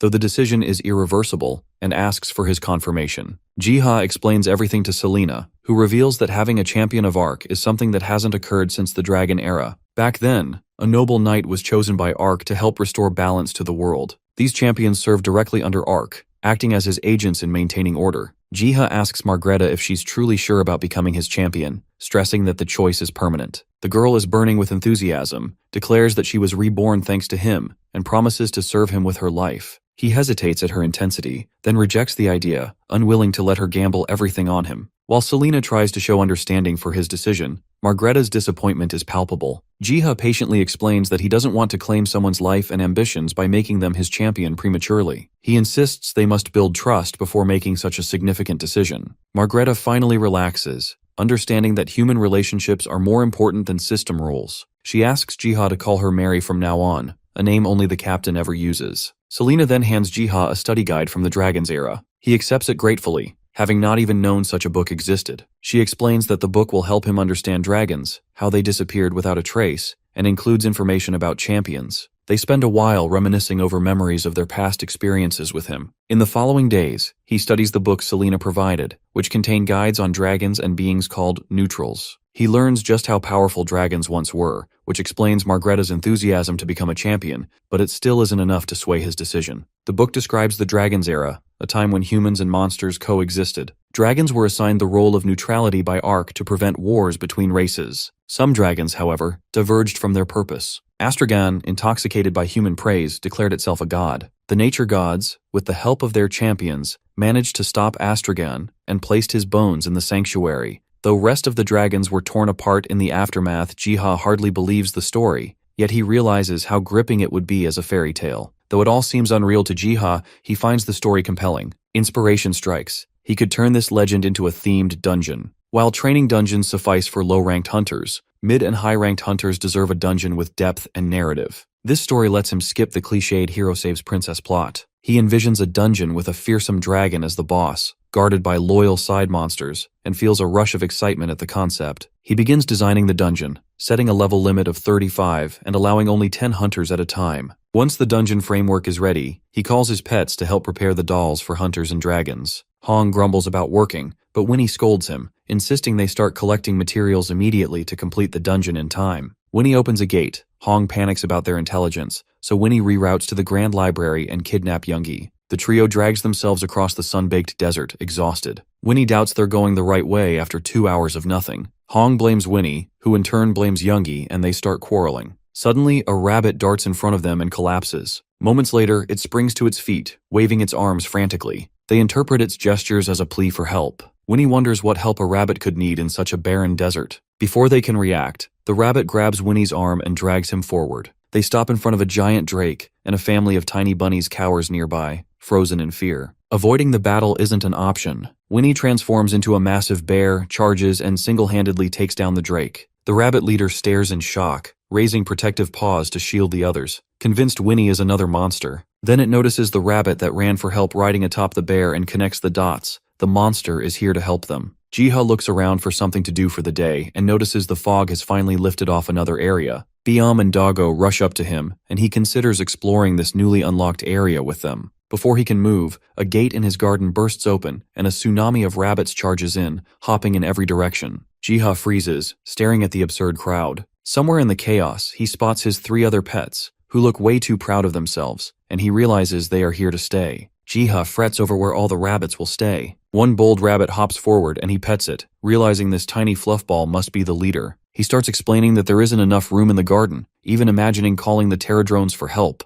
Before he can act, the rabbits glance around, then energetically start digging, burrowing a cozy home for themselves. Jiha blinks, stunned. They've already solved the problem themselves, and since they're now part of his family, gives the leader a name, Mooney. Curious, Jiha asks how they met Winnie and the others. The rabbits explain that they were rescued from the drake during the desert trek. Jiha is astonished. A drake in a desert is highly unusual, as such creatures typically dwell in marshlands. Fascinated, he watches as Mooney opens a portal, revealing dragon bones in its possession. Connecting the dots, Jiha realizes the drake had been drawn to the bones, as drakes can evolve upon contact with dragon remains. He puzzles over where Mooney found the bones and which dragon they came from. Mooney draws on the ground with a twig, depicting animals battling a dragon guarding the bones of another behind a mountain. Jiha immediately recognizes the imagery from Selena's guide. The bones must be Astragon's, the Dragon Lord. An idea sparks. He can use them to create a dragon for his themed dungeon. He seeks Mooney's permission, which the rabbit grants with a nod, so he decides to craft a dragon doll from the bones, planning to rely on the pterodrones to make it appear realistic. At that perfect time, he unlocks life creation skill, which allows him to shape materials like wood, clay, or precious metals into a body and imbue it with a soul. Amazed by this possibility, he wonders where he could find a soul to put in the dragon doll. As he ponders, a group of pterodrones arrives, presenting a sphere swirling with energy. Jiha immediately recognizes it as Astragon's soul, and marvels at how perfectly the beetles understood without instruction. He shapes the body using the bones and channels the world tree to erase memories of its tyrannical rule,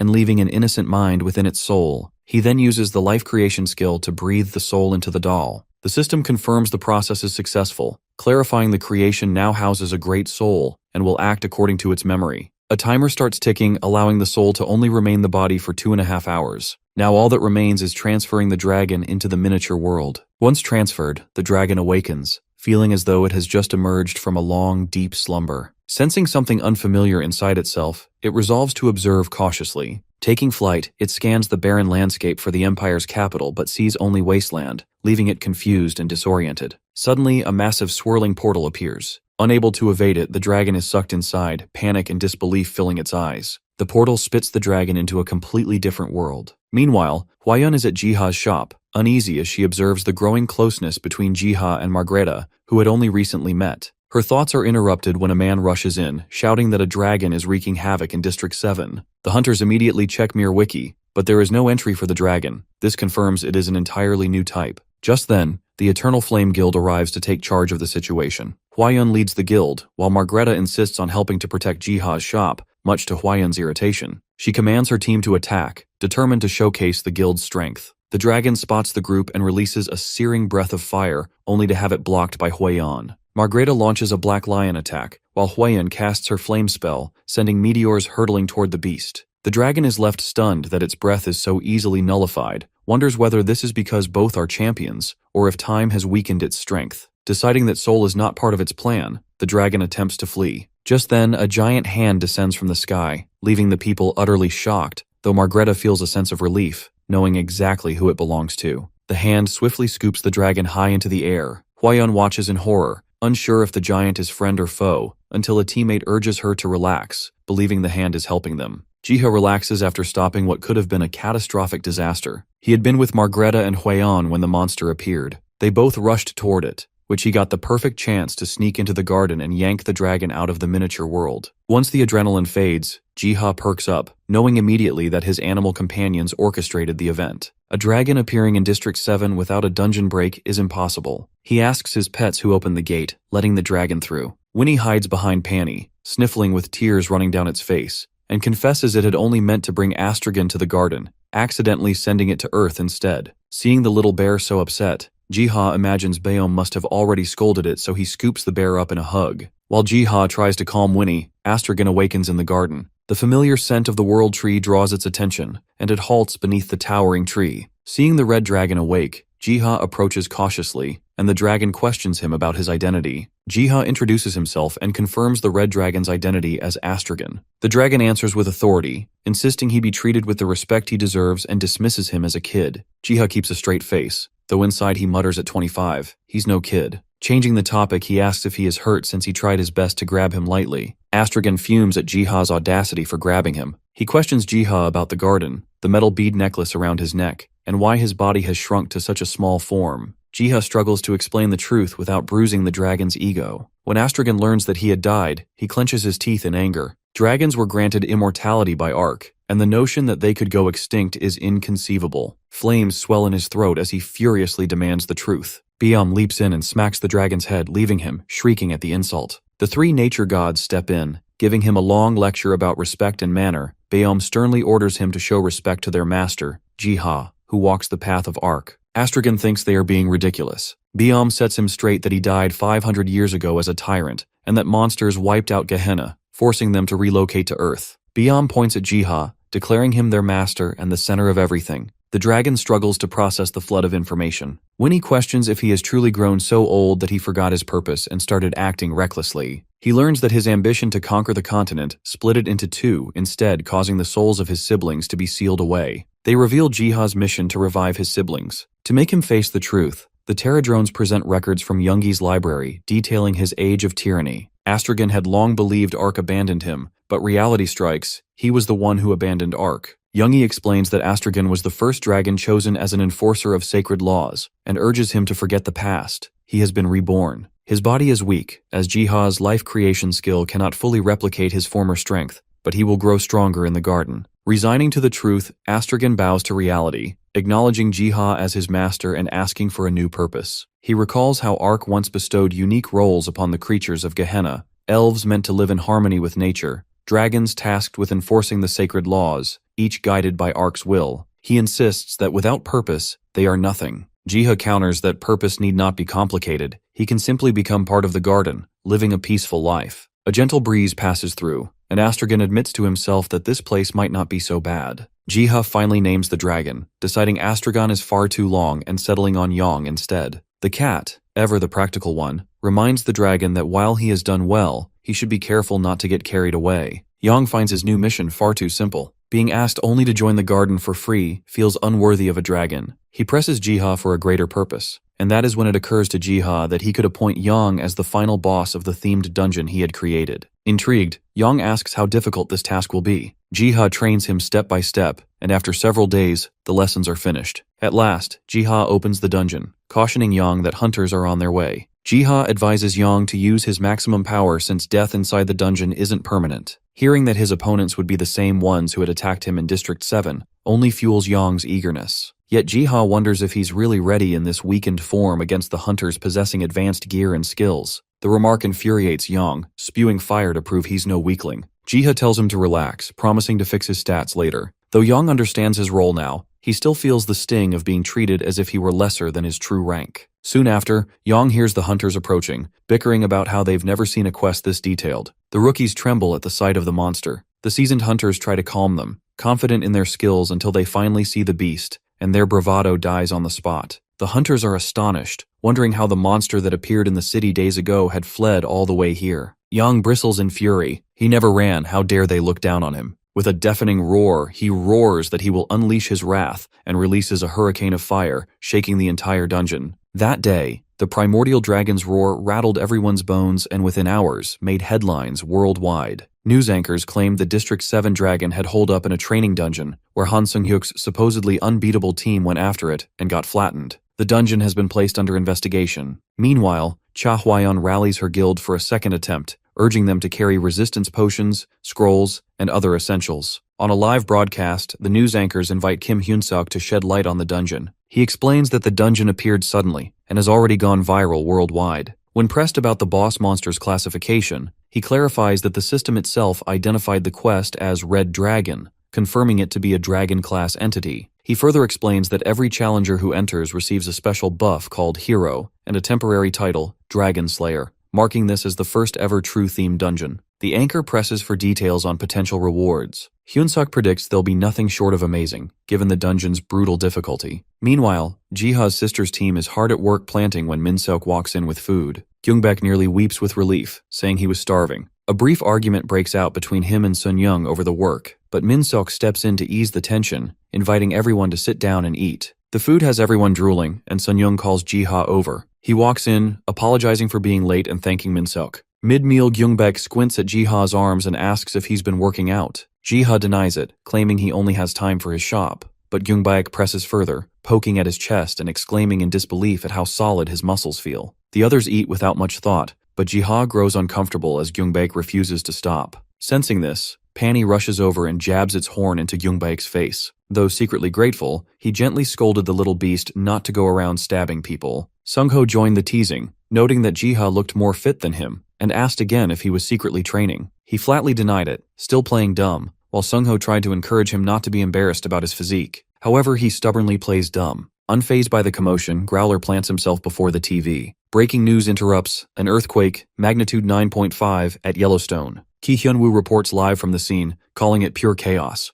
When drone footage fills the screen, Growler stiffens and begins to growl. On the screen looms a massive tree, its branches warped in darkness, a monstrous bud swelling among them. At first glance it looks like the world tree, yet Jiha knows better. The world tree protects life. This thing radiates nothing but destruction. That evening in the dream garden, Youngie tugs on his sleeve and pulls him through a portal. He steps inside, realizing it leads to a library, though not the one Youngie had shown him before. This one descends deeper, down into a shadowed basement. There he sees, hanging in the air before him is a majestic book, radiating light as if it were alive. Inside the book, Jiha finds chilling details about the Tree of Destruction, the same entity that triggered the Yellowstone earthquake. It is said to belong to the Lord of the Abyss, a figure possibly on par with the High Lord Yang had once mentioned. If the book is right, then even America isn't safe. The text explains that the tree consumes the earth itself, its presence alone capable of drowning out the world tree's light. Realizing only he can confront it, he decides to call Hyunsuk and take the U.S. up on its offer.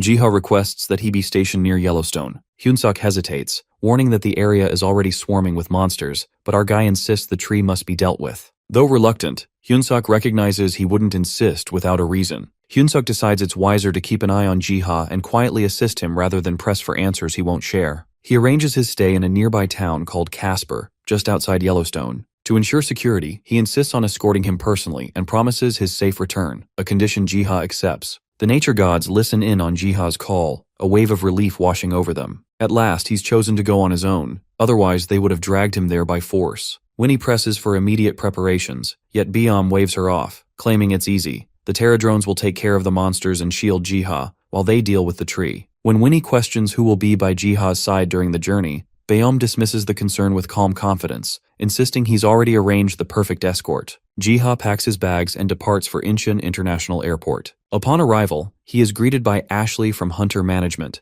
who introduces herself as his guide and coordinator in the U.S. While outwardly professional, she inwardly marvels at finally meeting one of Korea's rising hunter stars, noting how much gentler he appears compared to his reputation. He is also joined by Kim Deo-kun, assigned as his bodyguard. Ashley can't help but be surprised by his towering height. Jiha admits that while he prepared himself, the thought of going to America still makes him uneasy, hence the bodyguard. Ashley reassures him to follow the schedule and not worry. Ashley remarks that a lot of people are eager to meet him, which makes Jiha tense up and ask if his arrival was already public knowledge. Hyunsuk joins the conversation, admitting he had made a few calls the night before. Better to double-check things for such a rare trip abroad. Noticing Hyunsuk's weary expression, he asks if he got any rest at all. Hyunsuk confesses he only managed a few hours, deepening Jiha's worry. Once settled inside the airplane, Jiha marvels at the luxury of his seat. He never imagined he would ride in first class. Looking around in awe, he unzips his bag, only for Yang to immediately leap out, grumbling about almost suffocating inside. As the pilot's voice announces takeoff, Yang mutters that they could have saved the trouble if Jiha had just ridden his back. Yang mutters they could have flown on his back instead of complicating things.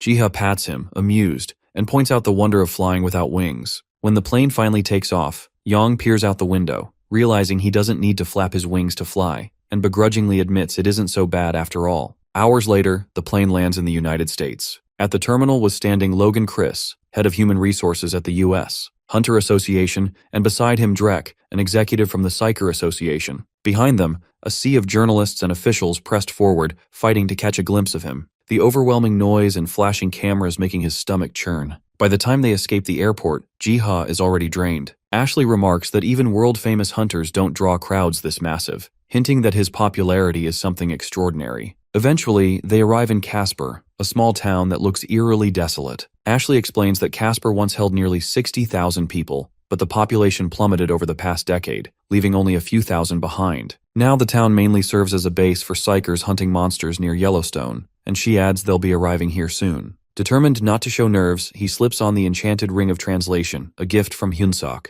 With it, he can hear and speak any foreign tongue. Hyunsuk had also asked him to craft scrolls for the psychers upon his arrival with a request to craft scrolls for the psychers once he arrived. The first thing Jiha did was line everyone up and, without pause, craft nearly 300 scrolls in a single day. The feat later becomes known as the grace of the legendary scroll maker. The hunters were astounded by how powerful the scrolls were. After 4 hours of non-stop scroll making, Jiha's shoulders finally started to ache. As fatigue sets in, someone offers him a drink. Grateful, he accepts, only for them to ask a favor. Jiha, ever the polite pushover, nodded before he even knew what it was. The man's grin never left his face as he lured Jiha into a secluded area under sweltering heat, draining his strength. Just as Jiha started questioning the detour, a black van screeched to a halt behind them. Before he could react, the man shoved him inside. Heavy hands pinned him in place, a voice hissing that he would make scrolls, not for the world, not for hunters, but for them, forever. The van speeds off, and the only comfort Jiha finds is knowing that Yang, his dragon, is still with him, tucked away in the suitcase. He forces out the question of where they are taking him. The men only smirk and reply that he'll know soon enough. Realizing escape is impossible on his own, he decides he'll have to rely on Yang.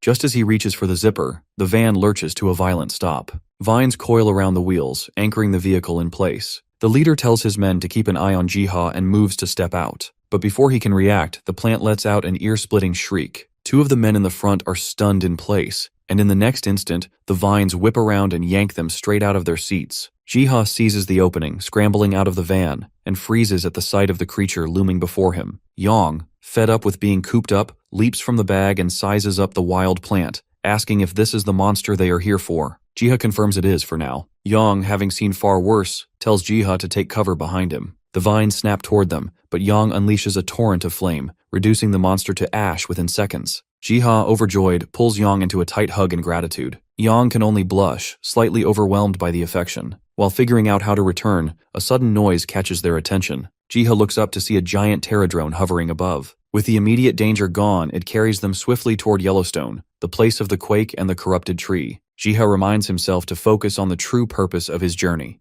eliminating the threat of the Tree of Destruction. The glowing book had revealed that long ago, the World Tree, unable to shield the whole world, bestowed part of its power to chosen trees to act as guardians. One such tree was the Tree of Destruction that had been corrupted by the High Lord, who, though made by Ark, defied his creator and claimed the title of Lord of the Abyss. All the nature gods close in on the malicious tree, breaking its twisting vines as they move. Yet they notice the tree isn't attacking them directly. Growler warns that it may be lulling them into lowering their guard, while Biome suspects it is sending a message. Their suspicions prove right when the tree shifts. Bark twists into flesh, vines retract into limbs, and before them stands a brown-skinned woman with flower-like horns. She is Organa, the High Lord of the Abyss. She mocks the gods, labeling them cute little pets. Biome demands her purpose, but she deflects, gesturing toward the pterodrone carrying Jiha. She asks if the power it emits is a false power manufactured by them after Ark left the world. The gods immediately realize her intent. Their master is drawing near. They ready their stance to shield him, but Organa moves first. Saplings erupt from the ground, coiling around the gods and locking them in place. As the pterodrone descends, she wastes no time. In a flash, she seizes Jiha, enclosing him within her palm. Organa studies Jiha with a predatory curiosity, questioning how he can act like a god when he seems so frail, so insignificant, and unremarkable. Jiha struggles, but her grip tightens, bringing him close as she inhales his scent, which intrigues her even more. She asks if he would submit as her pet. He refuses with every move, prompting her malicious grin. Humans keep pets of their own, after all. She brags about how much better the world would be if she ruled it. Recalling the devastation caused, swears he will never allow it, but she remains confident that humans will crave her control. Just as she moves to smother him, Jiha's scent triggers a long-buried memory. The warmth emanating from him reminds her of her father's hand. She recalls Ark patting her head, urging his children never to forget the purpose and duties they were born for. She grips her head, lost in confusion over her forgotten duty. She loosens her hand and gazes upward, silently asking her father for guidance, as she begins to vanish. Released from her grip, Jiha begins to fall, but the pterodrone swoops in, catching him at the last second. With Organa gone, Biome orders the team to focus, and they set fire to the Tree of Destruction. Jiha, now safe on the ground, pats his pets for their valiant efforts. He then takes the branch of the world tree he brought and plants it where the corrupted tree once stood. Meanwhile, Winnie and Biome bicker over whether their master's life was unnecessarily risked. Biome remains firm, asserting that their master, walking the path of Ark, is untouchable, even by the High Lord. Youngie admits she had doubted the plan's success, believing they had already failed the moment Organa seized him, but now they had defeated her. Then Jiha calls them over, and they see the world tree he just planted has already grown into a massive, towering tree. He thanks everyone for helping safeguard the area. Yang, brimming with excitement, rushes at him, hugging him so hard they tumble down to the ground. Once back in the dream forest, a pterodrone begins recording the day's events. Organa, the High Lord known as the Queen of Mushrooms and Vines, had used the Tree of Destruction to reach Earth. She was defeated by the nature gods when Ark's power in Jiha caught her off guard, forcing her to flee. He thinks back on how Organa treated him like a mere pet,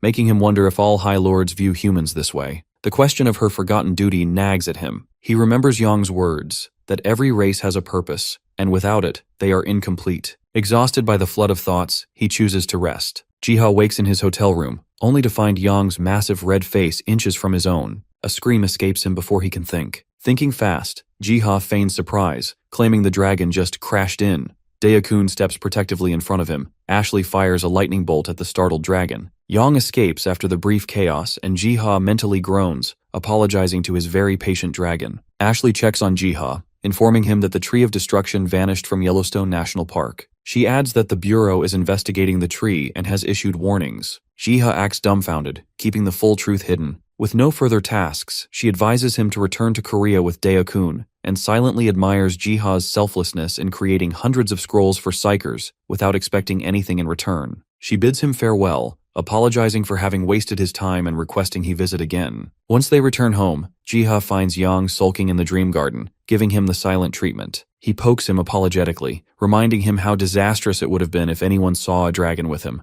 Yang scowls but reluctantly accepts a loaf of meat as apology. Jiha flops onto the ground, thinking he's starting to feel like a dragon babysitter, and wonders where the prideful, arrogant dragon he knows has gone. He refocuses on the next task. The rabbits have done their part, unearthing the bones. So he assembles them into dragons, breathing life into their forms. One by one, several more dragons awaken around him, their eyes glowing with renewed life. Jiha's life creation skill upgrades to level 2, allowing him to handle more complex creations. The Dream Garden is too small for all 48 dragons, and their energy exceeds what the Terradrones can manage, so he decides to relocate them to a nearby sanctuary spacious enough for them to roam and play freely. Trying to gather their attention proves impossible. Every dragon is busy doing its own thing. Yang finally transforms into his full, fearsome form, instantly intimidating them into obedience. Jiha can hope they can coexist without killing each other. Later at the sanctuary, the rabbits have dug yet another deep hole, as they so often enjoy doing, and they have uncovered numerous dragon bones. This hole, however, drops deeper than any before. Curious, Jiha jumps down to investigate and finds himself in a vast underground labyrinth. He notices the walls feel unnaturally constructed, and the entrance seems designed to trap or protect something. He chooses to gather knowledge before venturing further. Youngie brings him a book on the Great Labyrinth, authored by Ark, recounting the events that occurred before the World Tree was planted.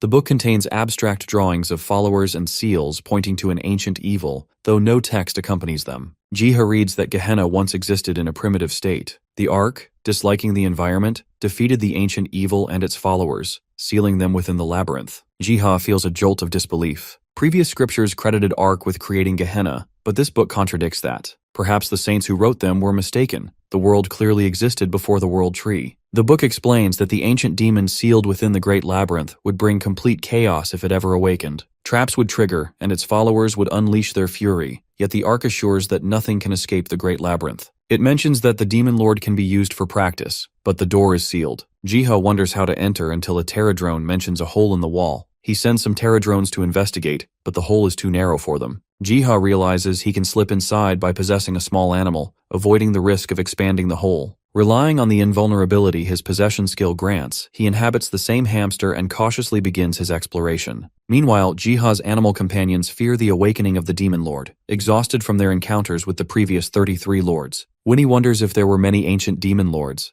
and Youngie says roughly 100 survived only after destroying each other. Winnie assumes the demon lords will avoid conflict with the hunters, yet Biam points out that a few might seek negotiation. They find it entertaining to watch the lords attempt to escape, as long as no chaos spills into their world. Biam is confident Jiha can manage them effortlessly. No creature has entered the labyrinth for ages. Now the demon lord has awakened, sensing a new guest. He commands his followers to capture Jiha, who remains unaware he is encircled by malevolent forces. To bring him, one tries to stomp him, but its hoof bends like rubber against a protective barrier around him, screaming in pain. Jiha barely notices a sound and decides to take a quick look before returning to his world. Another monster's machete snaps in half mid-swing, and the little hamster escapes, leaving the followers fumbling after it. Crichton, chief of staff to the Demon Lord, reports that they have identified the intruder, a small hamster. Yet every time the soldiers try to attack, they end up injured. The hamster is so untouchable that even the traps are not triggering on it. The Demon Lord realizes this is unusual. Normally, Crichton would capture any intruder with ease. He orders Crichton to open a path to the throne room and use the soldiers to lure the hamster so he can see it for himself. Crichton hesitates, aware that the heart of the labyrinth lies within the throne room, but the Demon Lord repeats the order, leaving no room for refusal. Drawn by curiosity, Jiha steps into the throne room. The though every instinct warns him against it. As he steps inside, he immediately realizes the presence before him, the Demon Lord. The being introduces himself as Krasus, Lord of Iron Blood, and harshly claims that they have awakened due to Jiha's intrusion. Jiha quickly apologizes, but Krasus cuts him off, demanding to know who sent him, certain he is here as a messenger. Our guy admits he stumbled upon the place by accident, but Krasus does not believe him. He questions the era the hamster comes from and presses to know why a mortal stands before a being who has spent 2,000 years steeped in blood and violence. Jiha admits there is much to explain, but first asks for Krasus's help. The Demon Lord is baffled. What help could a mere mortal want from a demon? He reveals that he is a gardener of the world tree and wields a fragment of Ark's power. Krasus eyes him warily, labeling Jiha a servant of the archdemon. Our little hamster decides to sort out the misunderstandings later, as Krasus regards God Ark as an archdemon. He declares his intention to make the labyrinth useful for his work, and offers to help the Demon Lord escape in exchange for his cooperation. The demon baffled underestimates him, insisting that Archdemon made this labyrinth impossible to escape.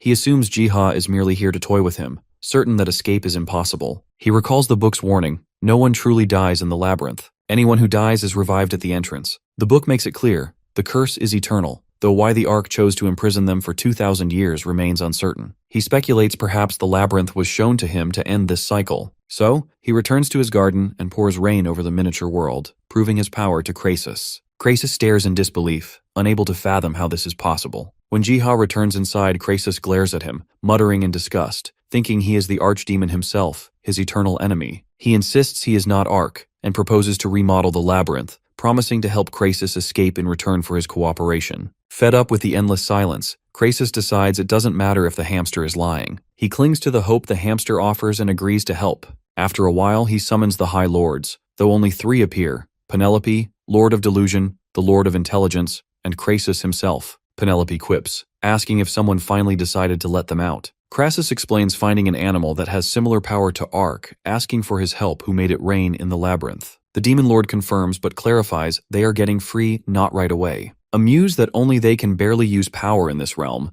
the Lord of Intelligence asks who this intruder is. Krasus plops the hamster on the table, and both lords gape since only a Demon Lord can enter this place. Penelope exclaims that if he can see them and enter here, he must be connected to the archdemon. Introducing himself as the gardener of the world tree, Jiha watches the lords grapple the reality of a world altered while they slept. He explains how Gehenna was destroyed by the High Lords, leaving only a handful of survivors. The High Lord of Intelligence finds it ironic that a world created by the archdemon was undone by its own creations. Penelope smothers the hamster, teasing if he took this tiny form as a lesson in humility. Jiha insists that power must not be misused. She muses that anything he asks would beat sitting idle and tries to charm him into revealing his plans, but he is invulnerable to her powers. He explains that hunters will soon start entering this labyrinth from now on, and their task is to help the humans grow stronger and offer rewards. He muses that together, they will create the ultimate labyrinth for hunters to explore. Kaldor Tristan, the Ark's champion and a warrior who surpasses humans, remains trapped in the labyrinth. After centuries of silence, strange noises echo throughout as monsters awaken once more. The sudden activity makes him feel as if it is his first time here, with countless beasts to slay. Penelope creeps up on him, amused to see a human still alive for over 500 years. Kaldor snaps, blaming demons like her for cursing him here. She teases that the labyrinth's new master is making these noises. Kaldor demands to know who this new owner is, but Penelope can only say that even the High Lords know little about him, though she warns that he is reshaping the labyrinth as they speak. Hearing this, Kaldor jerks upright, raising his sword toward the sky, demanding that the one watching them reveal themselves. Little does he know, the one watching him is hiding on Penelope's shoulder. The sounds now seem to emerge from beneath the ground, confusing him. Then he hears his name called, clear, deliberate, and impossible to ignore. Jiha reads aloud from the book, recounting Kaldor Tristan's past. He hails from the outskirts of the Deus Empire, led the Boar mercenary group, and became a champion at 25. He fought dragons and high lords, then entered the great labyrinth to hunt the demon lords, only to be cursed and trapped for centuries. Hearing the voice nearby, Kaldor feels an instinctive urge to kill, yet Jiha can't help but admire the aura of strength radiating from the Ark's champion, his stats displayed clearly before him. Kaldor screams for the speaker to reveal himself, his voice raw with frustration, and Jiha notes with admiration how he has retained his strength and sanity after 500 years. Penelope nudges Jiha to show himself. The man exhausts himself with futile shouting, so our hamster steps forward, asking if Kaldor has calmed down. Disappointed, he scowls at the hamster form and demands he show his true self. However, Jiha refuses to do so, while Penelope sheepishly admits she hasn't seen it either. He demands to know Jiha's identity. Argai replies that he is the gardener of the World Tree, withholding details out of respect for Kaldor's past as the Ark's champion. Enraged, Kaldor thrashes and shouts. Jiha glances at Penelope and signals her that it's a good time to leave, but the champion lunges after them, apologizing and begging them not to leave him alone again. Argai can't help but feel sorry for him, marveling at how he survived centuries in this state. He asks if Kaldor can calm down enough to continue the conversation. The poor guy forces himself to act human again. He explains that to help him, Kaldor must stay calm, and reveals he can arrange his escape via the Demon Lord, though not immediately. The man doubts the possibility, frustrated at his inability even to locate the labyrinth's entrance. Kaldor is doubtful, asks Jiha if he is under the Demon Lord's control, who clarifies they are only cooperating with each other, promising him the same aid. Kaldor flat out rejects the idea of cooperating with the Demon Lord. They turn to leave, suggesting he can remain for another 1,000 years, but he instantly regrets his defiance and apologizes. Jiha apologizes too, admitting he wants Kaldor freed just as badly, yet laments that with Gehenna practically destroyed, it may be pointless. Kaldor is struck with horror, urgently asking about the dragons and champions who should have acted as mediators. The hamster tells him the dragons were powerless to halt the High Lord's rise from the abyss, not because of weakness, but because the mediators abandoned their duties. Jiha reiterates that there's nothing left for Kaldor to return to. Gehenna is gone. Only a few survivors remain. Kaldor recoils, asking if he's condemned to stay here forever. He explains that there is a new world Kaldor can go to, though he cannot share more details for now. Relief washes over Kaldor as he realizes the survivors must be there too. His spirits lift as he asks with determination if Jiha wants him to keep exterminating the demon lords until they finally stay dead. Jiha clarifies his task is to guide the people from the other world that will be coming here. Though Kaldor worries about his intimidating appearance, he is thrilled at the prospect of freedom from this hellhole. He quickly agrees, already plotting how to school the newcomers in his head, and decides the first step is shaving off centuries of wild hair. Meanwhile, the nature gods watch them from the miniature world in the garden. Biom recommends activating the system, and Growler agrees that with the world tree fully grown, experimentation can begin. As their master prepares to bring hunters into the labyrinth, they get to work. They recall how the sponsorship system worked. Warriors used to enter the labyrinth, received essence and buffs, and the outstanding ones could form contracts with Ark or the nature gods. They prepare to implement it, agreeing to use essence as currency. The Pterodrones immediately get excited, imagining the bounty of essence they'll collect. Growler proposes picking warriors ahead of time to avoid losing them. Yang worries they might grow greedy if they share their power with them. Paney insists they only exist to motivate the hunters to push forward, not to hinder their growth. Biom stresses that this system exists only for those truly worthy of gaining power. Though the training method is up to them, he ends the argument by reminding them to consider what their master would want. They all decide to wait and see. A few days pass, and Sunghyuk finds an invitation to the Great Labyrinth waiting at his doorstep. Sunghyuk reaches the Great Labyrinth atop a Pterodrone, surprised to see others gathered there as well. They exchange questions about the place, but no one has answers. Daokun gestures toward a table at the entrance where a Pterodrone sits with ornaments.